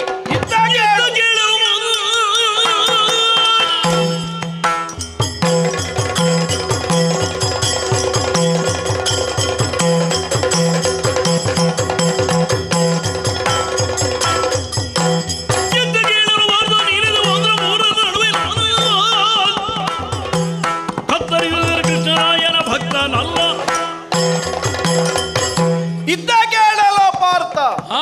ನೀನೆಸೆವಂತಹ ಅಸ್ತ್ರ ಮೂರರನ್ನು ಪಥ ಮಧ್ಯದಲ್ಲಿ ಕತ್ತರಿಸದೆ ನಾನು ಹೋದರೆ ಕೃಷ್ಣರಾಯನಿಗೆ ಭಕ್ತನಲ್ಲ. ಅರ್ಜುನ, ಮರೆಯದೆ ಭ್ರಮಿಸಿ ನುಡಿದೆ ಬಾಜೆಯ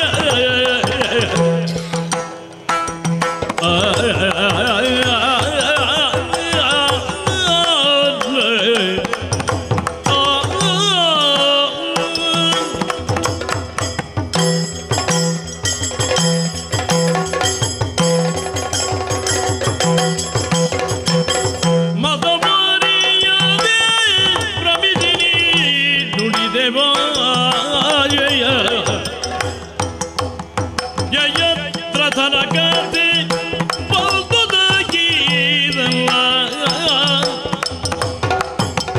ಮತಪತಿ ರಮಿದಿರಿ ಮುಡಿದ ವಾಜಯ ಜತನ ಕತೆ ಬಲ್ತುದಾಗಿರಲ್ಲ ಅತಿ ಸತ್ಯ ಸಾಧು ನೃತ ಸಾಹಸಿಕ ನಿವನ ಮದಿದು ಬಳಿ ಆರಿಗಳವಲ್ಲ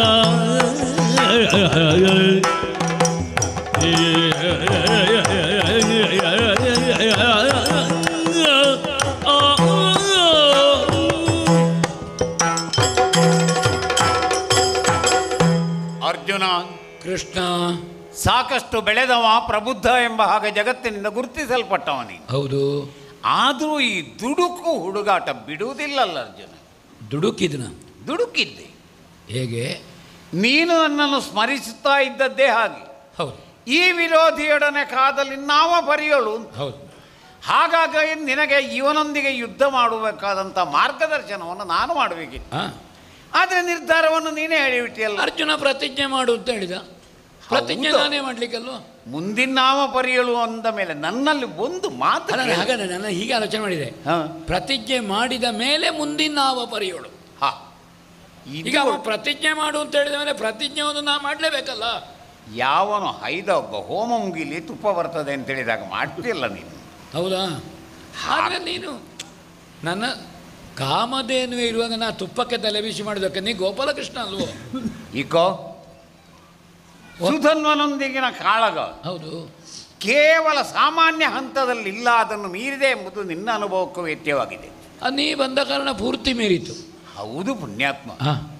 ಅವನು ನಿನ್ನಲ್ಲಿರುವುದು ಸ್ಪರ್ಧೆ, ವೈರ ಅಲ್ಲ. ಅದನ್ನು ನೀನು ತಿಳ್ಕೊಳ್ಬೇಕು. ನಾನು ಸ್ಪರ್ಧೆ ಅಂತ ಒಂದು ಅಂಗೀಕರಿಸಲೇ ಇಲ್ಲ, ಆದರೆ ಪ್ರತಿಜ್ಞೆ ಮಾಡಿದೆ. ನೀನು ಪ್ರತಿಜ್ಞೆ ಮಾಡಿದ್ದೆ. ಹೌದು ಹೌದು. ನಾನು ಏನು ಎಂಬುದನ್ನು ತಿಳ್ಕೊಂಡವ ಸುಮ್ಮನಾಗುತ್ತಾನೋ. ಇದನ್ನು ನೋಡುವ ಅಂತಲಿ ಗರುಡ ವಾಹನಾಗಿಯೇ ಬಂದದ್ದು. ನಡ್ಕೊಂಡು ಬರಬಹುದಾಗಿತ್ತು. ಹೌದು. ಮನುಮಥನಯ್ಯ ಅಂತ ಹೇಳಿಕೊಂಡು ಯಾವ ಮೂಲ ಸ್ವರೂಪದಲ್ಲಿ ಅವರು ಕಲ್ಪಿಸಿದ್ದಾರೆ, ಅವನೇ ಇಲ್ಲಿ ಬಂದದ್ದು ಎಂಬುದು ಅವರಿಗೆ ವೇದ್ಯ ಆಗಲಿ ಅಂತಲೇ ನಾನು ಗರುಡ ವಾಹನ. ನನಗೆ ಅದು ಗೊತ್ತಾಗುದಿಲ್ಲ. ಅವರ ಮನೆಯಲ್ಲಿ ಮಾತಾಡಿದ್ದು ನಿನಗೆ ನಿನ್ನ ಮನೆಯಲ್ಲಿ ಗೊತ್ತಾಗ್ತದೆ. ಹೌದು. ನನಗೆ ನನ್ನ ಮನೆಯಲ್ಲಿ ಅವರ ಮನೆಯಲ್ಲಿ ಮಾತಾಡಿದ್ದು ಗೊತ್ತಾಗುದಿಲ್ಲ. ಬಿಡು, ಅದೇ ವ್ಯತ್ಯಾಸ ಇರುವುದು. ನೀನು ಸುಳ್ಳು ಹೇಳೋದಿಲ್ಲ, ಸತ್ಯವನ್ನೇ ಹೇಳುವ. ಆದರೆ ಇವ ಸೂನೃತ, ಇವ ಸತ್ಯವನ್ನು ಹೇಳುವುದು ಮಾತ್ರ ಅಲ್ಲ, ಯೋಚಿಸಿ ಹೇಳ್ತಾನೆ. ಕೆಲವೊಮ್ಮೆ ಸುಳ್ಳು ಹೇಳಿದರೂ ಕೂಡ ಸತ್ಯವಾಗ್ತದೆ, ಕೆಲವೊಮ್ಮೆ ಸತ್ಯ ಹೇಳಿದರೂ ಸುಳ್ಳಾಗ್ತದೆ. ಸುಳ್ಳು ಆಗುವುದಲ್ಲ, ಸುಳ್ಳು ಮಾಡುವುದು. ಕಟುಕನೊಬ್ಬ ಹಸುವನ್ನು ಕಡಿಯುವುದಕ್ಕಾಗಿ ಹಾದಿಯಲ್ಲಿ ಬರ್ತಾನೆ. ಹಸು ತಪ್ಪಿಸಿಕೊಂಡಿತ್ತು. ದಾರಿಯಲ್ಲಿ ಒಬ್ಬನ ಹತ್ರ ಕೇಳಿದಾಗ ಅಕ್ಕೋ ಪಶ್ಚಿಮಕ್ಕೆ ಹೋಗಿದೆ ಅಂತ, ನಿಜವಾಗಿ ಹಸು ಹೊದ್ದು ಪೂರ್ವಕ್ಕೆ. ಆದರೆ ಹಸುವನ್ನು ಉಳಿಸುವುದಕ್ಕಾಗಿ ಸುಳ್ಳು ಹೇಳಿದ, ಅದು ಸತ್ಯದಂತೆ ಪ್ರಭಾವಗಳು. ಹೌದೌದು ಹೌದು. ಸತ್ಯ ಅವ ಹೇಳಿದ್ದಿದ್ರೆ ಆ ಹಸುವಿನ ತಲೆಯನ್ನು ಅವ ಕಡಿತಿದ್ದ ಅಥವಾ ಕದ್ದುಕೊಂಡು ಹೇಳಿದವನಿಗೆ ಪಾಪ ಬರ್ತದೆ. ಹಾಗಾಗಿ ಅವ ಸೂನೃತ ವಿಚಾರ ಮಾಡಿಕೊಂಡೇ ತಾನಾಡುವ ಮಾತನ್ನು ಆಡುವ. ಅವ ನನ್ನಲ್ಲಿ ಅಲ್ವೋ ಹೇಳಿದ್ದು. ಹೇಳಿದೌದು.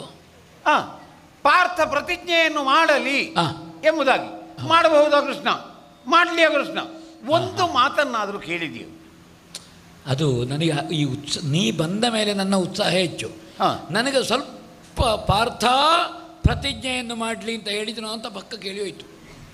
ಹೌದಪ್ಪ, ಆದರೂ ಕೂಡ ಹೇಳಿದ್ದು ನನ್ನ ಹತ್ರ. ಪಾರ್ಥ ಅಂತ ನಿನ್ನನ್ನು ಕರೆದಲ್ಲ, ಹೇಳಿದ್ದು ನಿನ್ನ ಹತ್ರ ಆದರೂ ನೀ ಪುನಃ ನನ್ನ ಹತ್ರ ಹೇಳೋದು ನಾನು ಒಂದು ವಾಕ್ಯ ಕಡಿಮೆ ಮಾಡು ಅಂತ. ಅವನದ್ದು ನೋಡು, ತನ್ನತನವನ್ನು ಬಿಟ್ಟುಕೊಳ್ಳದೆ ಕೃಷ್ಣನ ಮುಂದೆ ತಾನೇನು ಎಂಬುದಾಗಿ ತೋರಿಸುವ. ನೀನು ಪಾದಕ್ಕೆ ಮಣಿದಾಗ ನಾನು ಬರಸೆಳೆದು ಅಪ್ಪಿದೆ. ನಿನ್ನ ಆವರಣದೊಳಗೆ ನಾನಿದ್ದೇನೆ. ಅವ ದೀರ್ಘದಂಡ ದಂಡ ಪ್ರಣಾಮವನ್ನು ಮಾಡಿದ್ರು ಮತ್ತೆ ಮಾತಾಡುವಾಗ ಎದ್ದು ನಿಂತು ಕೈ ಮುಗಿದು ನಮಿಸಿ ಬೇಳ್ದನು. ಅಂದರೆ ತನ್ನತನವನ್ನು ಅವ ಬಿಡುವುದಕ್ಕೆ ಸಿದ್ಧನಿಲ್ಲ. ನನ್ನಲ್ಲಿ ನನ್ನತನ ಅಂತ ಒಂದಿಲ್ಲ, ನಿನ್ನತನವೇ ನನ್ನತನ. ಅದನ್ನು ನನ್ನ ಕಾಲ ಬಿಡಕ್ಕೆ ಹಾಕಿತ್ತು. ಈಗ ಇಂಥದ್ದೆಲ್ಲ ಮೊದಲಾದದ್ದು ನಿನಗೆ ನೆನಪಿಲ್ವೋ? ಕುರುಕ್ಷೇತ್ರದಲ್ಲಿ ಹೌದು, ಆ ಪಾಪಿ ನಿಕೃಷ್ಟ ಸಾಯಲೇಬೇಕಾದಂಥ ಜಯದ್ರಥನನ್ನು ಕೊಲ್ಲುತ್ತೇನೆ ಸೂರ್ಯಾಸ್ತದ ಮೊದಲೇ ಅಂತೇಳಿ ಪ್ರತಿಜ್ಞೆಯನ್ನು ಮಾಡಲಿಲ್ಲೋ? ಪ್ರತಿಜ್ಞೆ ಮಾಡಿದ್ದೇನೆ. ಹೌದು, ಎಷ್ಟು ಕಷ್ಟ ಆಯಿತು. ಪ್ರತಿಜ್ಞೆ ಮಾಡಿದ್ದು ನೀನು, ಪೂರೈಸಿದ್ದು ನಾನು. ನನಗೆ ಕಷ್ಟ ಆಗಲಿಲ್ಲ. ನಿನಗೆ ಕಷ್ಟ ಆಗಲಿಲ್ಲ, ಕಷ್ಟ ಯಾಕೆಂದ್ರೆ ನಮ್ಮ ಕಷ್ಟಕ್ಕೆಲ್ಲ ನೀನಿದ್ಯಲ್ಲ.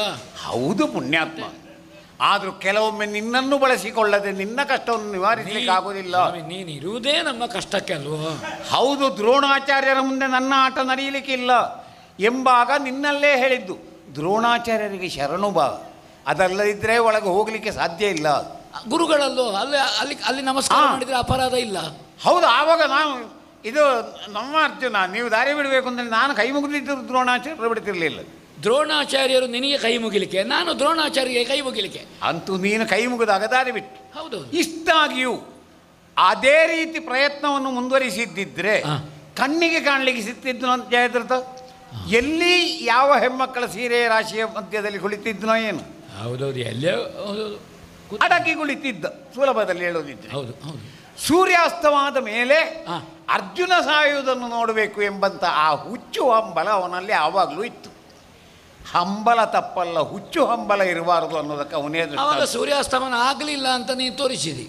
ಸೂರ್ಯಾಸ್ತವಾದ ರೀತಿಯಲ್ಲಿ ಭ್ರಮೆ ಹುಟ್ಟುವ ರೀತಿಯಲ್ಲಿ. ಹೌದು. ಸೂರ್ಯನಿಗೆ ನನ್ನ ಸುದರ್ಶನವನ್ನು ಅಡ್ಡ ಹಿಡಿದು ಕಪ್ಪು ವಾತಾವರಣ ಅಥವಾ ಕತ್ತಲಿನ ವಾತಾವರಣ ಹೌದೌದು, ನೀನು ಸಾಯುವುದನ್ನು ನೋಡಬೇಕು ಅಂತ ಓಡಿಕೊಂಡು ಬಂದ ವಾಪಿ. ಆವಾಗ ನೀನು ನನ್ನಿಂದ ಎಚ್ಚರಿಸಲ್ಪಟ್ಟು ನಾನು ಅವನನ್ನು ಕೊಂದೆ. ಬೆಳಕಾದಾಗ ನೀನು ಕೊಂದೆ. ನೀನು ಪ್ರತಿಜ್ಞೆ ಮಾಡ್ತೀ, ಕೃಷ್ಣ ಪೂರೈಸ್ತ ಹೋಗುವ ಹಾದಿ ಮತ್ತು ಲಕ್ಷ್ಯ ಎರಡಕ್ಕೂ ನನ್ನದೇ ಮಾರ್ಗದರ್ಶನ ಬೇಕು. ಪ್ರಪಂಚದಲ್ಲಿ ಹಾಗೆ ಅಲ್ವಾ ಕೃಷ್ಣ? ಪ್ರತಿಜ್ಞೆ ಮಾಡಲಿಕ್ಕೆ ಅರ್ಜುನ, ಪೂರೈಸಲಿಕ್ಕೆ ಕೃಷ್ಣ. ಪ್ರಪಂಚದಲ್ಲಿ ಎಲ್ಲರಿಗೂ ಗೊತ್ತುಂಟದು. ಹೌದು ಪುಣ್ಯಾತ್ಮ. ಮತ್ತೆ ಜಯದ್ರಥನಂತಹ ಮಹಾಪಾಪಿಯಾಗಿದ್ದರೆ ಇದಕ್ಕಿಂತ 100 ಪಾಲು ನಾನು ಮಾಡಿ ತೋರಿಸ್ತಿದ್ದೆ. ಇವನ ಬಗ್ಗೆ ಗೊತ್ತಿದೆಯೋ? ಇವ ಎಂಥವ ಗೊತ್ತಿದೆಯೋ ಹೇಳಬೇಕು. ವೀರವೈದ್ಯವನಿವನು ನಿಲ್ದದನು ಗೀತದಾರದ ಭಕ್ತನಾಗಿಹನು. ಮೇರೆ ತಪ್ಪಿದೆ ನೀನು ಅಕಟ ಕೆಡಿಸಿದೆ ಸಾಕು, ಕೈರಿದನಿದೆಂದು ಕೇಳು.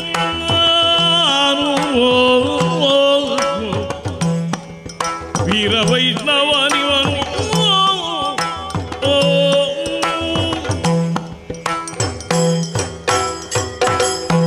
ನೀನು ಪ್ರತಿಜ್ಞೆ ಮಾಡಿದಾಗ ಅವನಾದರೂ ಸುಮ್ಮನೆ ಕುಳಿತಿದ್ದರೆ ಇದಕ್ಕೊಂದು ಪರಿಹಾರ ಏನಾದರೂ ನಾನು ಮಾಡಿಬಿಡ್ತಿದ್ದೆ.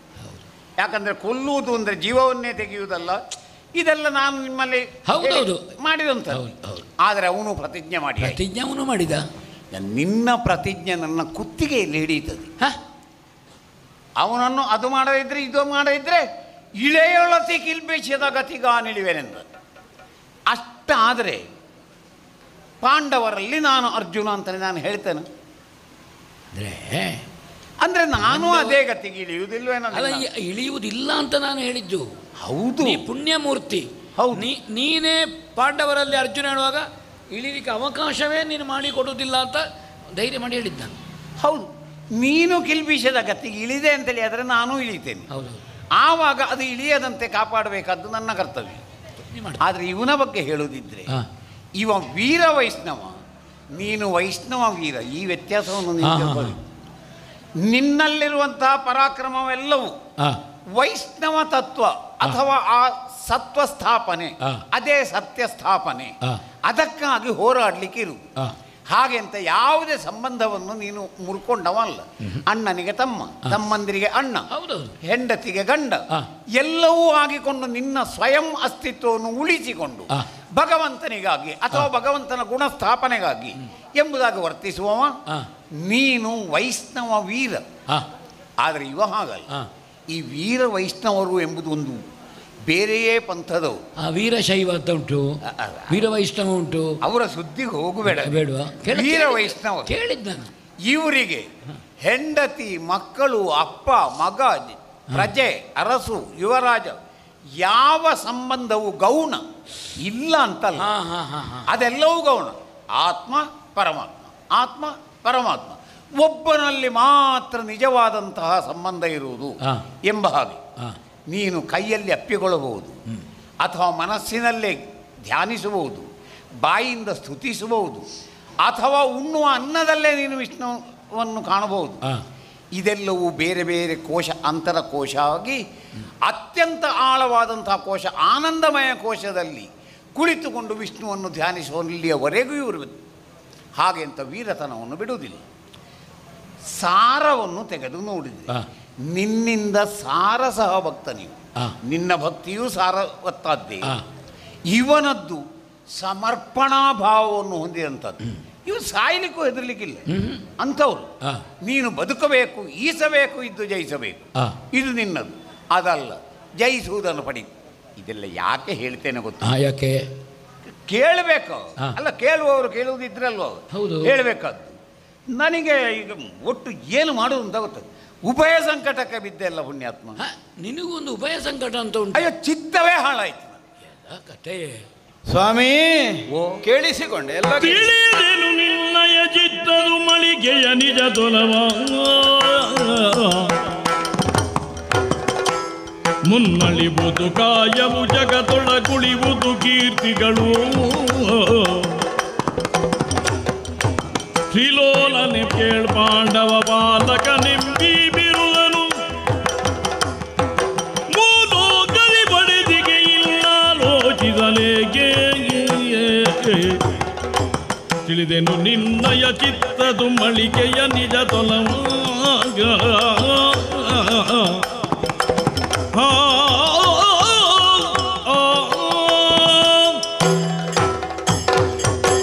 ಸ್ವಾಮಿ ಸುಧನ್ವಾ, ಸಂದಿಗ್ಧವನ್ನು ಹೊಂದಿದವನಂತೆಯೇ ಹೇಳಿ ಪ್ರಯೋಜನ. ನಿನ್ನ ಭಜಕನಾದ ಭಾವನಾದ ನೀನು ಬೋವತನವನ್ನು ಹೊಂದಿದ ಅರ್ಜುನನಲ್ಲಿ ಬಗೆ ಬಗೆಯಾಗಿ ನನಗೂ ಕೇಳಿಸುವ ಹಾಗೆ ಆಡುತ್ತಾ ಇದ್ದ. ಅಲ್ಲ, ನಾನು ಮಾತಾಡೋದು ಸ್ವಲ್ಪ ಗಟ್ಟಿ ಅಲ್ವಾ? ಹೌದು, ಅರ್ಥ ಆಯಿತು. ಪಾರ್ಥನನ್ನು ಉದ್ದೇಶಿಸಿ ಆದರೂ ಎಲ್ಲಿಗೆ ಸಂದೇಶ ತಲುಪಬೇಕೋ ಅಲ್ಲಿಗೆ ಹೇಳುವಂತಹ ಕಾಯಕವನ್ನು ನೀನು ಈ ಮೊದಲು ಮಾಡುತ್ತಾ ಬಂದವ. ಸರ್ವೋಪನಿಷತ್ತುಗಳ ಸಾರಸರ್ವಸ್ವವಾದ ಗೀತಾಮೃತವನ್ನುವಂತಹ ಮಹಾ ಒಂದು ಸಂಪತ್ತನ್ನು ಅರ್ಜುನನ ನಿಮಿತ್ತವನ್ನಾಗಿಸಿ ಪ್ರಪಂಚದ ಬುಧ ಜನರಿಗೆ ಉಣಿಸಿದವನು ನೀನು. ಹೌದಲ್ವಾ? ಹೌದು. ಗೀತೆಯ ಮಹತ್ತಿಗೆ ಕುರಿತಾಗಿ ಪ್ರಪಂಚ ಹಾಗೆ ಕೊಂಡಾಡ್ತದೆ. ಹೊಸ್ತಿಲಲ್ಲಿ ದೀಪ ಹೊತ್ತಿಸಿತು ಅಂತ ಅಂಗಳಕ್ಕೂ ಬೆಳಕಾಗ್ತದೆ, ಮನೆ ಒಳಗೂ ಹೋಗ್ತದೆ. ಪಾರ್ಥೋ ವತ್ಸ ಸುಧಿರ್ಭೋಕ್ತ ದುಗ್ಧಂ ಗೀತಾಮೃತಂ ಮಹತ್.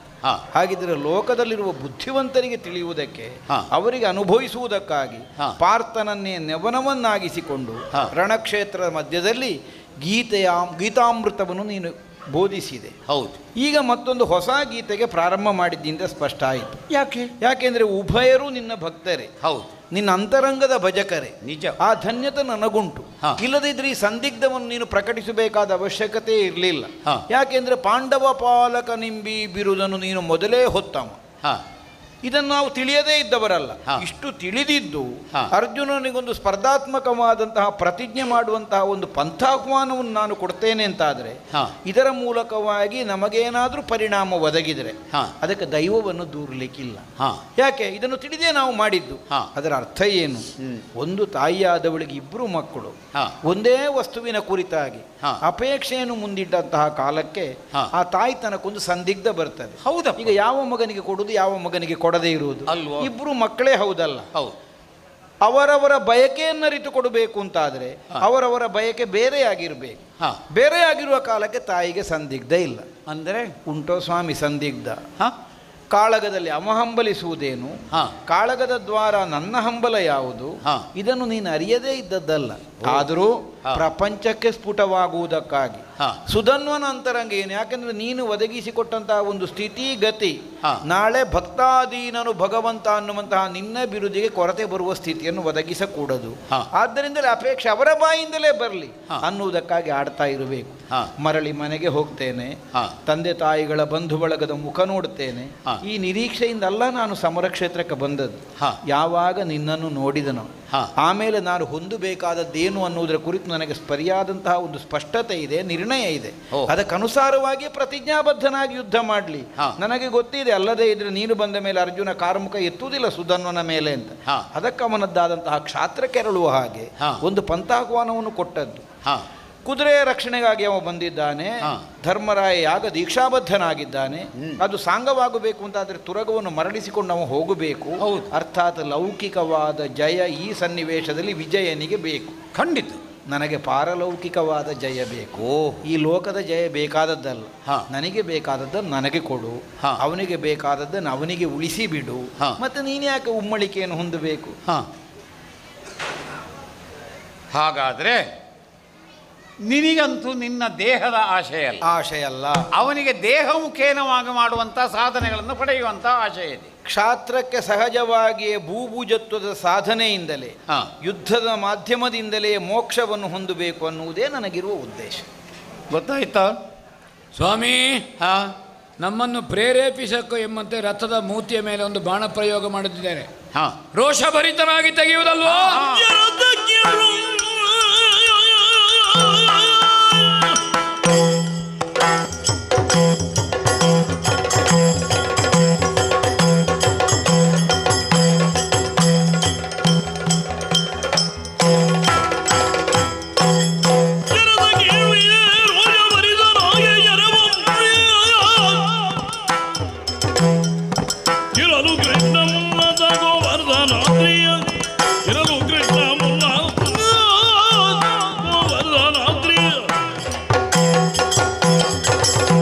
ಪ್ರತಿಜ್ಞಾಬದ್ಧನಾದಂತಹ 3 ಬಾಣದಲ್ಲಿ ಮೊದಲನೇ ಬಾಣವನ್ನು ತೆಗೆದಿದ್ದೇನೆ.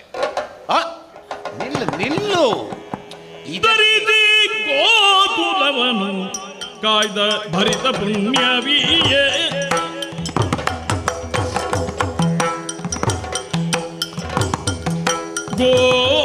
ಗೋವರ್ಧನಾದ್ರಿಯ ದರಿದೆ ಗೋಕುಲವನು ಕಾಯ್ದ ಭರಿತ ಪುಣ್ಯವೀಯೇ ಪಾರ್ಥ ಭರದಿ ಸೆಳೆದು ಬಿಟ್ಟ ನಾದು ಧನ್ವ ನಿಧಿರಿಗೆ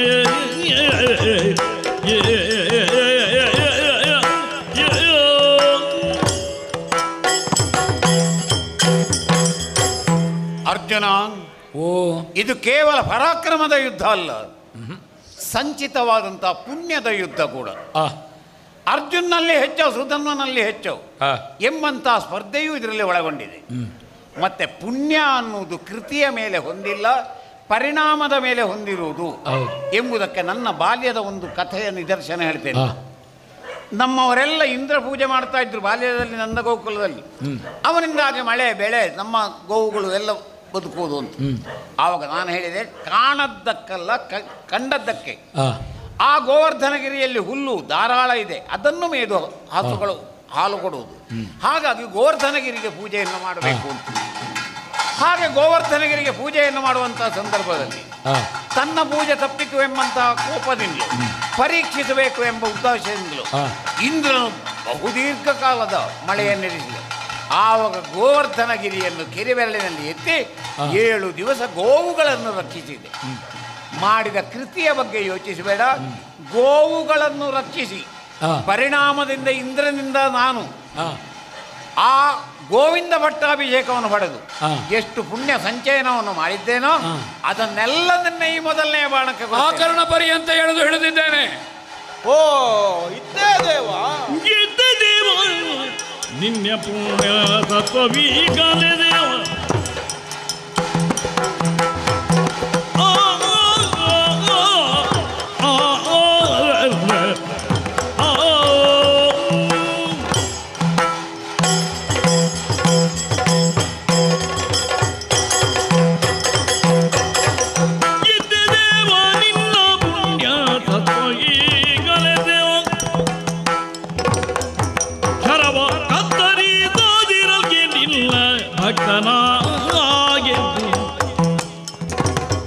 ದೇವ ನಿನ್ನ ಪುಣ್ಯದತ್ವವೀಗ.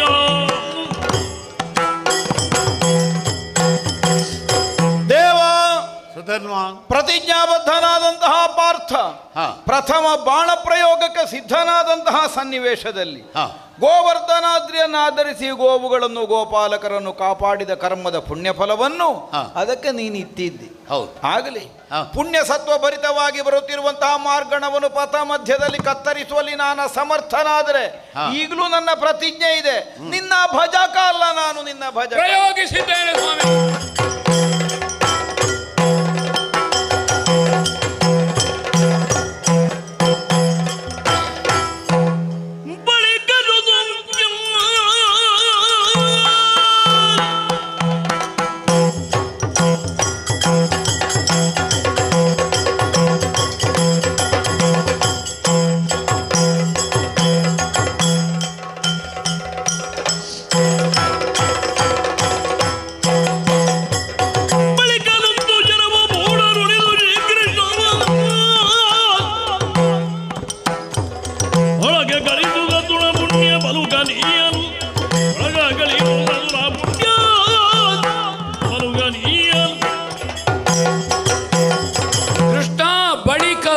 ಶರವ ಹಾ ಹಿಡ್ದದ್ದೆ ನಾನು.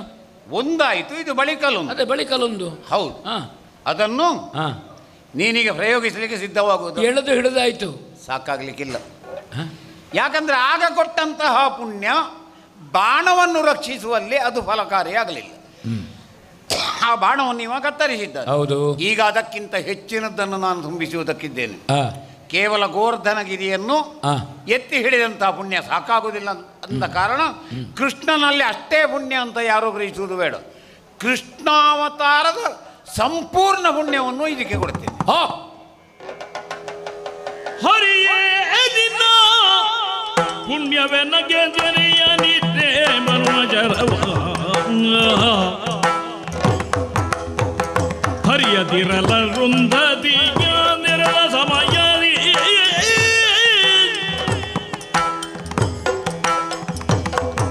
ವರವಸಿಷ್ಠನನ್ನು ಗೊಂದ ಭರಿತ ದೋಷ ಬರಲಿರುತ್ತ ಪುರಿದ ಮಾತದಿದೆ ಮಾತರಳ ತ್ವರಿತದಿಂದದಿ ಹರಿಯೇ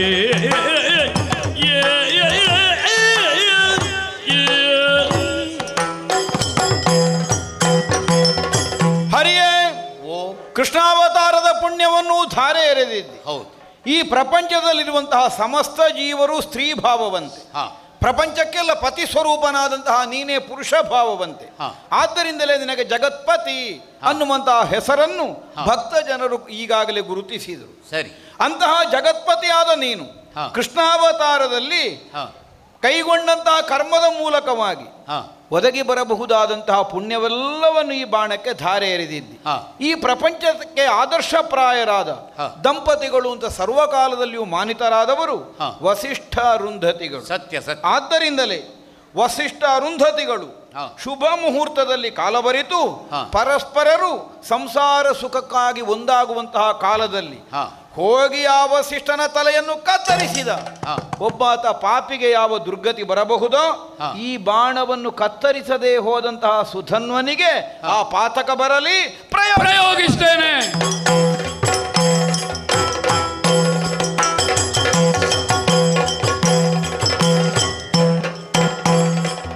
ಸ್ವಾಮಿ ಎಲ್ಲೋಯ್ತು?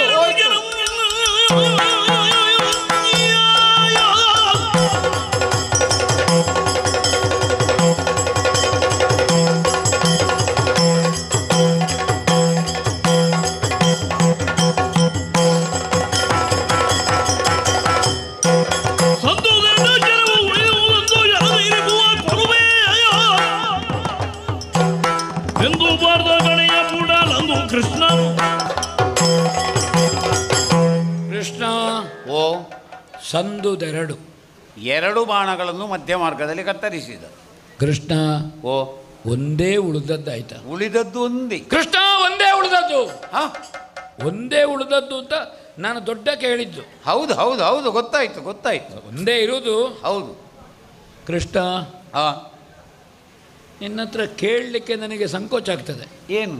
ಯಾಕಂದರೆ ನಿನ್ನ ಹತ್ರ ಎಲ್ಲ ಮುಗಿಯಿತು. ಹಾಂ ಹಾಂ. ಸುಮ್ಮನೆ ನಾನನ್ನು ಕೇಳುವುದು, ಆಗ ಎಲ್ಲರಿಗೂ ಗೊತ್ತಾಗೋದು ಕೃಷ್ಣನ ಹತ್ರ ಏನಿಲ್ಲ ಅಂತ. ಹಾಂ ಹಾಂ. ಕೃಷ್ಣನ ಹತ್ರ ಏನಿಲ್ಲ. ಏನಿಲ್ಲ ಏನಿಲ್ಲ ಏನಿಲ್ಲ ಅಂದರೆ ಏನಿಲ್ಲ. ಹಾಗಾದ ಕಾರಣ ಹಾಂ, ನಿನ್ನ ಹತ್ರ ಕೇಳದೆ ಹೊಡಿತೇನೆ ಅಂತ ನಾನು ಹೇಳಿ ಕೇಳಿ ಹೊಡೆಯುವುದು. ಹಾಂ, ನಿನ್ನ ಹತ್ರ ಕೇಳದೆ ಹೌದು ಹೊಡಿತೇನೆ ಅಂತ ಹೇಳಿ ಕೇಳಿ ಹೊಡೆಯುವುದು. ಈಗ ಅವಸರ ಈ ಸಲವು ಸರಿಯಲ್ಲ. ಇಲ್ಲ, ಅವಸರ ಇಲ್ಲ. ಇದಕ್ಕೆ ತುಂಬಿಸಬೇಕದ್ದು ಬೇರೆ ಇದೆಯೋ? ಹೌದಾ? ಹಿಂದೆ ಶ್ರೀ ರಾಮಾವತಾರದಿಂದ ದರೆಯ ಪೂರಿತ ಪುಣ್ಯ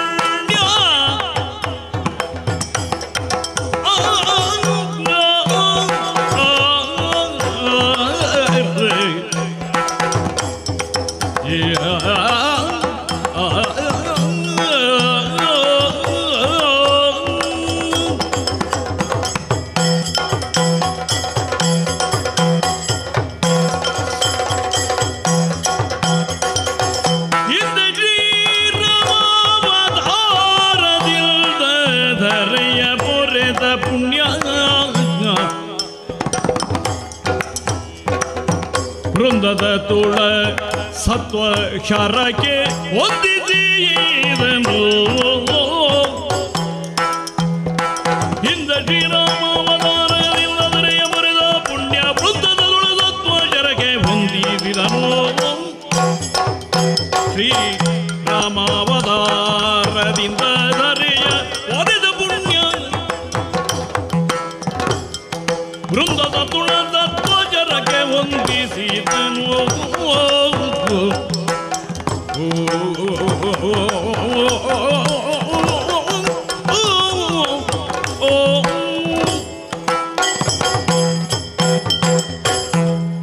ಅರ್ಜುನ, ಕೃಷ್ಣ, ನಿನ್ನ ಬಾಣವನ್ನು ಪೋಷಿಸುವುದಕ್ಕೆ ಕೃಷ್ಣನಲ್ಲಿ ಏನಿಲ್ಲ ಅಂತ.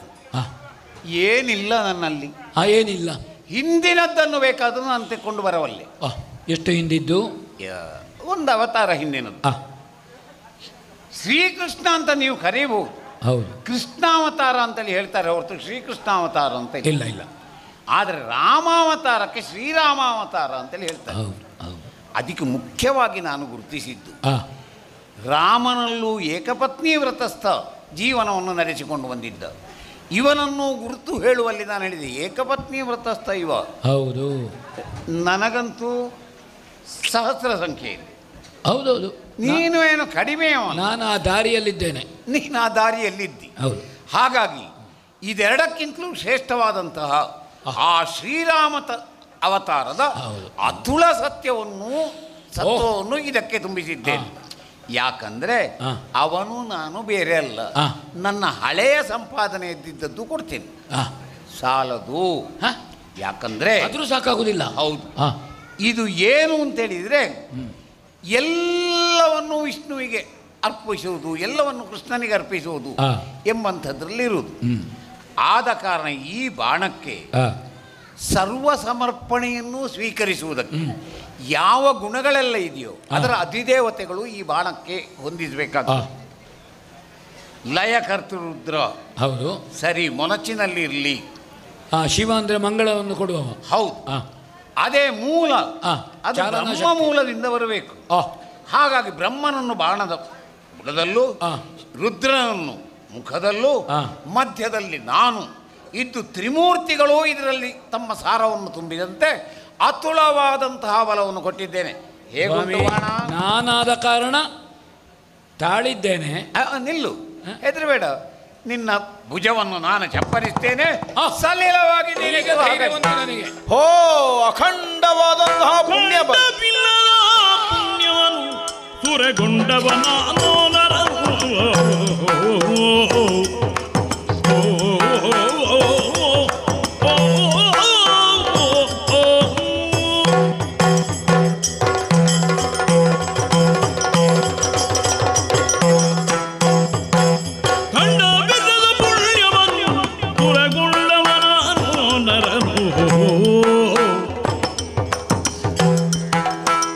ಕೊಂಡಾಡದಿರೈ ಬರಿದೆ ಉತ್ತಂಡ ಜನವ ಬಿಡಿದಿರದೆ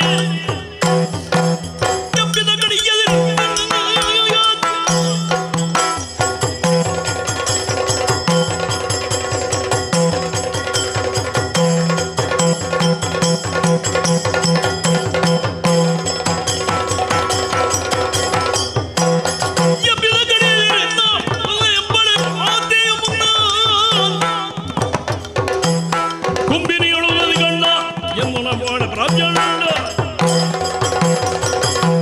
ಭಗವಂತ ಅಖಂಡವಾದಂತಹ ಪುಣ್ಯ ಬಲವನ್ನು ಆ ಮಾರ್ಗಣದಲ್ಲಿ ನೀನು ತುಂಬಿದ್ದಿ. ಹೌದು. ಈ ಮೊದಲು ಕೃಷ್ಣಾವತಾರದ ಪುಣ್ಯವೋ, ಕೃಷ್ಣಾವತಾರದಲ್ಲಿ ನೀನು ಕೈಗೊಂಡ ಗೋವರ್ಧನೋದ್ಧರಣದ ಪುಣ್ಯವೋ, ಇದನ್ನು ನೀನದಕ್ಕೆ ತುಂಬಿಸಿದ್ದಲ್ಲ, ಅತಿಶಯವಾಗಿ ಕಂಡದ್ದು. ಸನಾತನನು ನೀನು ಅನ್ನುವುದನ್ನು ಪ್ರಪಂಚಕ್ಕೆ ಮತ್ತೊಮ್ಮೆ ಕಾಣಿಸುವುದಕ್ಕಾಗಿ ಈ ಮೂರನೆಯ ಮಾರ್ಗಣದಲ್ಲಿ ನೀನು ತುಂಬಿದಂತಹ ಪುಣ್ಯ ಸ್ರೋತ ಅವ್ಯಾಹತವಾದದ್ದು, ಅಖಂಡವಾದದ್ದು. ಹೌದು. ಯಾಕೆ? ಕೇವಲ ಕೃಷ್ಣನಾಗಿದ್ದಂತಹ ನೀನು ಎಷ್ಟು ನಿನ್ನ ಹಿನ್ನೆಲೆಯನ್ನು ಪ್ರಪಂಚಕ್ಕೆ ಪ್ರಕಟಿಸಲಿಕ್ಕೆ ಹೊರಟಿ. ಈಗ ರಾಮಾವತಾರದ ಪುಣ್ಯ ಹೇಳಿ ಕೊಟ್ಟೆ. ಅಷ್ಟು ಮಾತ್ರ ಅಲ್ಲ, ಮೂರು ಮೂರ್ತಿಗಳಲ್ಲಿಯೂ ಸರ್ವರನ್ನು ನಿಯಂತ್ರಿಸುವ ಸಾಮರ್ಥ್ಯವನ್ನು ನೀನು ಹೊಂದಿದವ ಅನ್ನುವುದನ್ನು ಮತ್ತೊಮ್ಮೆ ಪ್ರಪಂಚಕ್ಕೆ ಕಾಣಿಸಿದಿ. ಅಲ್ಲದಿದ್ರೆ ನೀನು ಕರೆದಲ್ಲಿಗೆ ರುದ್ರ, ನೀನು ಆವಾಹಿಸಿದಲ್ಲಿಗೆ ಬ್ರಹ್ಮ, ನೀನು ಬೇಕಾದಲ್ಲಿಗೆ ನಾರಾಯಣ ಬಂದು ಕುಳಿತುಕೊಳ್ಳುವುದಕ್ಕಿಲ್ವಲ್ಲ. ಸೃಷ್ಟಿ ಸ್ಥಿತಿ ಲಯಾದಿ ಕರ್ತವ್ಯತ್ರಯಗಳು ಭಿನ್ನ ಭಿನ್ನ ಸ್ವರೂಪದಿಂದ ಏಕಶಕ್ತಿ ಶಕ್ತಿಯಾದಂತಹ ನಿನ್ನ ನಿರ್ವಹಣೆಗೆ ಒಳಗಾಗಿದೆ, ಅದರ ನಿಯಂತ್ರಕನೂ ನಿರ್ದೇಶಕನೂ ನೀನೆ ಅನ್ನುವಂತಹ ನಿನ್ನ ಸನಾತನ ತತ್ವವನ್ನು ಪ್ರಪಂಚಕ್ಕೆ ಕಾಣಿಸುವುದಕ್ಕಾಗಿಯೇ ಅಖಂಡವಾದ ಪುಣ್ಯವನ್ನು ಇದಕ್ಕೆ ತುಂಬಿಸಿದ್ದಿ. ಅಲ್ಲಿಂದ ಇಲ್ಲಿಯ ತನಕ ಎಲ್ಲಿಯೂ ಕತ್ತರಿಸಲ್ಪಡದೇ ಇದ್ದ ಪುಣ್ಯ ಅಷ್ಟೆಲ್ಲವನ್ನು ತುಂಬಿಸಿ ಆಗಿದೆ. ಸ್ವಾಮಿ, ಇಷ್ಟೆಲ್ಲ ನೀನು ತುಂಬಿಸುವಾಗ ನಿನ್ನ ಅನುಗ್ರಹ ಯಾವ ಕಾರಣಕ್ಕಾಗಿ ಹರಿದು ಬರುತ್ತಿದೆ? ಅನುಮಾನ ಉಂಟು ಅನ್ನುವ ಕಾರಣದಿಂದ ಅಲ್ಲ. ಸರಿ, ನಾವು ಸಾಗಿದಂತಹ ಪಥದ ಬಗ್ಗೆ ಮತ್ತೊಮ್ಮೆ ವಿಮರ್ಶಿಸಬೇಕಾದ ಅವಶ್ಯಕತೆಯನ್ನು ಮನಗಾಣಬೇಕಾಗಿ ಬಂತು. ಸರಿ, ನಿವಾರಿಸಬೇಕಾದ ಸುಧನ್ವನನ್ನು ನಿವಾರಿಸುವುದಕ್ಕಾಗಿ ಪುಣ್ಯ ತುಂಬಿಸುವುದು ಅನಿವಾರ್ಯ ಆಯಿತೋ, ಅತ್ತ ನಿವಾರಿಸಲ್ಪಡಬೇಕಾದವನಲ್ಲ ಸುಧನ್ವ ಅನ್ನುವುದಕ್ಕಾಗಿ ಪುಣ್ಯವನ್ನು ತುಂಬಬೇಕಾಗಿ ಬಂತೋ? ಈ ನಿರ್ಣಯಕ್ಕೆ ಸರಿಯಾದಂತಹ ಒಂದು ಉತ್ತರವನ್ನು ಕಂಡುಕೊಳ್ಳದೆ ನನ್ನ ಬದುಕಿನ ಆಯ್ಕೆಯ ಕುರಿತಾಗಿ ನನಗೆ ನಿಶಂಕನಾಗುವುದಕ್ಕೆ ಸಾಧ್ಯ ಆಗುವುದಿಲ್ಲ. ನಮ್ಮ ಅಪ್ಪಯ್ಯ ಬಹುದೀರ್ಘ ಕಾಲವಂತಹ ತಮ್ಮ ಜೀವನಾವಧಿಯಲ್ಲಿ ನಿಶಂಕರಾಗಿಯೇ ಬದುಕಿದವರು. ಪಾಂಡವ ಜ್ಯೇಷ್ಠನಾದಂತಹ ಧರ್ಮರಾಯನ ರಥ 4 ಅಂಗುಲಗಳಷ್ಟು ನೆಲದಿಂದ ಮೇಲೆ ಸಾಗುತ್ತಾ ಇತ್ತಂತೆ. ಯಾವಾಗ ಅಶ್ವತ್ಥಾಮ ಹತ ಕುಂಜರ ಈ ವಾಕ್ಯವನ್ನು ಆಡಿದನೋ ಆಮೇಲೆ ಭೂಸ್ಪರ್ಶ ಮಾಡದೇ ಇದ್ದಂತಹ ಅಂದಿನ ತನಕದ ಧರ್ಮರಾಯನ ರಥ ನೆಲವನ್ನು ಸ್ಪರ್ಶಿಸಿಯೇ ಸಾಗುವ ಹಾಗಾಗಿ ಹೋಯಿತು. ಯಾಕೆ ಕೇಳಿದರೆ ಬೇರೆ ಬೇರೆ ವಿವರಣೆ ಕೊಟ್ಟರು. ಅವ ಸುಳ್ಳು ಹೇಳಿದ್ದರಿಂದ ಹಾಗಾಯಿತು. ಅದು ಸುಳ್ಳಲ್ಲ ಹೇಳುತ್ತಿರುವುದು ಅನ್ನುವುದನ್ನು ನೀನೇ ನಿರೂಪಿಸಿದೆಯಂತೆ. ಆಪತ್ತಿನ ಕಾಲದಲ್ಲಿ ಅಥವಾ ಈಗಲೇ ನೀನು ಅರ್ಜುನನ ಮುಂಭಾಗದಲ್ಲಿ ಆಡಿದ ಹಾಗೆ ಪರಿಣಾಮ ಏನು ಅನ್ನುವುದನ್ನು ಪ್ರಧಾನವಾಗಿ ಲಕ್ಷಿಸಿ ವಾಚಿಕವಾದದ್ದರ ಸತ್ಯವೋ ಸುಳ್ಳೋ ಅನ್ನುವುದನ್ನು ನಾವು ನಿರ್ಣಯಿಸಬೇಕಾಗ್ತದೆ. ಹಾಗಿದ್ರೆ ಅವ ಹೇಳಿದ್ದು ಸುಳ್ಳಲ್ಲ, ಆನೆ ಸತ್ತದ್ದನ್ನೇ ಹೇಳಿದ್ದಾನೆ. ಪರಿಣಾಮದಿಂದ ದ್ರೋಣಾಚಾರ್ಯರ ಮೇಲೆ ಪರಿಣಾಮ ಆಗಿರಬಹುದು, ಕೆಟ್ಟ ಪರಿಣಾಮ ಅನ್ನೋದು ಕೊಟ್ಟಿರಬಹುದು. ಆದರೆ ನಮ್ಮಪ್ಪಯ್ಯೆಲ್ಲ ನಮಗದಕ್ಕೆ ಪಾಠ ಮಾಡಿದ್ದು ಹೇಗೆ ಗೊತ್ತೋ? ಧರ್ಮರಾಯ ಸತ್ಯ ಹೇಳಿದನು ಸುಳ್ಳು ಹೇಳಿದನು ಅನ್ನುವುದರ ಮೂಲಕವಾಗಿ ರಥದ ಗಾಲಿಗಳು ನೆಲಕ್ಕೆ ತಾಗುವ ಸ್ಥಿತಿ ಆದದ್ದು ಅಂತ ತಿಳಿಬೇಕಾದದ್ದಲ್ಲ. ನಾವು ಭಗವಂತನ ಕುರಿತಾಗಿ ಸಮರ್ಪಣಾ ಭಾವದ ಶ್ರದ್ಧೆ ಇದ್ದ ನಮಗೆ ಬರಬೇಕಾದ ತಿಳುವಳಿಕೆಯನ್ನು ಕೇಳಿದರೆ ಭಗವಂತನ ವಾಕ್ಯದಲ್ಲಿ ಅವ ಅನುಮಾನವನ್ನು ಪ್ರಕಟಿಸಿದ. ಕೃಷ್ಣ ಹೇಳುವಾಗ ಹೇಳಬೇಕಿತ್ತು. ಯಾಕೆ ಹೇಳ್ತಿರುವ ಭಗವಂತ, ಭಗವಂತನಲ್ಲಿ ಶಂಕೆ ತಳೆಯುವುದಕ್ಕಿಲ್ಲ. ಭಗವಂತನ ವಾಕ್ಯದಲ್ಲೇ ಇವ ಅನುಮಾನ ತಳೆದನಲ್ಲೋ, ಮಾಡಿದರೆ ನನಗೆ ಪಾತಕ ಬರ್ತದಲ್ಲ ಅನ್ನುವಂತಹ ಭಾವ ತಳೆದ ಅಂತ ಆದರೆ ಭಗವಂತನಲ್ಲಿ ಅನುಮಾನವನ್ನು ಹೊಂದಿದ ಹಾಗಾಯಿತು. ಭಗವಂತನ ವಾಕ್ಯದ ಪ್ರಮಾಣ ಸಾಲದೆ ಹೋಯಿತು. ಆದ್ದರಿಂದ ರಥ ಕೆಳಗೆ ಬಂದಿದೆ ಅಂತ ನಾವು ತಿಳಿಯಬೇಕು. ಇದು ನಮ್ಮಪ್ಪಯ್ಯ ನಮಗೆ ಪಾಡಿದಂತಹ ಪಾಠ. ಹಾಗಿದ್ರೆ ಅರ್ಥ ಏನು? ಭಗವಂತನ ಸಂಕಲ್ಪದಲ್ಲಿಯೋ ಭಗವಂತನ ವಾಕ್ಯದಲ್ಲಿಯೋ ಶಂಕೆಯನ್ನಾದರೂ ನಾವು ತಳೆಯುವುದಕ್ಕಿಲ್ಲ. ಈಗ ಒಂದು ಶಂಕೆಗೆ ಕಾರಣವಾಗುವಾಗೆ ಬಂತು. ಸುಧನ್ವನ ಕೊರಳನ್ನು ಕತ್ತರಿಸುವಂತಹ ಸಾಮರ್ಥ್ಯ ಇಲ್ಲದೆ ಇದ್ದ ಬಾಣಗಳೆಲ್ಲ ಪಾರ್ಥನ ಬತ್ತಳಿಕೆಯಲ್ಲಿರುವುದು. ಅದು ಅಕ್ಷಯ ತೂಣೀರ, ದೇವತೆಗಳ ಅನುಗ್ರಹ ವಿಶೇಷದಿಂದ ಪ್ರಸನ್ನವಾದದ್ದು. ಅಷ್ಟೆಲ್ಲ ಮಾರ್ಗಣಗಳಿರುವಾಗ ನನ್ನ ಕೊರಳು ಕತ್ತರಿಸಲಿಕ್ಕೆ ಆ ಮಾರ್ಗಣಗಳಿಗೆ ಸತ್ವ ಇಲ್ಲ ಅಂತ ನಾನು ಹೇಳುವುದಕ್ಕಿಲ್ಲ. ಹೇಳಿದರೆ ನಾನು ಸತ್ವಹೀನ ಆಗ್ತೇನೆ. ಅಷ್ಟು ಸತ್ವ ಇರುವ ಮಾರ್ಗಣಾದರೂ ನೀನು ಮತ್ತೆ ಮತ್ತೆ ಮತ್ತೆ ಮತ್ತೆ ಪುಣ್ಯ ತುಂಬಿಸ್ತಿ. ಈಗಾಗಲೇ 2 ಬಾಣ ನನ್ನ ಮಾರ್ಗಣದಿಂದ ಕತ್ತರಿಸಲ್ಪಟ್ಟಿದೆ. ಹಾಗಿದ್ರೆ ಯಾರಪ್ಪ ನಿನ್ನ ಪುಣ್ಯವನ್ನೀಗ ಸೂರೆಗೊಂಡವ? ಅಂದರೆ ನೀನು ಪುಣ್ಯವನ್ನು ಹರಿಸಬೇಕಾದಂತಹ ಒಂದು ಅನಿವಾರ್ಯತೆ ಸೃಷ್ಟಿಯಾದದ್ದು ಯಾಕೆ? ನಾನು ಅಲ್ಲದೇ ಇದ್ದದ್ದನ್ನು ಆಡಿದ್ದರಿಂದ ಆಯಿತೋ, ಅಥವಾ ಆಡಬೇಕಾದದ್ದನ್ನೇ ಆಡಿದ್ದಕ್ಕಾಗಿ ಆಯಿತೋ? ಯಾಕೆಂದ್ರೆ ಯುದ್ಧ ಮಾಡುವುದು ಬೇಡ ಸುಧನ್ವ ಅಂತ ಒಂದೇ ಒಂದು ವಾಕ್ಯ ನಿನ್ನ ಬಾಯಿಂದ ಇಷ್ಟರವರೆಗೆ ಬರಲಿಲ್ಲ. ಈಗ ಅರ್ಜುನ ಆದ್ರೂ ಮೊದಲು ಸಾರಿದ್ದಾನೆ, ಯುದ್ಧ ಬೇಡ, ಕುದುರೆ ಕೊಡು, ಕಪ್ಪ ಕೊಡು, ಹಿಂದಕ್ಕೆ ಹೋಗು, ನಾನು ಸೇರಿಸಿಕೊಳ್ತೇನೆ, ಹೀಗೆಲ್ಲ ಆಡಿದ್ದಾನೆ. ನೀನು ಬಂದು ನಿಂತ ಮೇಲೂ ಕಾಲಿಗೆ ಬಿದ್ದ ಮೇಲೆ ಆಶೀರ್ವಾದ ಮಾಡಿ ಇಷ್ಟಾರ್ಥ ಸಿದ್ಧಿಯಾಗ್ಲಿ ಹೇಳಿದ್ದೇ ಹೊರತು ಇನ್ನು ಯುದ್ಧ ಬೇಡ ಮಗು ಅಂತ ನೀನು ಹೇಳಲಿಲ್ಲ. ನಿನ್ನ ವಾಕ್ಯದಿಂದ ನಮ್ಮ ಒಂದು ನಿರ್ಣಯವನ್ನು ಕೈಗೊಳ್ಳಬಹುದಾದ ಹೇಳಿಕೆ ನೀನು ಕೊಡಲಿಲ್ಲ. ನಾವು ಕೈಗೊಂಡಂತಹ ನಿರ್ಣಯ ಈ ತನಕದ ನಮ್ಮ ಭಗವಂತನ ಕುರಿತಾದ ಶ್ರದ್ಧೆಗೆ ಮಾರಕವಾಗಿ ಉಂಟೋ ಪೂರಕವಾಗಿ ಉಂಟೋ ಅನ್ನುವ ಕುರಿತಾಗಿ ಅನುಮಾನ ಹುಟ್ಟುವ ಸ್ಥಿತಿಯೊಂದು ಸಿದ್ಧವಾಗಿದೆ. ಸ್ಪಷ್ಟ ಹೇಳು ಸ್ವಾಮಿ. ಬಹಳ ಸುಲಭದಲ್ಲಿ ಉತ್ತರ ಕೊಡುತ್ತೆ. ಏನು? ಒಂದು ದೊಡ್ಡ ಮುದ್ದೆಯ ಪಾದರಸವನ್ನು ಸಣ್ಣ ಮುದ್ದೆ ಪಾದರಸದ ಹತ್ತಿರ ತೆಕ್ಕೊಂಡು ಹೋದ್ರಿ, ಆ ಸಣ್ಣ ಮುದ್ದೆ ಪಾದರಸ ದೊಡ್ಡದರಲ್ಲಿ ಲೀನವಾಗುತ್ತದಪ್ಪ. ಹಾಗಾಗಿ ಅವನಲ್ಲಿ ಅಖಂಡವಾದಂತಹ ಪುಣ್ಯವನ್ನು ನಿನ್ನ ಮುಂದೆ ಒಟ್ಟಿದಾಗ ಮತ್ತೆ ನೀನು ಅಂತ ಬೇರೆ ಇಲ್ಲ, ನಿನ್ನ ಪುಣ್ಯವು ಅದರೊಟ್ಟಿಗೆ ಸೇರಿಕೊಳ್ತದೆ. ಹಾಗಾಗಿ ನೀನು ಆ ಸಂಪೂರ್ಣ ಸತ್ವದ ಒಂದು ಭಾಗವಾಗುವುದಕ್ಕೆ ಇಷ್ಟೆಲ್ಲ ಆಟ. ಹೋ ಈಗ ಅರ್ಥ ಆಯ್ತು. ಉದ್ದೇಶಿಸಿದಂತಹ ಫಲಸಿದ್ಧಿ ದೊಡ್ಡದು, ನನ್ನ ಪ್ರಾಯ ಬಹಳ ಸಣ್ಣದು. ಜನ್ಮ ಜನ್ಮಾಂತರಗಳಲ್ಲಿ ಮಾಡಿದಂತಹ ಸಾಧನೆಯ ಫಲಶ್ರುತಿಯಾಗಿಯೂ ದೊರಕದೇ ಇದ್ದ ಮೋಕ್ಷ ಸಾಮ್ರಾಜ್ಯದತ್ತ ನಾನು ನೆಷ್ಟ ದೃಷ್ಟಿಯನ್ನು ಹೊಂದಿದವನಾಗಿದ್ದೇನೆ. ಇನ್ನು ಪ್ರತ್ಯೇಕ ಅಸ್ತಿತ್ವ ಉಳಿಯುವುದಿಲ್ಲ. ಸಮರ ಕ್ಷೇತ್ರದಲ್ಲಿ ಅದನ್ನು ಮಾಧ್ಯಮವನ್ನಾಗಿ ವಿನಿಯೋಗಿಸುವುದಕ್ಕೆ ಹೊರಟಿದ್ದೇನೆ.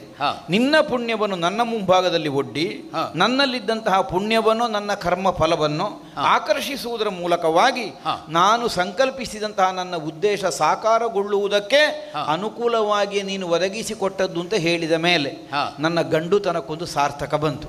ಮಾಡಿದ ನಿರ್ಣಯ ತಪ್ಪಲಿಲ್ಲ. ಹಂಸಧ್ವಜ ಭೂಪತಿಗಳ ಮಗನಾಗಿ ನಿರ್ಣಯ ಕೈಗೊಂಡಿದ್ದೇನೆ. ಸುಗರ್ಭಾದೇವಿಯ ಬಸಿರಿಂದಲೇ ಹೊರಗೆ ಬಂದ ಮಗನಾಗಿ ನಿರ್ಣಯ ಮಾಡಿದ್ದೇನೆ. ಕೈ ಹಿಡಿದ ಪ್ರಭಾವತಿ ಅನಿಸಿಕೆಗೆ ವಿರುದ್ಧವಾಗಿ ನಿರ್ಣಯ ಕೈಗೊಳ್ಳಿಲ್ಲ. ಒಡ ಹುಟ್ಟಿದ ಬಂಧುಗಳಿಗೆ ವಿರೋಧವಾಗುವಂತಹ ತೀರ್ಮಾನ ನನ್ನದಾಗಲಿಲ್ಲ ಅನ್ನುವಂತಹ ನಿರ್ಣಯಕ್ಕೆ ನಾನು ಬಂದ ಮೇಲೆ ಈ ಮಾರ್ಗಣವನ್ನು ಕತ್ತರಿಸದೆ ಹೋದರೆ ನಾನು ತಾಯಿಗೆ ಮಗ ಆಗುವುದಿಲ್ಲ, ಅಪ್ಪನಿಗೆ ಹುಟ್ಟಿದ ಮಗ ಆಗುವುದಿಲ್ಲ, ಈ ಚಂಪಕಾವತಿಯ ಮಣ್ಣಿನ ಮಗ ಆಗುವುದಿಲ್ಲ. ಮಾತ್ರ ಅಲ್ಲ, ಇದನ್ನು ಕತ್ತರಿಸುವಲ್ಲಿ ನಿನ್ನ ದೃಢತೆ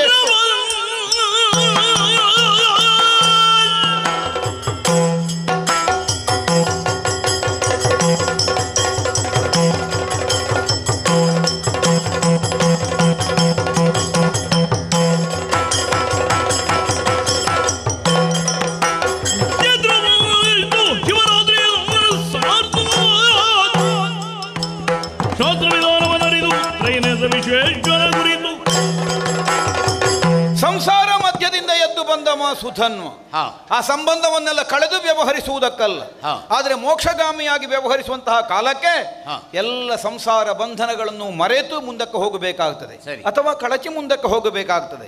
ಅದಕ್ಕೆ ಅನುಕೂಲವಾಗಬಹುದಾದಂತಹ ಮಾತುಗಳನ್ನೇ ಈ ತನಕ ನಾನು ಆಡ್ತಾ ಬಂದೆ.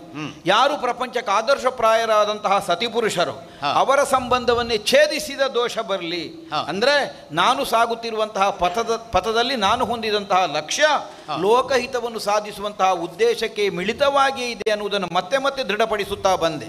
ಈಗಲೂ ನಾನು ಆಡುವಂತಹ ನುಡಿಗಳು ಪರಮ ಪಾವನವಾದಂತಹ ಕಾಶಿ ಕ್ಷೇತ್ರದಲ್ಲಿ ಒಬ್ಬಾತ ಮಣಿಕರ್ಣಿಕಾ ಸ್ನಾನಘಟ್ಟದಲ್ಲಿ ಸ್ನಾನವನ್ನು ಪೂರೈಸಿ ಬಿಲ್ವಪತ್ರೆಯಿಂದ ಪರಶಿವನನ್ನು ಆರಾಧಿಸುವಂತಹ ಉದ್ದೇಶಕ್ಕಾಗಿ ಶಿವರಾತ್ರಿಯ ಪರ್ವ ದಿನದಂದು ಪರಮೇಶ್ವರನ ಮುಂಭಾಗದಲ್ಲಿ ಸ್ಥಾಪಿತನಾಗಿ ಶ್ರದ್ಧಾಭಕ್ತಿಯಿಂದ ಆರಾಧನೆಯನ್ನು ಕೈಗೊಳ್ಳುತ್ತಿರುವಂತಹ ಕಾಲಕ್ಕೆ ಹೋಗಿ ಬೆಂಗಡೆಯಿಂದ ಅವನನ್ನು ತುಳಿದು ಅವನ ವ್ರತವನ್ನು ಕೆಡಿಸಿದವನಿಗೆ ಏನು ದೋಷ ಬರಬಹುದು? ಆ ದೋಷ ಈ ಶರವನ್ನು ಕತ್ತರಿಸದೆ ಉಳಿದಂತಹ ಸುಧನ್ವನಿಗೆ ಬರಲಿ. ಶರ ಕತ್ತರಿಸದಿದ್ರೆ ನನಗದು ಬರಲಿ ಅಂತ. ಹೌದು, ಶರವನ್ನು ಕತ್ತರಿಸಿದೆ ಅಂತ ಆದರೆ ಪರಶಿವನ ಸಾಕ್ಷಾತ್ಕಾರಕ್ಕಾಗಿ ಸತತ ಸಾಧನೆಯನ್ನು ಮಾಡಿದ ಒಬ್ಬಾತ ಭಕ್ತನಿಗೆ ಸಿಗಬಹುದಾದ ಪ್ರಾಪ್ತಿಯ ಸಿದ್ಧಿಸಲಿ ಅನ್ನುವಂತಹ ಆಶಯ. ಈ ಶರವನ್ನು ಕತ್ತರಿಸುವುದಕ್ಕೆ ಸಿದ್ಧನಾಗಿದ್ದೇನೆ. ಕೃಷ್ಣ, ಅನಕ ತ್ರೈಮೂರ್ತಿಗಳ ಶಕ್ತಿ ವಿರುದ್ಧ ರಾಮಾಯಣದ ಶಕ್ತಿ ಪ್ರಾರ್ಥನೆ ಮಾಡಿ ಹೊಡಿತೇನೆ, ಪ್ರಯೋಗ ಮಾಡುತ್ತೇನೆ.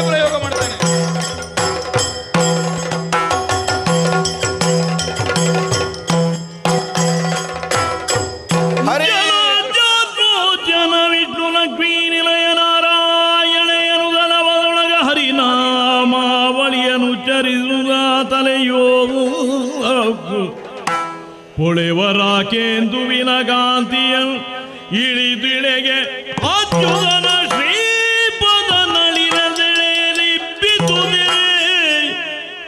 ಜನಮೇ ಜಯ ಕಿದಿವಾ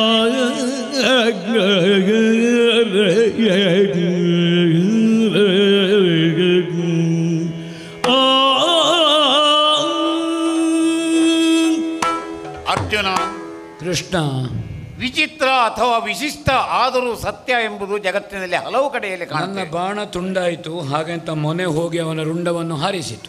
ಇಬ್ಬರ ಮಾತು ಪೂರ್ಣವಾಯಿತು. ನಿನ್ನ ನಾಮಸ್ಮರಣೆ ಮಾಡ್ತಾ ಬಂತದು.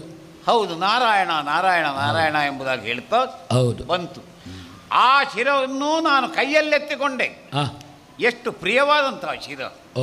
ಇದನ್ನು ಕತ್ತರಿಸಿದವನು ಶಂಕರನೇ. ಭಕ್ತರ ರುಂಡಮಾಲ ಎಂಬುದಾಗಿ ಅವನಿಗೆ ಹೆಸರು. ಹಾಗಾಗಿ ಈಶ್ವರಾರ್ಪಣ ಎಂಬುದಾಗಿ ನಾನು ಮೇಲೆ ಬಿಸಾಡಿದಾಗ ನೋಡು, ರುಂಡಮಾಲನಾದಂತಹ ಶಿವನ ಕಂಠದ ಆಭರಣವಾಗಿ ಮೆರೆಯುತ್ತಾ ಇದ್ದಾನೆ ಸುಧನ್ವ. ಅಂದ್ರೆ ವೀರ ವೈಷ್ಣವನ ಮೋಕ್ಷ ಇದು. ಹಕ್ಕೋ ಬಳಿಕ ಪ್ರಕರಣಗಳೆಲ್ಲ ನಡೆದು ಹೋಯಿತು. ಹೌದು ಸ್ವಾಮಿ. ಅವನ ಅಪ್ಪ ಹಂಸಧ್ವಜ ಬಂದ. ಕಪ್ಪ ಕಾಣಿಕೆಗಳನ್ನು ಕೊಡ್ತೇನೆ, ಕೆಲವು ದಿವಸ ಇಲ್ಲೇ ಇರಬೇಕು ಅಂತೇಳಿ ಹೇಳಿದ. 3 ದಿವಸ ಇಲ್ಲೇ ನಿಂತುಕೊಂಡು ನಮ್ಮ ರಥವನ್ನು ಸ್ವಾಮಿ. ಮಂಗಳ ಪಥದತ್ತ ಇನ್ನು ಮುಂದುವರಿಸಿ. ಅತ್ತ ಕಡೆಗಿರುವವರೆಲ್ಲ ಧ್ವಜ ಪ್ರಧಾನರು ಅಂತ ಸುದ್ದಿ. ಹೌದು. ಎಲ್ಲ ವೀರವೈಷ್ಣವರೇ. ಹಾ ಒಂದು ಅನುಗ್ರಹ ಒಟ್ಟಿಗೆ ಇದ್ದು ಹೌದು. ಇದನ್ನು ಮಾಡಿ ಪೂರೈಸುವಲ್ಲಿ ಹಾ ಅದೇ ನೀ ಇರಬೇಕು ಅಂತ. ಅದೇ ಒಂದು 3 ದಿವಸ ಇರುವ ಮತ್ತೆ ಹೋಗ್ಲಿಕ್ಕೆ ನಮಗೂ ದೂರ ಉಂಟೆ. ಒಳ್ಳೆ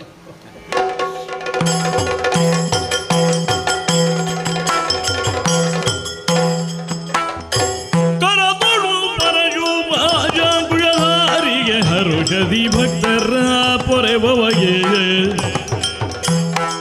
ಪುರಗಭೂಷಣನ ಕುಮಾರ ಗಜವದನ ಚರಣ ಕಮಲಗಳಿಗ